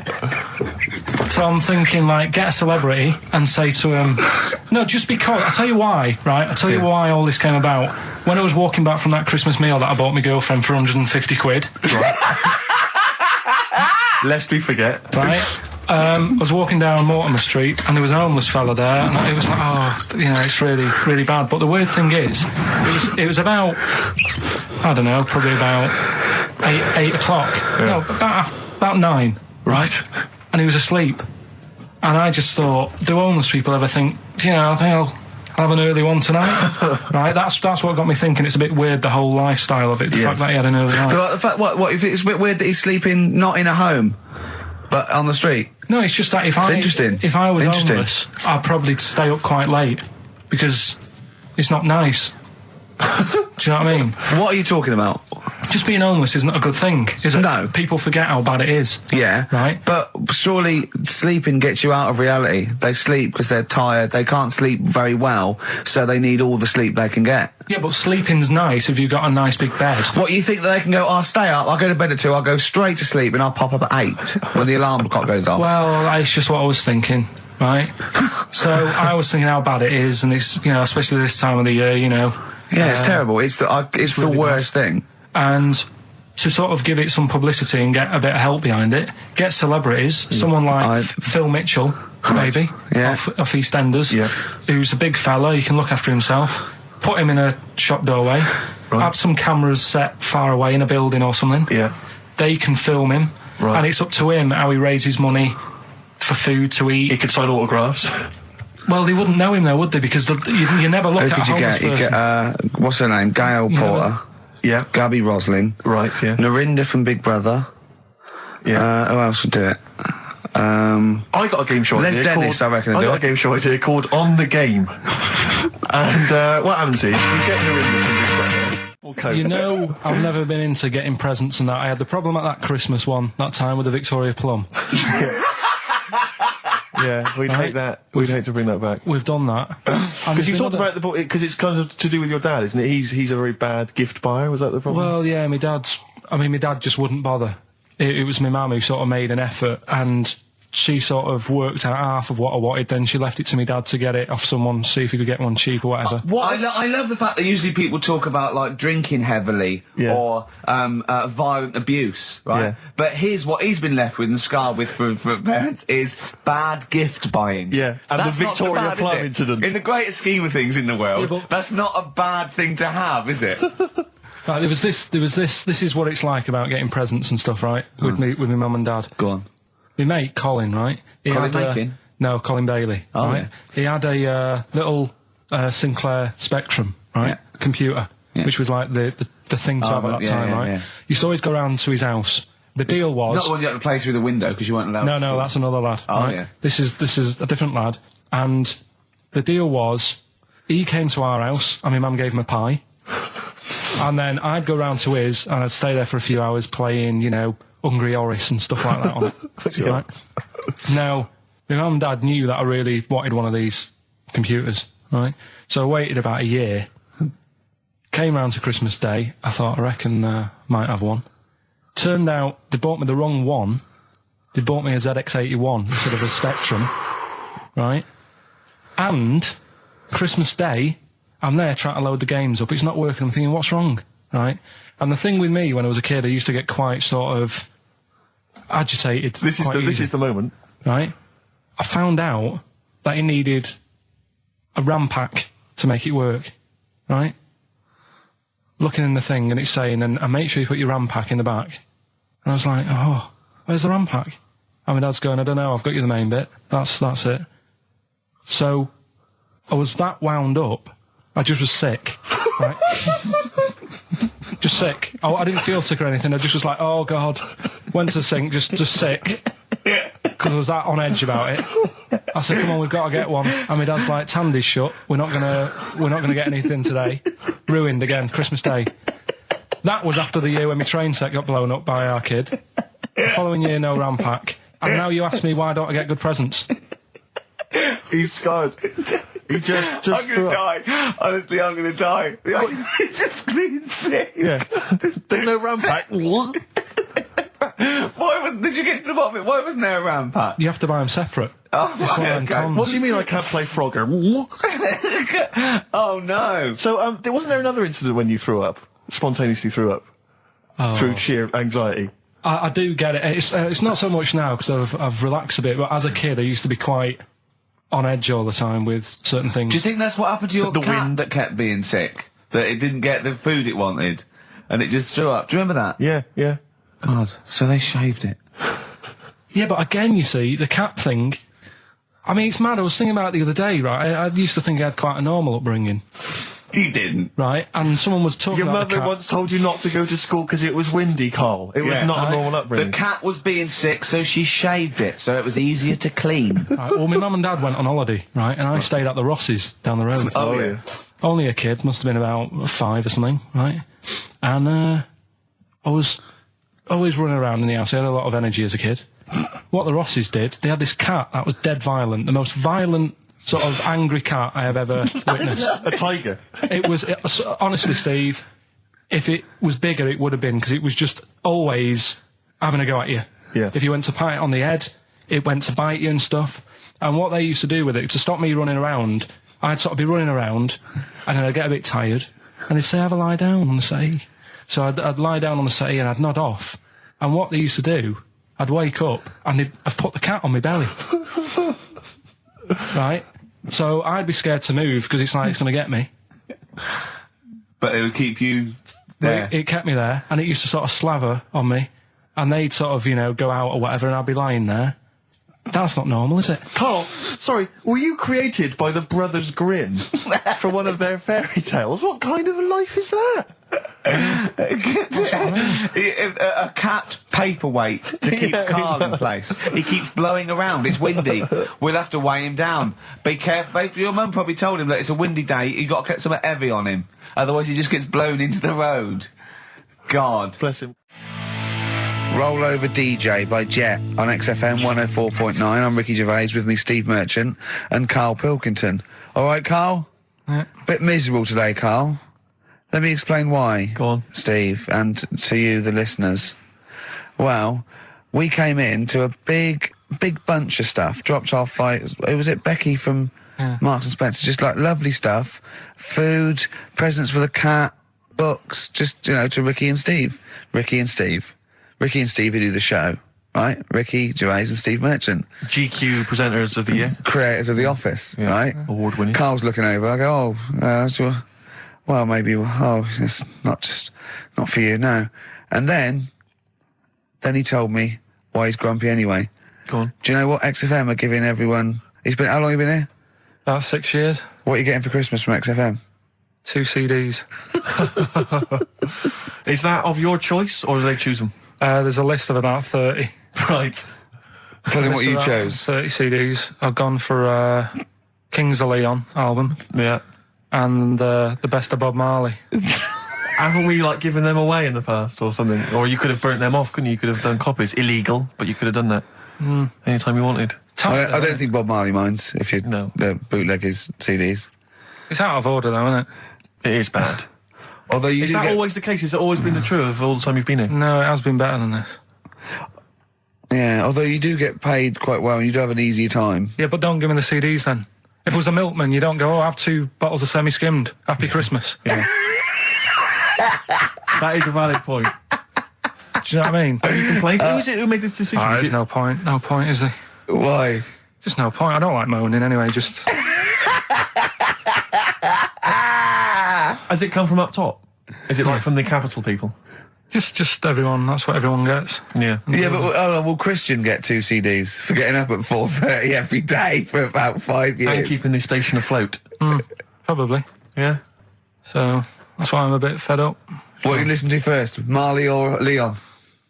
Well, you have a bit of Marley. I'll tell you what Marley's good for as well. You'll go have a little beach holiday, aren't you, over Christmas, going to Lanzarote? Listening to that on the beach, you'll realise how wise XFM are in the long run.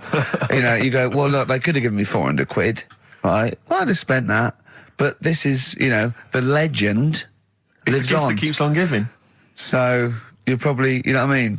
Think how much what you got to think of is how much all his great songs took, not only from the depth of his soul and all his sort of angst and knowledge and love, and then all the studio time, the marketing, and they're just giving you one that. They go, don't worry about that, Carl, just have it. And you go, what? But all the time we spent with Bob Marley and everything is there. You go, have it, Carl, have it, Carl. And Gratis. Yeah, have that. Thanks, well done. Carry on. We're still going to pay you for the work. Yeah. That's just some on top. Here's a little piece of Bob, free. Yeah, so don't moan, it's extra. So, they didn't have to give you it at all. Play a record, you ungrateful little swine. Some people, like the homeless, aren't getting anything this Christmas. This is my Except to favourite chill. Elvis Costello track of all time. It's Alison. This wasn't on the list. Right. Elvis Costello, Alison on XFM 104.9. So, that's it. Well, maybe, I'll tell you what, a good idea, Carl, just beg. Just ask for other things. What do you want? What do you want for Christmas? You must have a big fan base out there willing to make you things. Maybe like a little, I don't know, gloves, pair of gloves. Little woolly hat. If you want to send a necklace in for Suzanne, that'd be handy. Mm-hmm. Oh, yeah. That's what she wants. Is Suzanne listening today? No, she's out. Right, okay, this is the dilemma. Me and Steve, yesterday, were trying to convince Karl that it would be a good idea to buy Suzanne a Christmas present. Okay? Now, why aren't you going to buy her a Christmas present? Explain, Karl, why you don't think you should buy her a Christmas present. No, I've told her I'll get her one, but in the new year. We're going away on holiday and that, so there's no point taking stuff away. Yeah. Going to Lanzarote next week. Just get her something in the sales after Christmas for this, yeah? Yeah. Right. And me and Steve were trying to explain to Karl that she would love it if you bought her something on Christmas Day. Yeah, but she knows now. But knows what? I've told her. So no, she's well, I'm going getting to tell you. Do you know? Right, this dear listener, this was Karl's worry. I said, I bet she's got you something, and Karl was worried in case he got her something and she hadn't got him something. Yeah, he'd be livid. He didn't want to be down. He didn't want to be a present down. Yeah. Look at his face.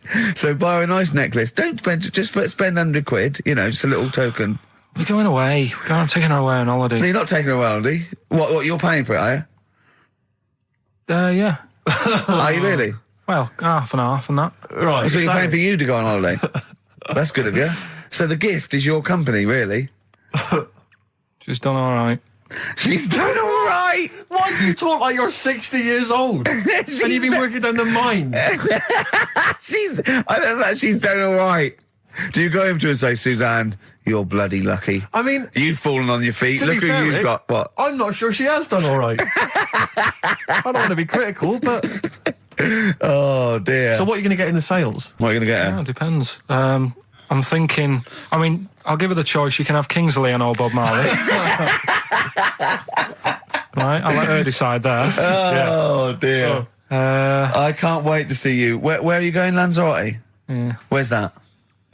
Don't know. Suzanne sorted it out. I said, Lanzarote. I said, is that Africa or is it Spain or Portugal? Just thought you don't know. I went, what do you mean don't know? I goes, well, what's the currency? I went, don't know. I said, Suzanne booked this one, did she? Yeah. I thought, where is it?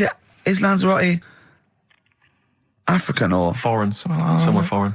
I was looking last night, and doesn't look that good. There was like one of the highlights of the things it says you've got to do is go and have. Apparently, they've got restaurants in caves, and that's like one of the things they say you must do. So, if that's a highlight, do you know what I mean? Right. So I'll do that. Go and see what that's like. Yeah. When you're on the beach, Karl, do you wear the very, very tight Speedos? No. Do you walk around with them? Sort of longish shorts, t-shirt on, probably with a sort of a light shirt on top of that. Right, sure. So quite wrapped up then. Covered up. Do you wear a hat? Because obviously the bald head there's risk of sunburn. No, I just put a bit of lotion on it. Lotion on there. Yeah. Just have a bit of a wander down the beach, have a look. Yeah. See if there's any old blokes with their tackle out and a backpack. A lot to look forward to. So yeah, there you go. Yeah. Well, we're looking forward to finding out how you get on. Yeah.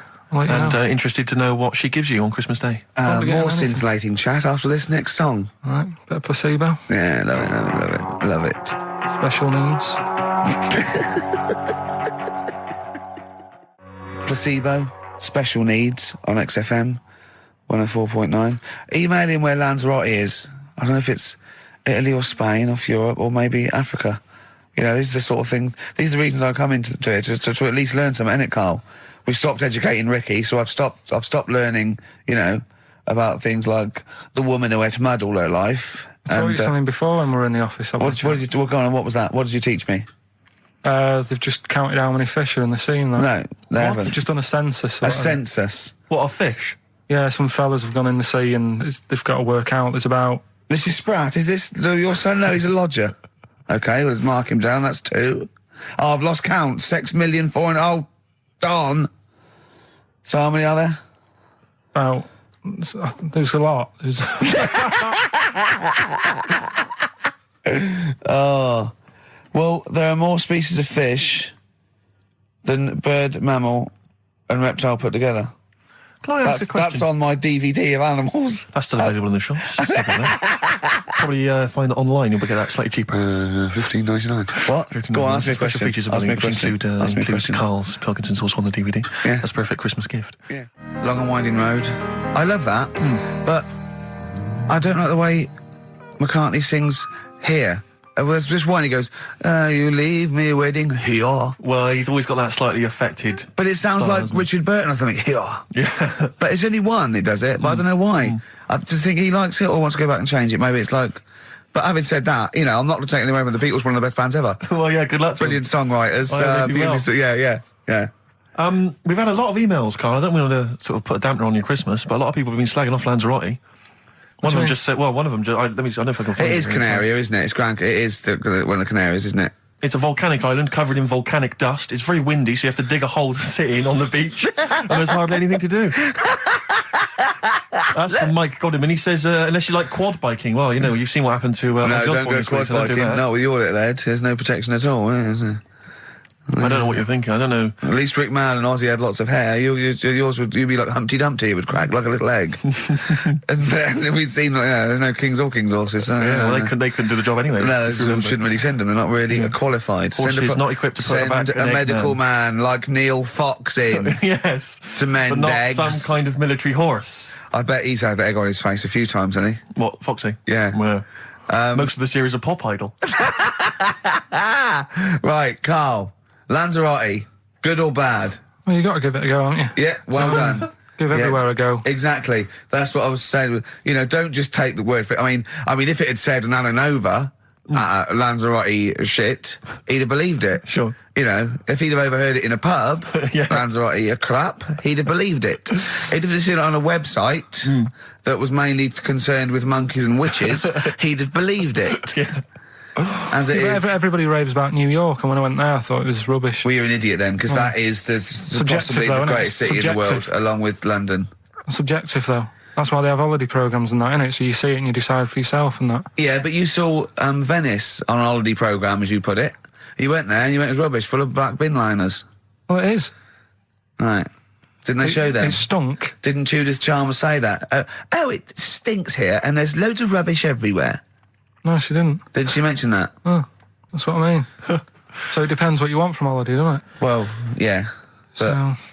You're an idiot if you don't like New York, so next. Anyway, come on, break up, guys. Kiss and make up. Right back, just for Christmas. Brilliant. I've only got 2, really. What? Because I was trying to work one out before, right, in my little room. Yeah. I was looking at different band names, thinking, what can I do? Yeah. Couldn't concentrate, because Ricky was in there, trying to spray deodorant all over the place. Right? Well, you should have done them yesterday. You should have shut me out. Right. So there's just 2. Brilliant. Well, I've kind of got an idea for the third one. Fine, I'll have a go. Yeah. Right, so anyway, the first one... Should we play a record and come back to this? We'll do it quickly, we'll do it quickly. No, play a record. This is then. rubbish. Yeah. Rubbish. Libertines. Useless. Give me the gifts. Let me have a look what prizes you've got. Libertines, Don't Look Back Into the Sun on XFM. Well, the general public are getting involved with Karl's holiday, and, I mean, this has been a damning report on Lanzarote. There's not been a positive word written about Lanzarote so far. Wow. It's volcanic, there's no natural water supply. Sorry, there's no natural water supply. It's you all have to imported. sit in a hole. What do you think of this, Karl? What do you think of the people that want you to know that you're going to a rubbish place when you can't change it? What do you think of that? Rubbish though, will it? What do you mean? Be all right. What do you mean it'll be right? Because I'm going to go there thinking, oh, there's no water and that, and there will be water. No, they didn't say there's no water. What did they say then? There's no natural water supply. Whatever. I'm not bothered. Doesn't bother me. All right. I'm going to have a good time and that. What are you going to do? What do you plan to do? Got a book. What book you got? Rich Hall book. I'm just going to read that. So, Brilliant. And the weather's better than here, isn't it? Yeah. So... Someone emailed just now. They said they're listening online and there's a problem with their computer and everything's sped up. The music's sped up. Our voices, Rick, are sped up. Except Karl's. That's how slow he speaks. So when everything's sped up, he sounds normal. Right, we're doing Rockbusters. Yeah, come on.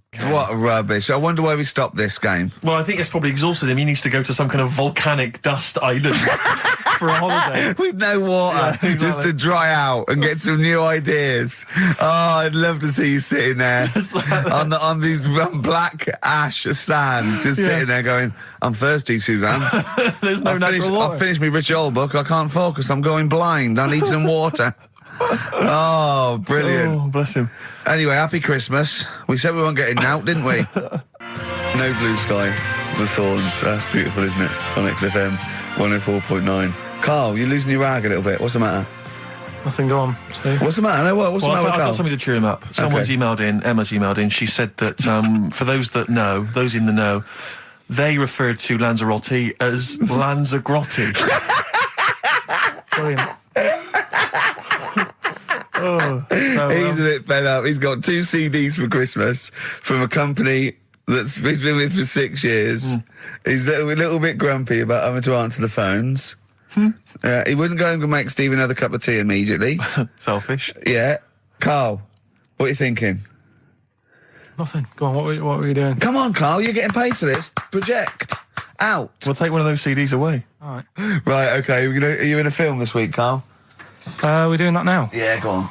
Get it over with. Hang on a minute then. Get it over with. Let's get this show over with. We can go home. You can go off to Lanzarote and sit on some ash. Some charcoal.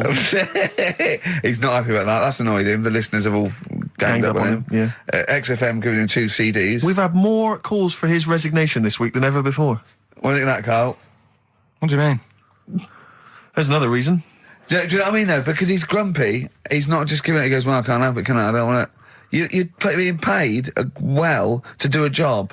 People have tuned in to be entertained, to have good songs. Me and Steve are working I'm pressing here. the buttons. I'm paid to press the buttons. That's what I'm doing. Has every CD started on time? Then why would they give you Monday off if you just paid to press the buttons? Don't get every other Monday off, do I? So have you stopped doing that now, have you? Well, yeah. Why? Because there's work to do in that. I'm not moaning about it. Let's get on with it. Right, Scrooge, right, is the film that I'm in. Thought I'd do a Christmassy one. Okay. Right? Yeah. So get people in the Christmas mood and that. Yeah, you have. Yeah, you have got people in the Christmas mood. You're like Santa visiting them. So it's you in the film Scrooge. Yeah. Which version of Scrooge? The old one. Is it? If it's just you moaning with bells, I'll be annoyed. Right, go that on. is essentially Scrooge. Yeah. Right, Scrooge, listen to this, and then there's some question at the end. All right. And you can win some stuff and that. Yeah. All right. Yeah.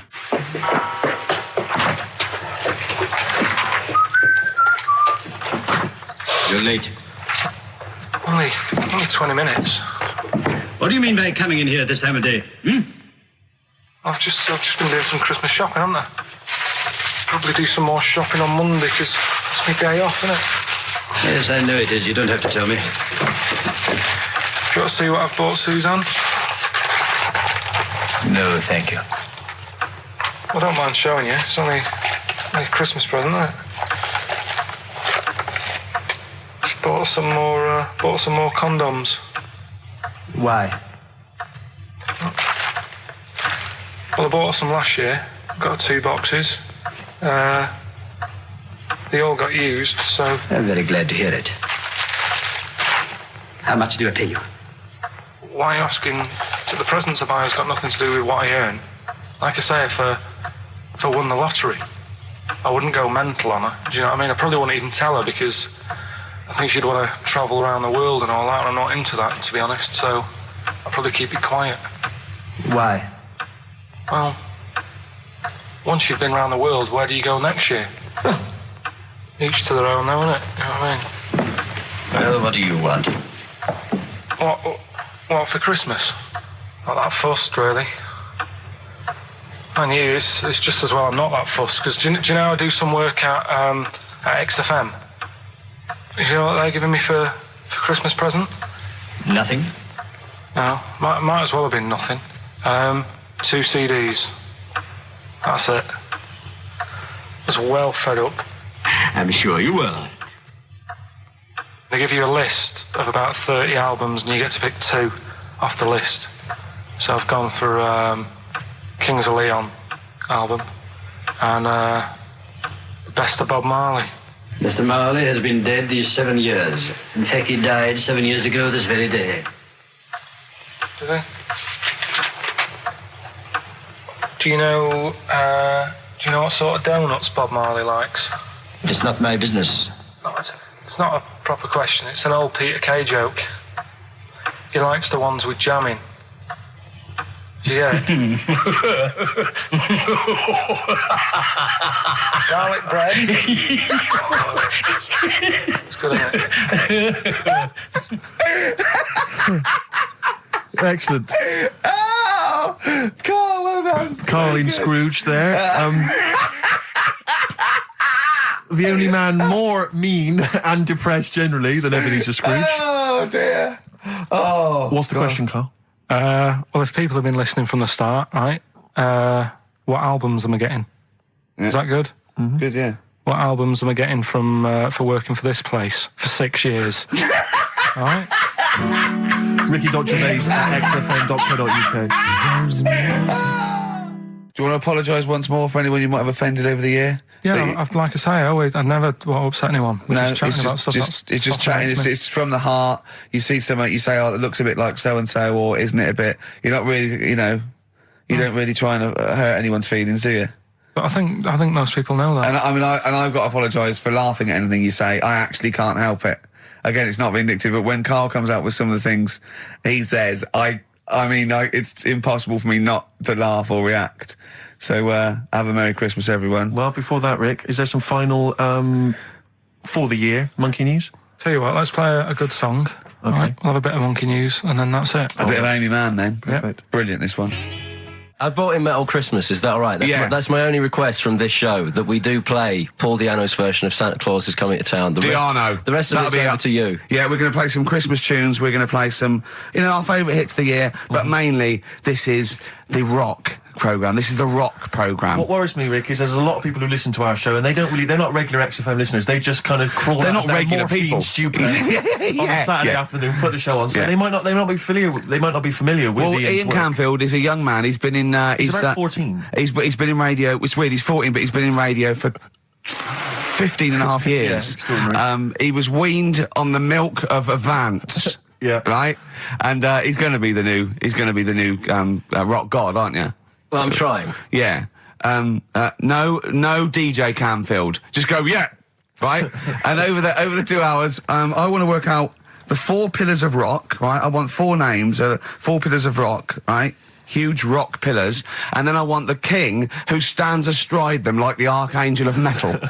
So we'll be asking Ian, every few minutes we're asking, right, who's your first pillar of rock? And then, keeping the one that stands astride them. Okay? And how many do we need? Well, we need 5 names then, don't we? The 4 pillars of rock and who stands astride them. Right, okay. Like the Overlord with these Axe Attack albums. Yeah. Yeah. This is Oasis. Christmas. I just wonder if there's one more contender. I don't know who this was, Ian, that phoned in with it, but possibly it's topical. Deathly Hem. Yeah.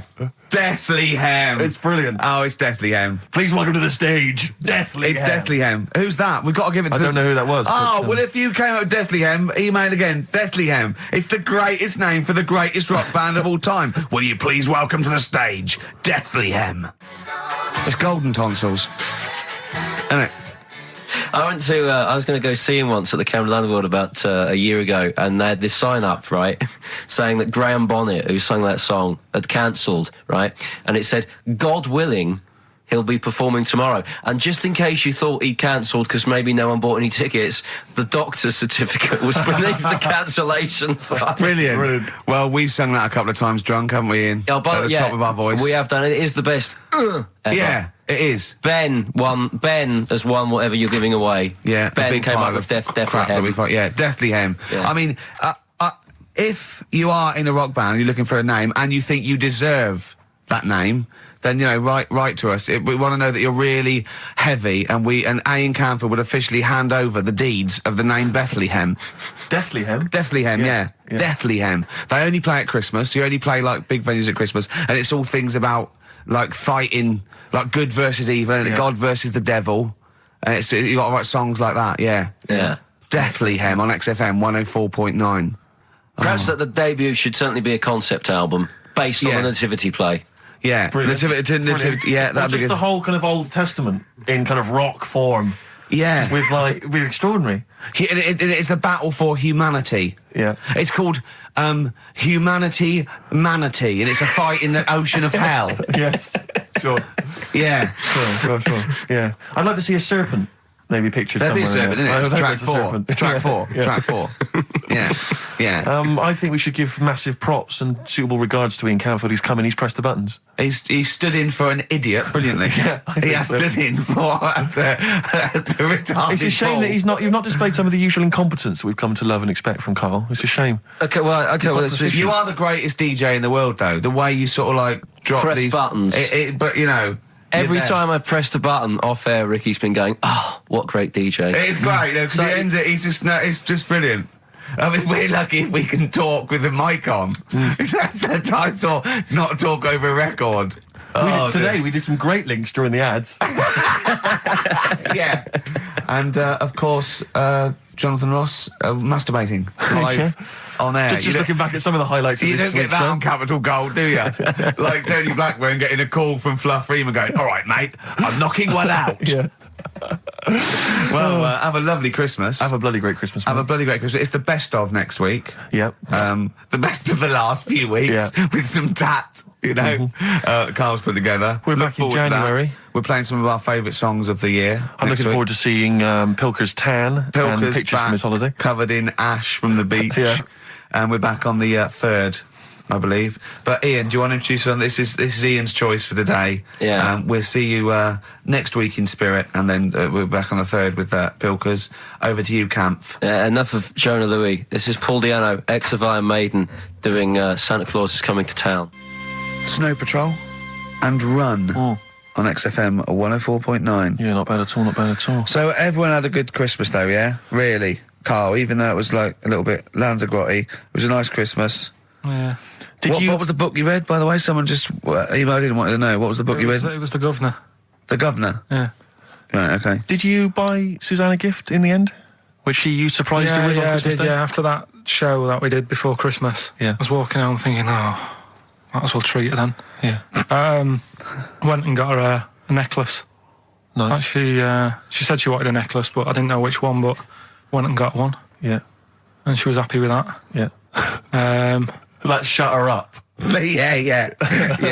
But, yeah. And did she get you something? Did she get you a gift back? She did get me something, yeah. See, we knew she would. Of course she would. Yeah, but the thing is, right, she got me a little Game Boy Advance to take on holiday because she knows I get bored. Lovely. Right?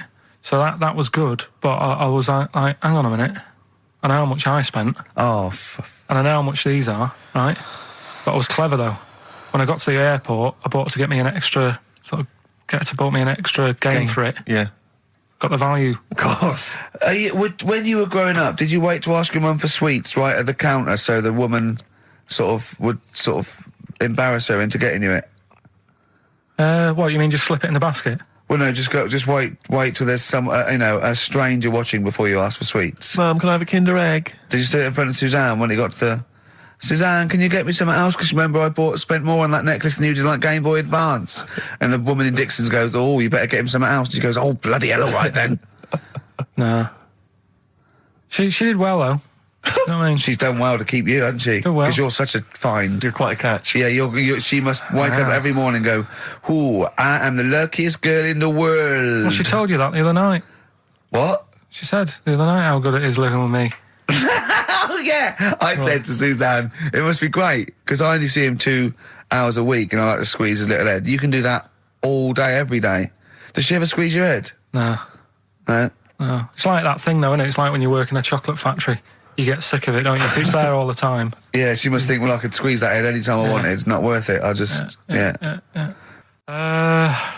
didn't get my mum and dad anything this time. No, because I'm always treating them anyway. whenever if they need a few quid, if I can help Well, them, you I do. are the gift that keeps on giving, Carl. No, but don't just go giving anything just for the sake of it. You know what I mean? Wait for the time that's right, sort of thing. Just because it's Christmas. Because yeah, I mean, there's no better time, is there? Really? No, I just was going to say my mum and dad didn't get me anything, but they did. What did they get? But just some money. But I'll get them something when the time's right. Do you know what I mean? They always need bits and pieces through the year, so yeah, I'll look after them. Sure. Karl's theme tune there by Placebo. Special Needs on XFM 104.9. All right. New Year's resolution, Karl? I don't know. I don't do it. Really. What about something like, I don't know, start smoking? Do you know, there must be something. No, it's a waste of time, isn't it? Don't bother with that. Right. You see? Me, no, I've never really made any New Year's resolutions. I just be good to people. Just treat everyone as you want to be treated yourself. Give to charity. Hate crime, racism, famine, sexism. I know you're going to keep to all those, except the give to charity. Me and Karl find that a little bit hard to believe. Never going to happen. Well, you've always got to break at least one of your New Year's resolutions. Exactly. Yeah, well, I think I'll be nice to Karl.